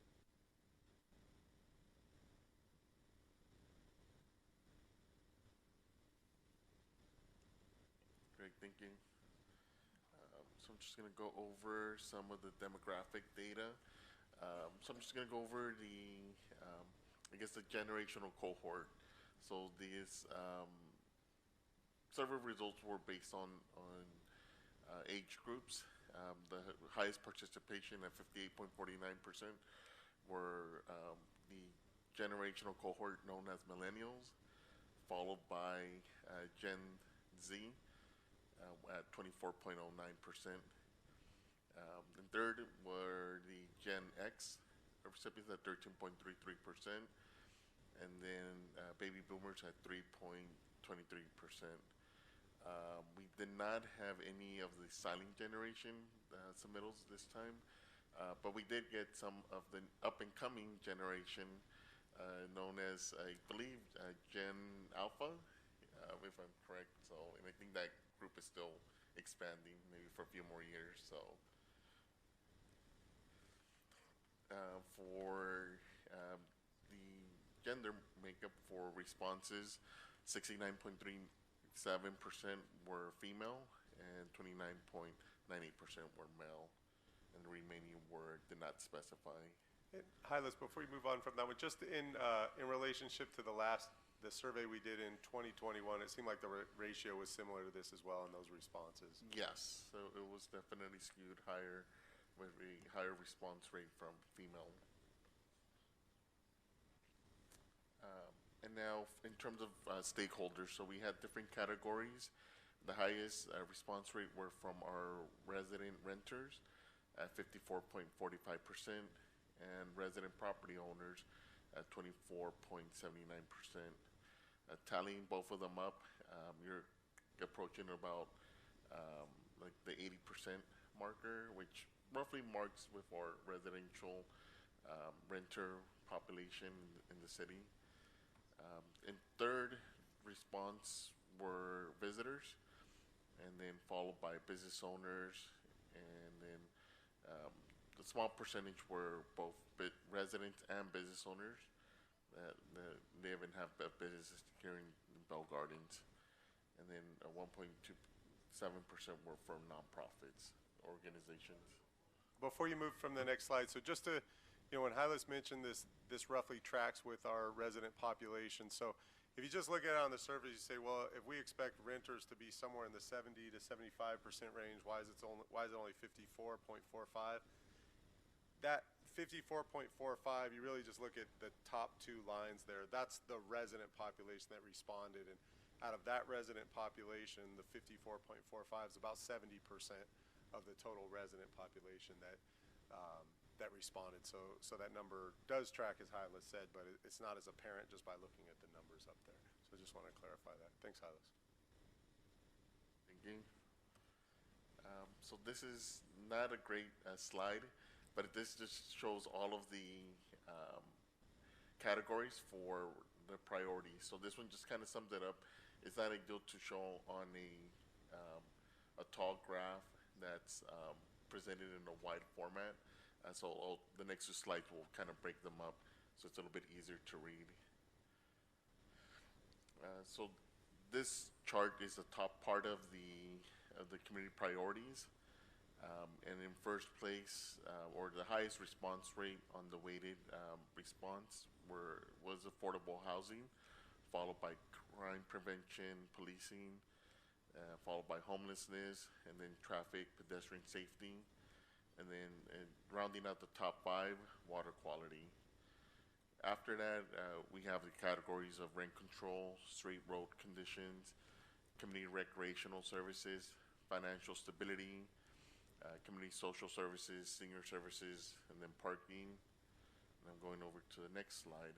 So this is a continuation of government transparency, sidewalk repair, aquatic center, graffiti removal, trash recycling, code enforcement, followed by disaster preparedness, commercial development, tree trimming, sidewalk, street vending, and golf course.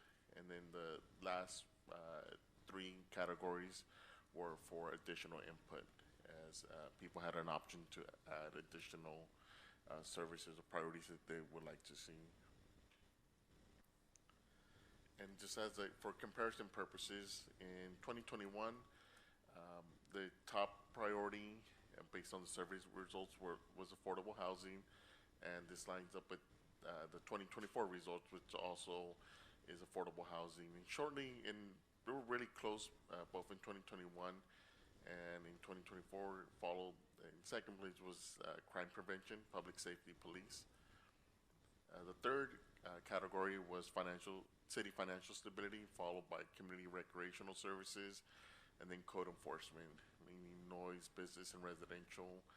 And going back to just in the year 2021, we were during the pandemic, so I think more or less that kind of lined up with what people were feeling at that point. The casino was shut down for several months during that initial part of the pandemic. So the city was not receiving at one point no revenue from the casino, which I think Manny might have a slide to kind of reflect those numbers, how the bicycle casino is a big instrumental tax generator that provides revenue for the city. So that was a concern for residents, and then followed by community recreational services. And at that point is when the Community Family Service Center was established and expanded, and additional social services were provided through the Recreation and Community Services Department.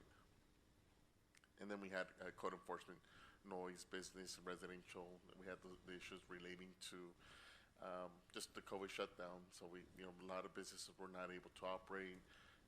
Some of them were essential, some of the restaurants, but some of them were not able to operate. So I think that more or less lines up with what was happening in 2021. Now fast forward to 2024, the top priorities again, affordable housing, crime prevention, public safety, police. Third, homelessness. Fourth, traffic, pedestrian safety. And fifth, and rounding out the top 5, water quality. So I'm just going to go quickly over maybe some of the items out of the top 5 categories and what the City Council, since then, from 2021 through even present, even from this meeting, City Council has taken action either through reports or approvals to address some of these items. First off, just a reminder that the Cal Home First Time Home Buyer Program with the $100,000 down payment assistance under the affordable housing category. The Cal Home program also offers the owner-occupied rehab program with a $75,000 loan. There is the Shoal Street housing project for 100-unit affordable housing project.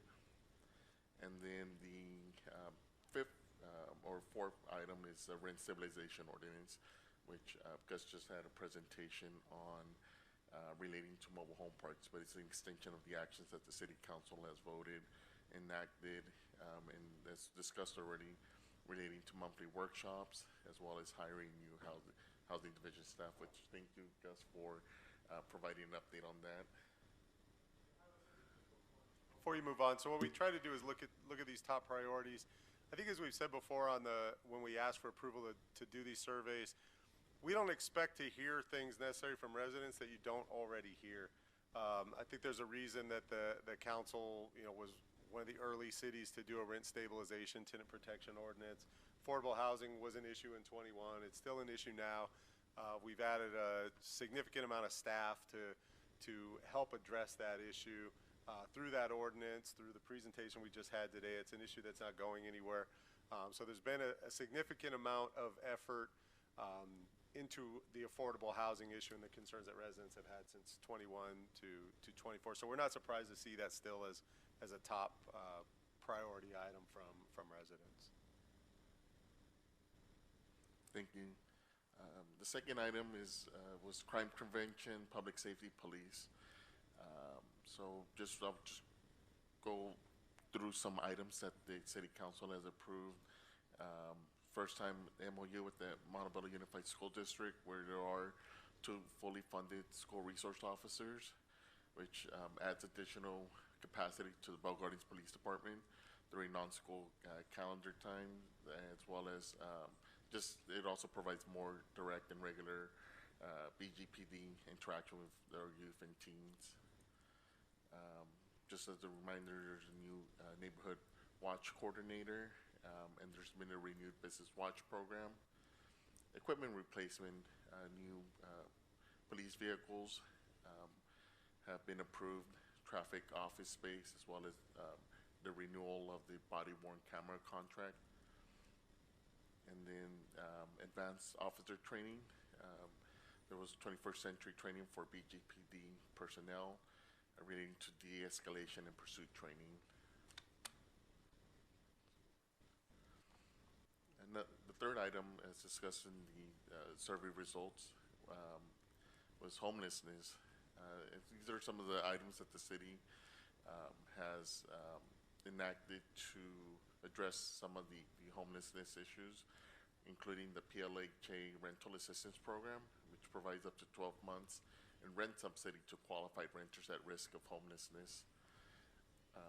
There's an ongoing 40 beds available at the Salvation Army bed program in the city of Bell, with other nearby cities all contribute to this fund and make those 40 beds available for people experiencing homelessness. It's a referral program. If the police department encounters people needing housing, they could be, and if there's any beds available, then they'll be referred over to the Salvation Army. There is a host grant. It's just proactive outreach with nonprofits, the Bell Gardens Public Works Department, as well as LA County. And then there's also the LA County Department of Mental Health clinician. There is a new clinician that will be attending about once a week with Bell Gardens Police Department. And they do field work and case management. On the fourth item under the survey results was traffic and pedestrian safety.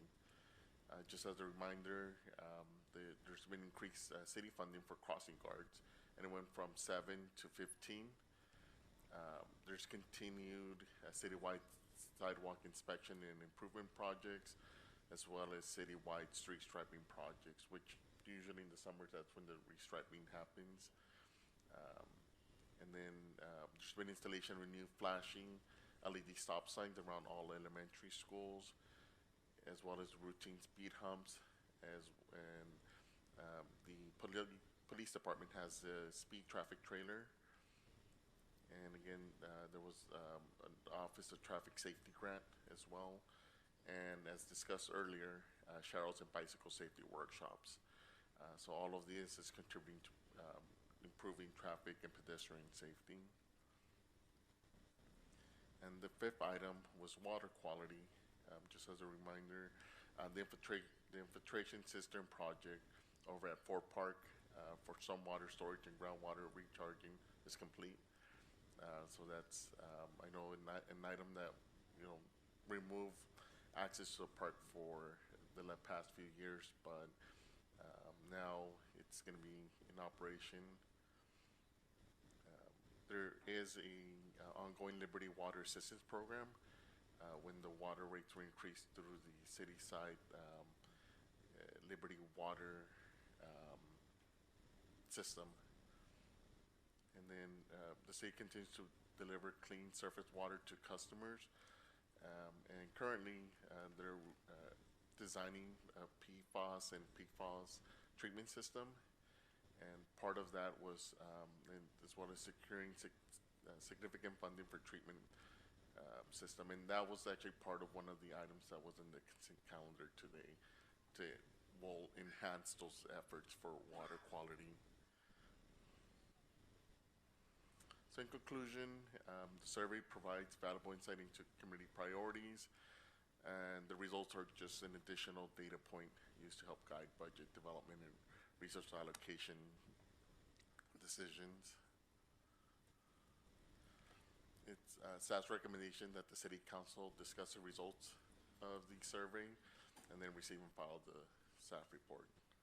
Thank you. Staff's available for questions. Thank you. Does any member of the council have any questions or comments?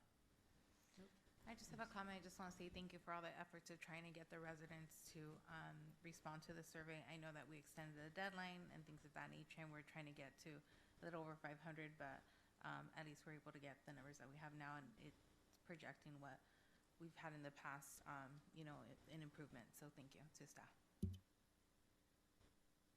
Any other comments? Thank you. Gracias. Yes, thank you. That's a lot of information.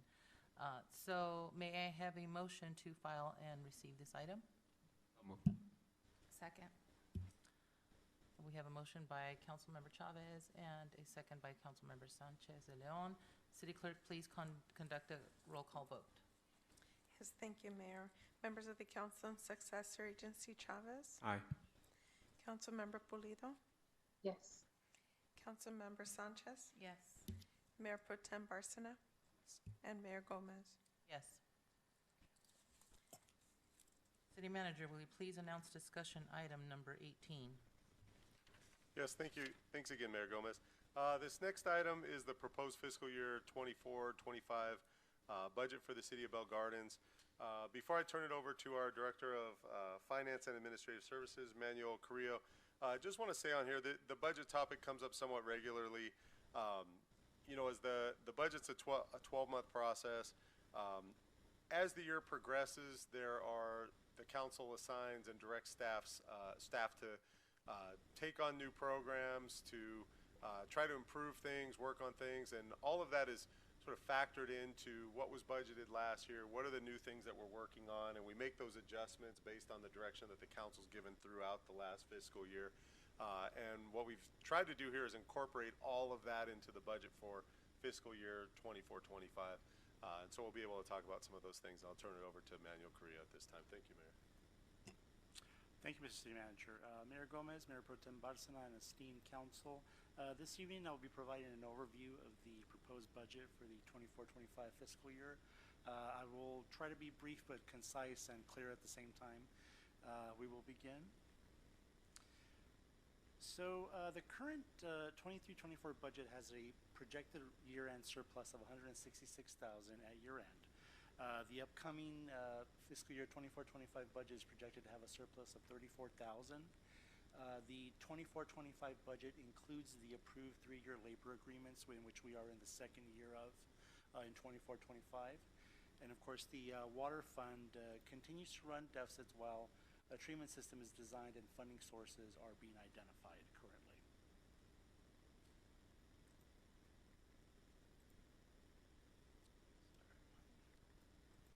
Okay, here we have an overview of the current 23-24 general fund projection. For the 23-24 revenues were adopted at $42.4 million, with expenditures at $41.7 million, with an adopted surplus of $735,000 approximately. At mid-year, revenues were projected to increase to $44.2, along with expenditures increasing to $44 million, resulting in a projected surplus of $187,000. Furthermore, we project the final general fund surplus to come in at approximately $166. As part of its year-end closeout process, finance staff will closely monitor revenues and expenditures during these last 2 months of the fiscal year, assuring for accuracy in reporting and recording of any outstanding receivables and payables to the city. And Manuel, if you just leave it on the slide for a minute, just for the council, whenever the budget's adopted, there are amendments that are made throughout the fiscal year. So there'll be, let's say, the LED light project will obligate some general fund revenues. If we can find some other grant revenues, we'll include those. So as the year goes on and items come to the council, the budget's modified throughout the fiscal year. So it'll always be common for you to see the adopted budget look, 5 to 10% different than the end of the year budget. What we're always striving for is ideally to not have a deficit on the actual results. There's really nothing wrong with having a deficit if you're purposefully spending some of your fund balance. It'd be like saving up money in a savings account and then you go on a vacation 2 years later. Your budget will be at a deficit in your personal life that year, but it's planned for. But ideally, the goal, if things work out well enough, is we're always shooting to still end with a surplus budget where we're adding to the general fund, especially if we know we have large expenditures like an aquatic center that we need to close some of the funding gap there. Thanks, Manuel. No problem. Next slide. This slide provides an overview of the projected fund balance at the end of the current fiscal year 23-24. Now to begin, the fund balance at the end of 22-23 was identified at $32,268,000. Now this is verified as part of our annual comprehensive financial reports, which of course is a process of our annual independent audit. The projected surplus or change in fund balance at the end of the current 23-24 year of 166 would of course be added on to that fund balance at the end of the year. And then of course the new projected fund balance would be 32,433,000 at 6/30/2024. And Manuel, just to pause here for the council's perspective, you know, we've been working on this aquatic center project for the almost 5 years that I've been here, from the design to the funding of it, and through COVID and that. And so part of the funding we've recognized as of now, we've got about roughly 55% of the project funded.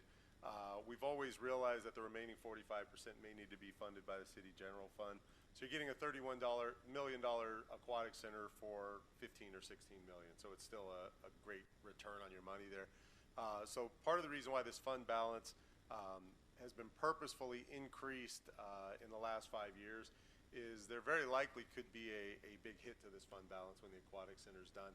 What it would do is reduce the fund balance back to the level that it was prior to the aquatic center being sort of contemplated and us building up revenues. So it's $32 million, and if you look at the pie chart there, a big chunk of it's non-spendable. The accounting rules say we have to count in our general fund money that's owed to the general fund. The water fund owes about $6 or $7 million to the general fund. So that's something that we're trying to stop the bleeding on the water fund side of it through the design of a system that will clean that water so we can move back to using our well water as opposed to buying municipal water district that costs significantly more. So long story short, I guess before we move on, the fund balance has significantly increased over the last 5 or 6 years. By probably, if you go back 6 years, it's probably by $10 million. And the purpose of that is so that we have funds available to finish up this aquatic center project. Thank you. So now we will get into the general fund budget for the 24-25 year. As previously mentioned, the 24-25 revenues are projected to be $46,236,251, with expenditures projected to come in at $46,202,521, resulting in a projected surplus of approximately $34,000.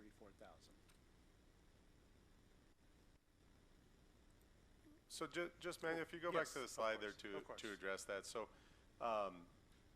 you know, when we put these numbers together, the expenditures pretty much every year go up just due to labor costs more than anything, PERS costs and any kind of pay increase, any new positions. Normally what we'll try to do is then find offsetting revenues. For instance, we have you know, 4 new housing positions, but we've got some offsetting revenues from the rental registry fees to offset some of those.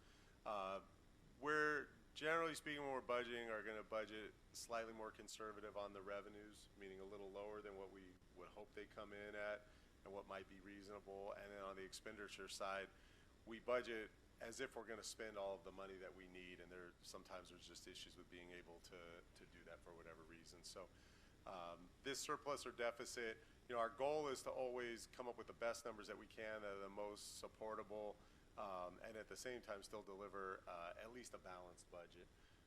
So there could be a fluctuation. If you look at the dollars that we're talking about here, you know, we're budgeting this where it's almost 99% exactly balanced. You know, those numbers most likely will come in better than expected, better than what's shown there. But it's still close. Thank you. Okay, so now this next slide provides a summary overview of general fund revenue sources by category for the 24-25 year, and a side-by-side comparison of the 23-24 adopted figures out of last year, of course. As we can see, we are projecting increases in mostly all categories, most noticeably the bicycle casino, based on recent historical performances. Also increases the sales and use tax along with Measure R add-on. These are, of course, based on HDL calculations that are tracked and monitored throughout the course of the year and then reported quarterly to finance through HDL. So obviously we're very confident of those figures, but overall, as you can see, there is a general trend of figures going up for the 24-25 year. This next I'm sorry, this next item, as you can see here, this slide provides a visual breakdown of the city revenues by percentage. And as you can see here, the top 7 revenue sources make up about 85% of the city's general fund revenue. And Mayor, just to point out, a couple of things that have been working on, at least in the 5 years I've been here, probably worked on prior to me being here, is to diversify the revenue as much as possible.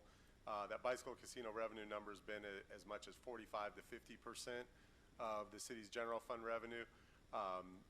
In some ways, you'd think it would be a success to get that number even further down, but the better they do, the higher that number comes back up. So if we had static revenues from 4 or 5 years ago, that bicycle casino revenue would probably only be like 37%, something like that. So we make strides in diversification, yet the card room revenues continue to increase, so it doesn't go down as much as we've anticipated.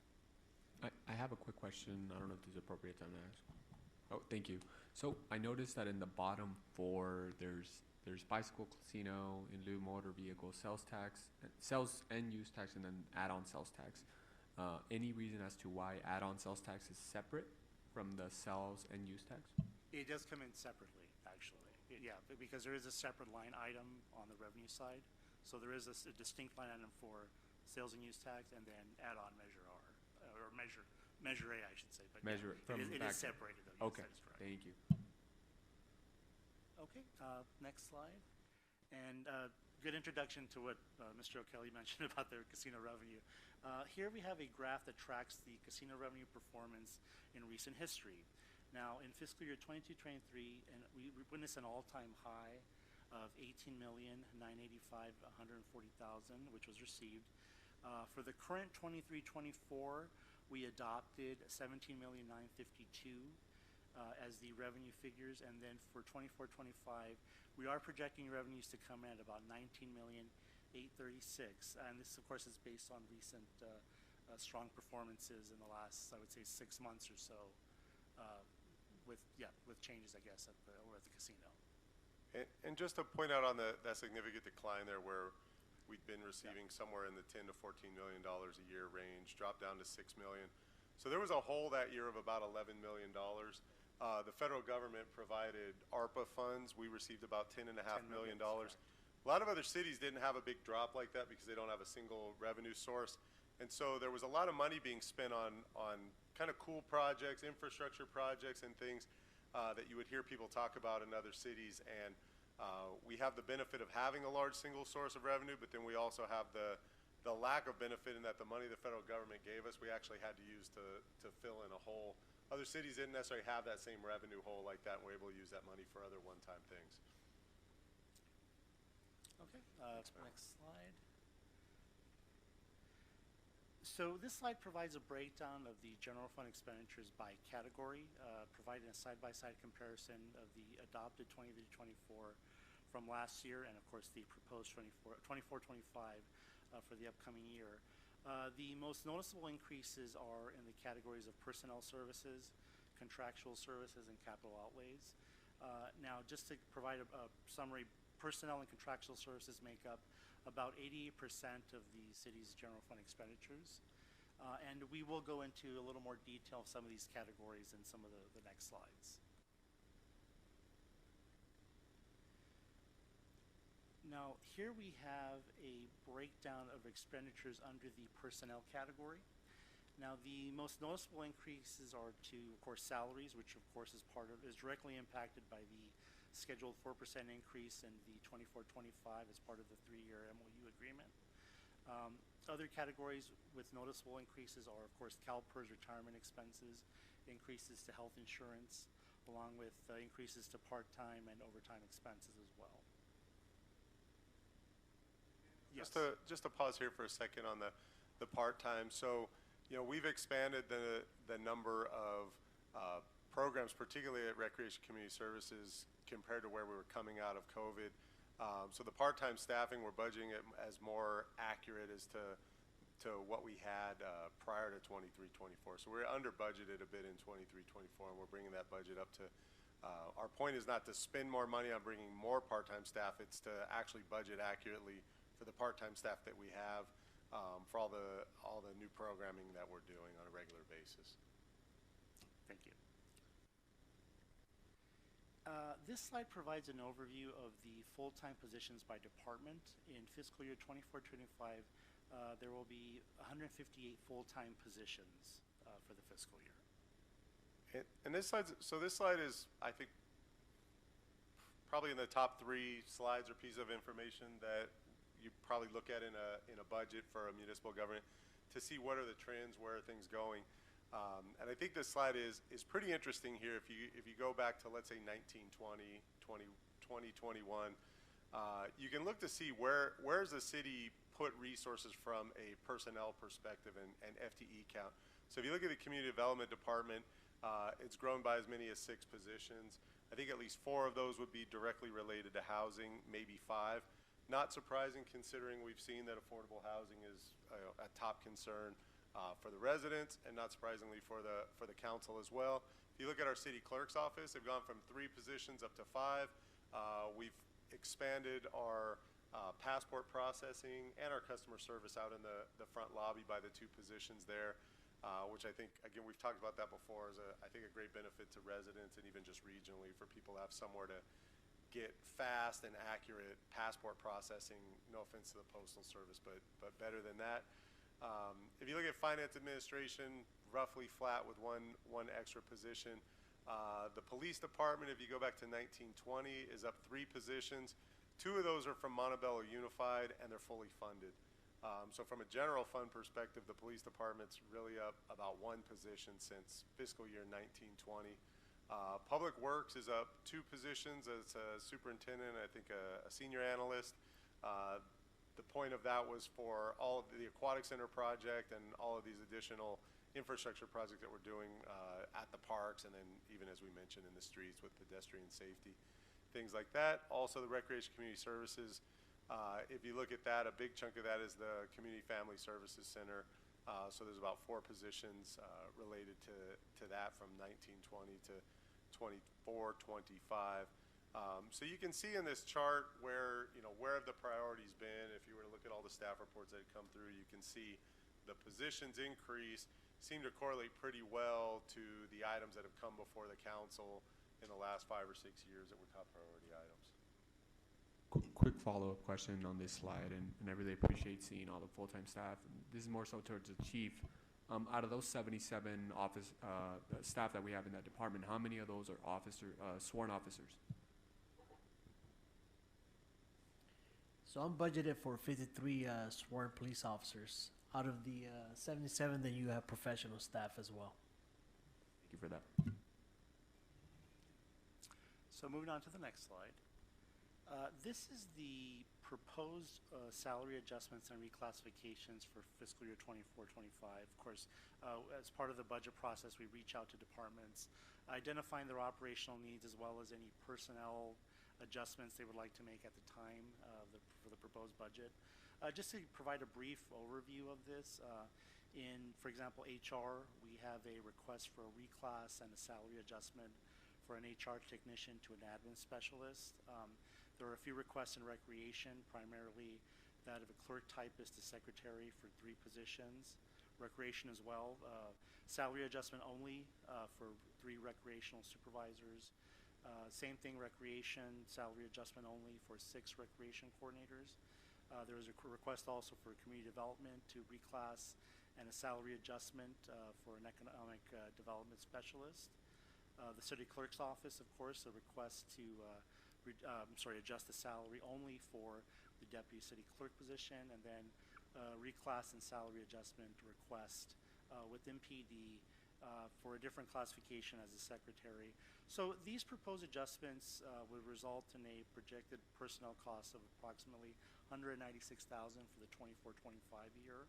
Of course, we will, as part of the process, once we get to the final budget, of course, we'll review these again to make sure for accuracy, making sure that the proper steps that are requested are being implemented.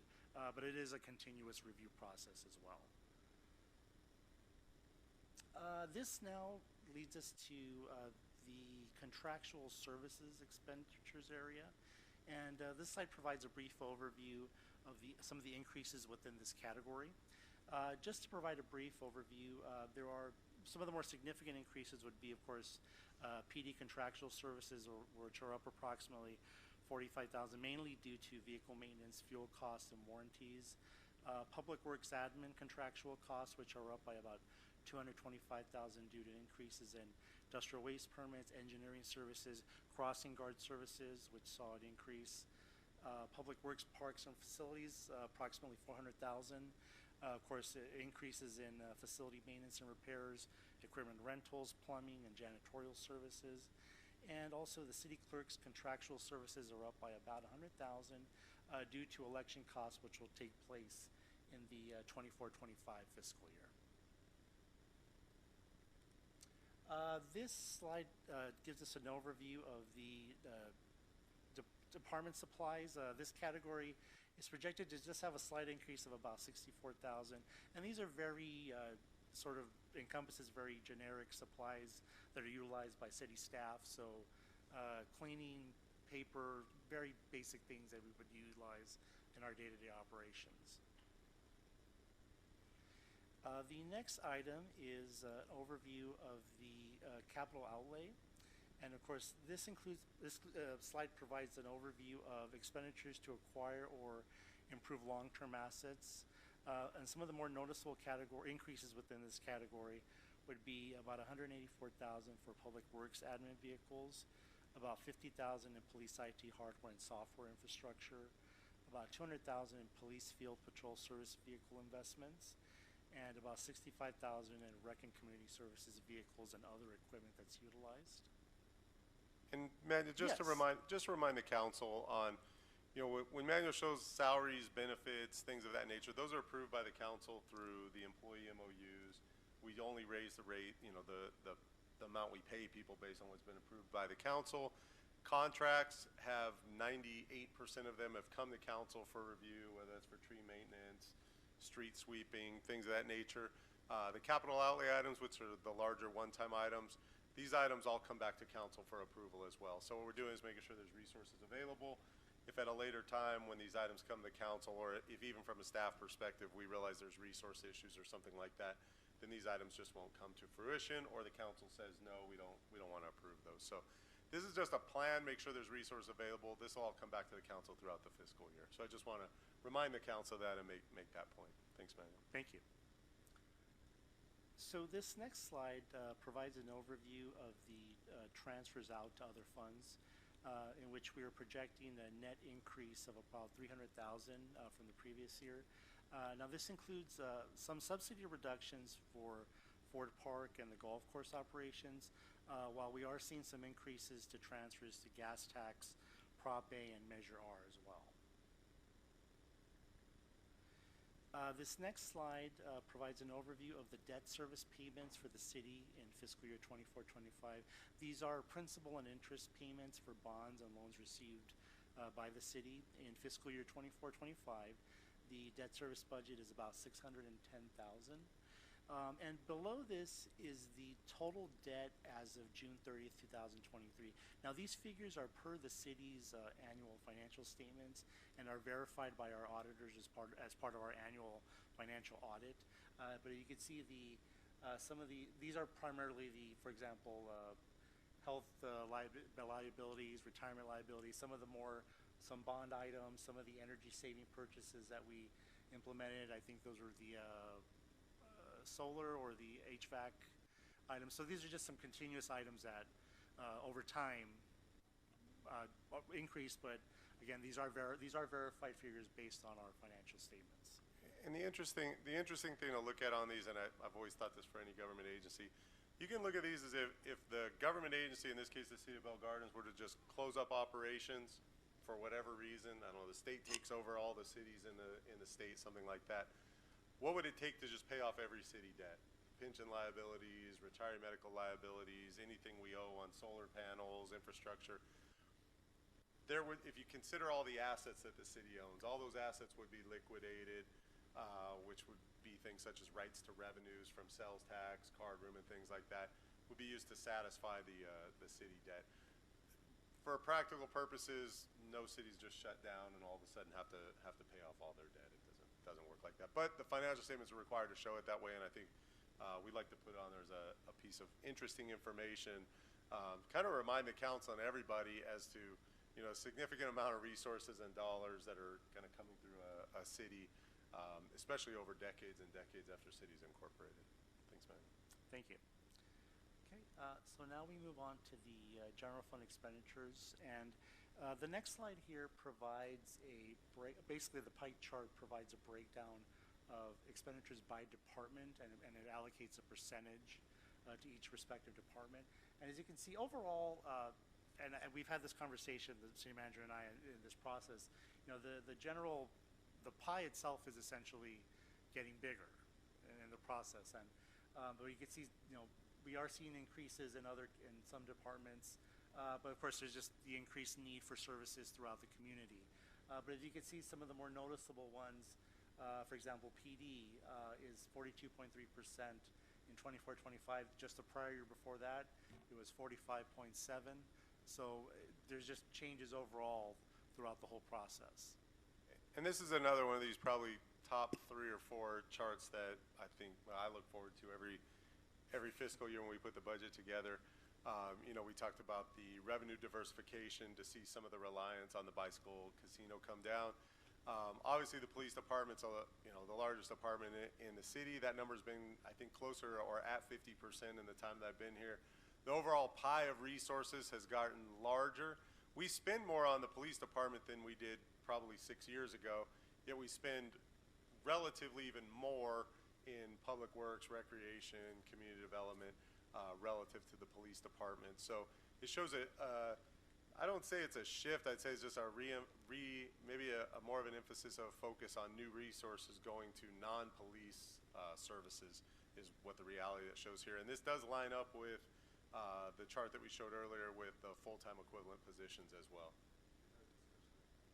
Yes, so these are just general funds, so it doesn't count any special revenue funds. So next slide is, just a point of clarification, the percentage totals here, that's exactly where we utilize to populate that pie chart.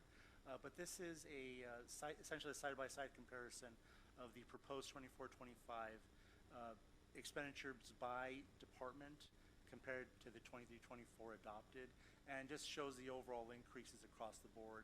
Of course, most of those increases are, of course, because of the MOU cost, personnel expenses, but the trend is, essentially everyone, there's more resources in terms of going to the 24-25 budget compared to the prior year.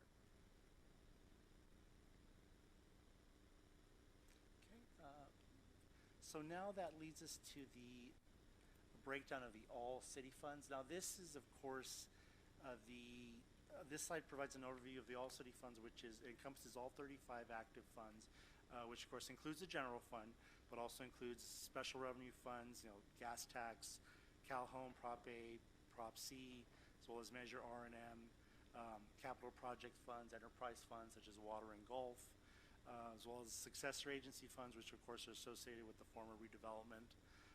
Now the total projected all funds budget for 24-25 is $79,389,384.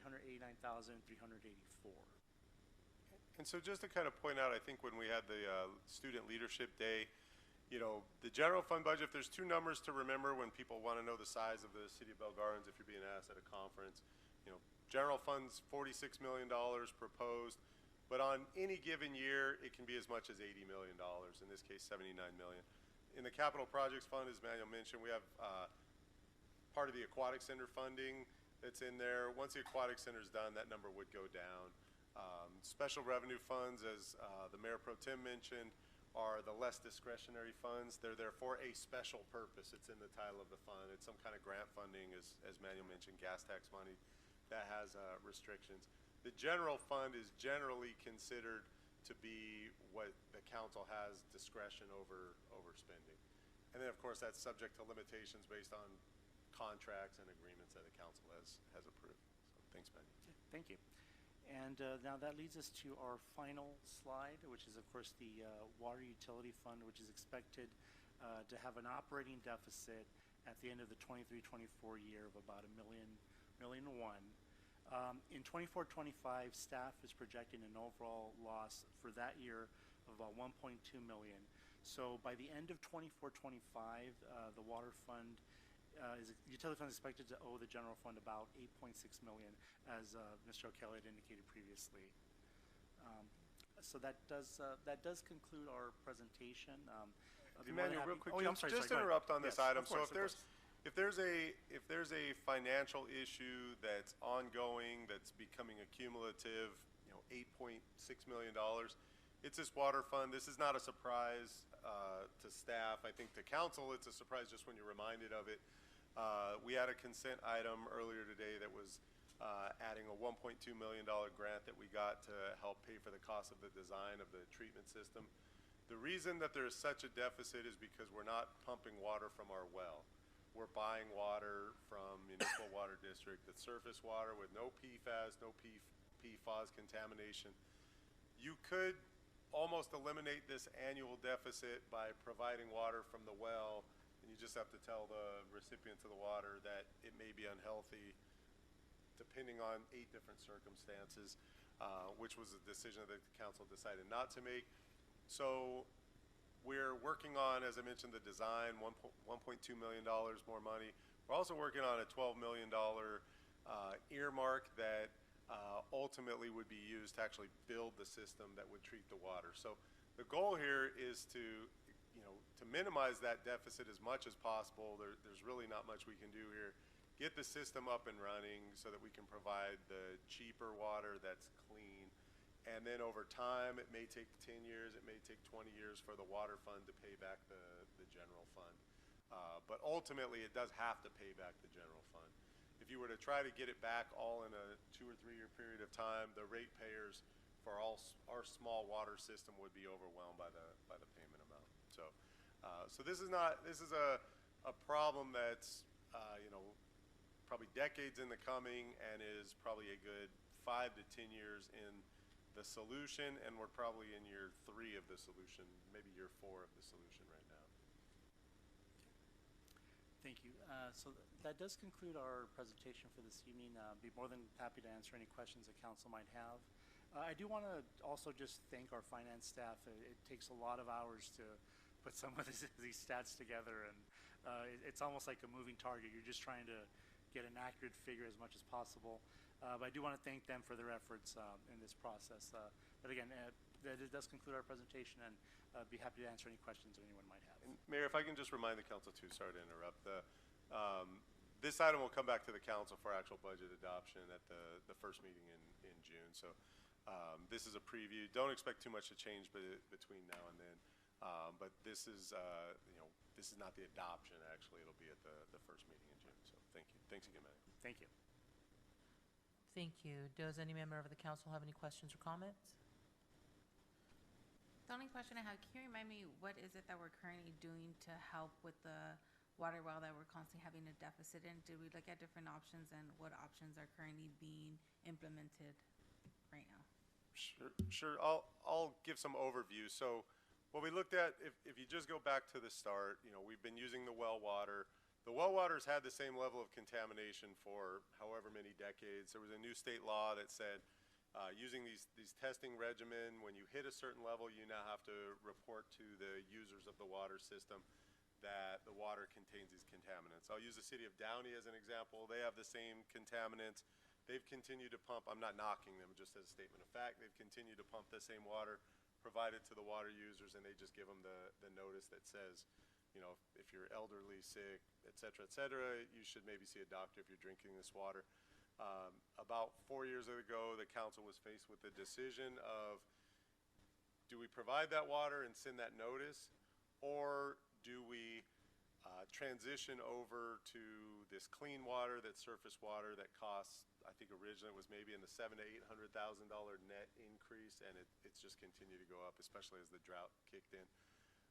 So at that time, we decided, okay, the real solution here is not going to be to forever provide this expensive water. The ratepayers just probably don't have the ability to do it.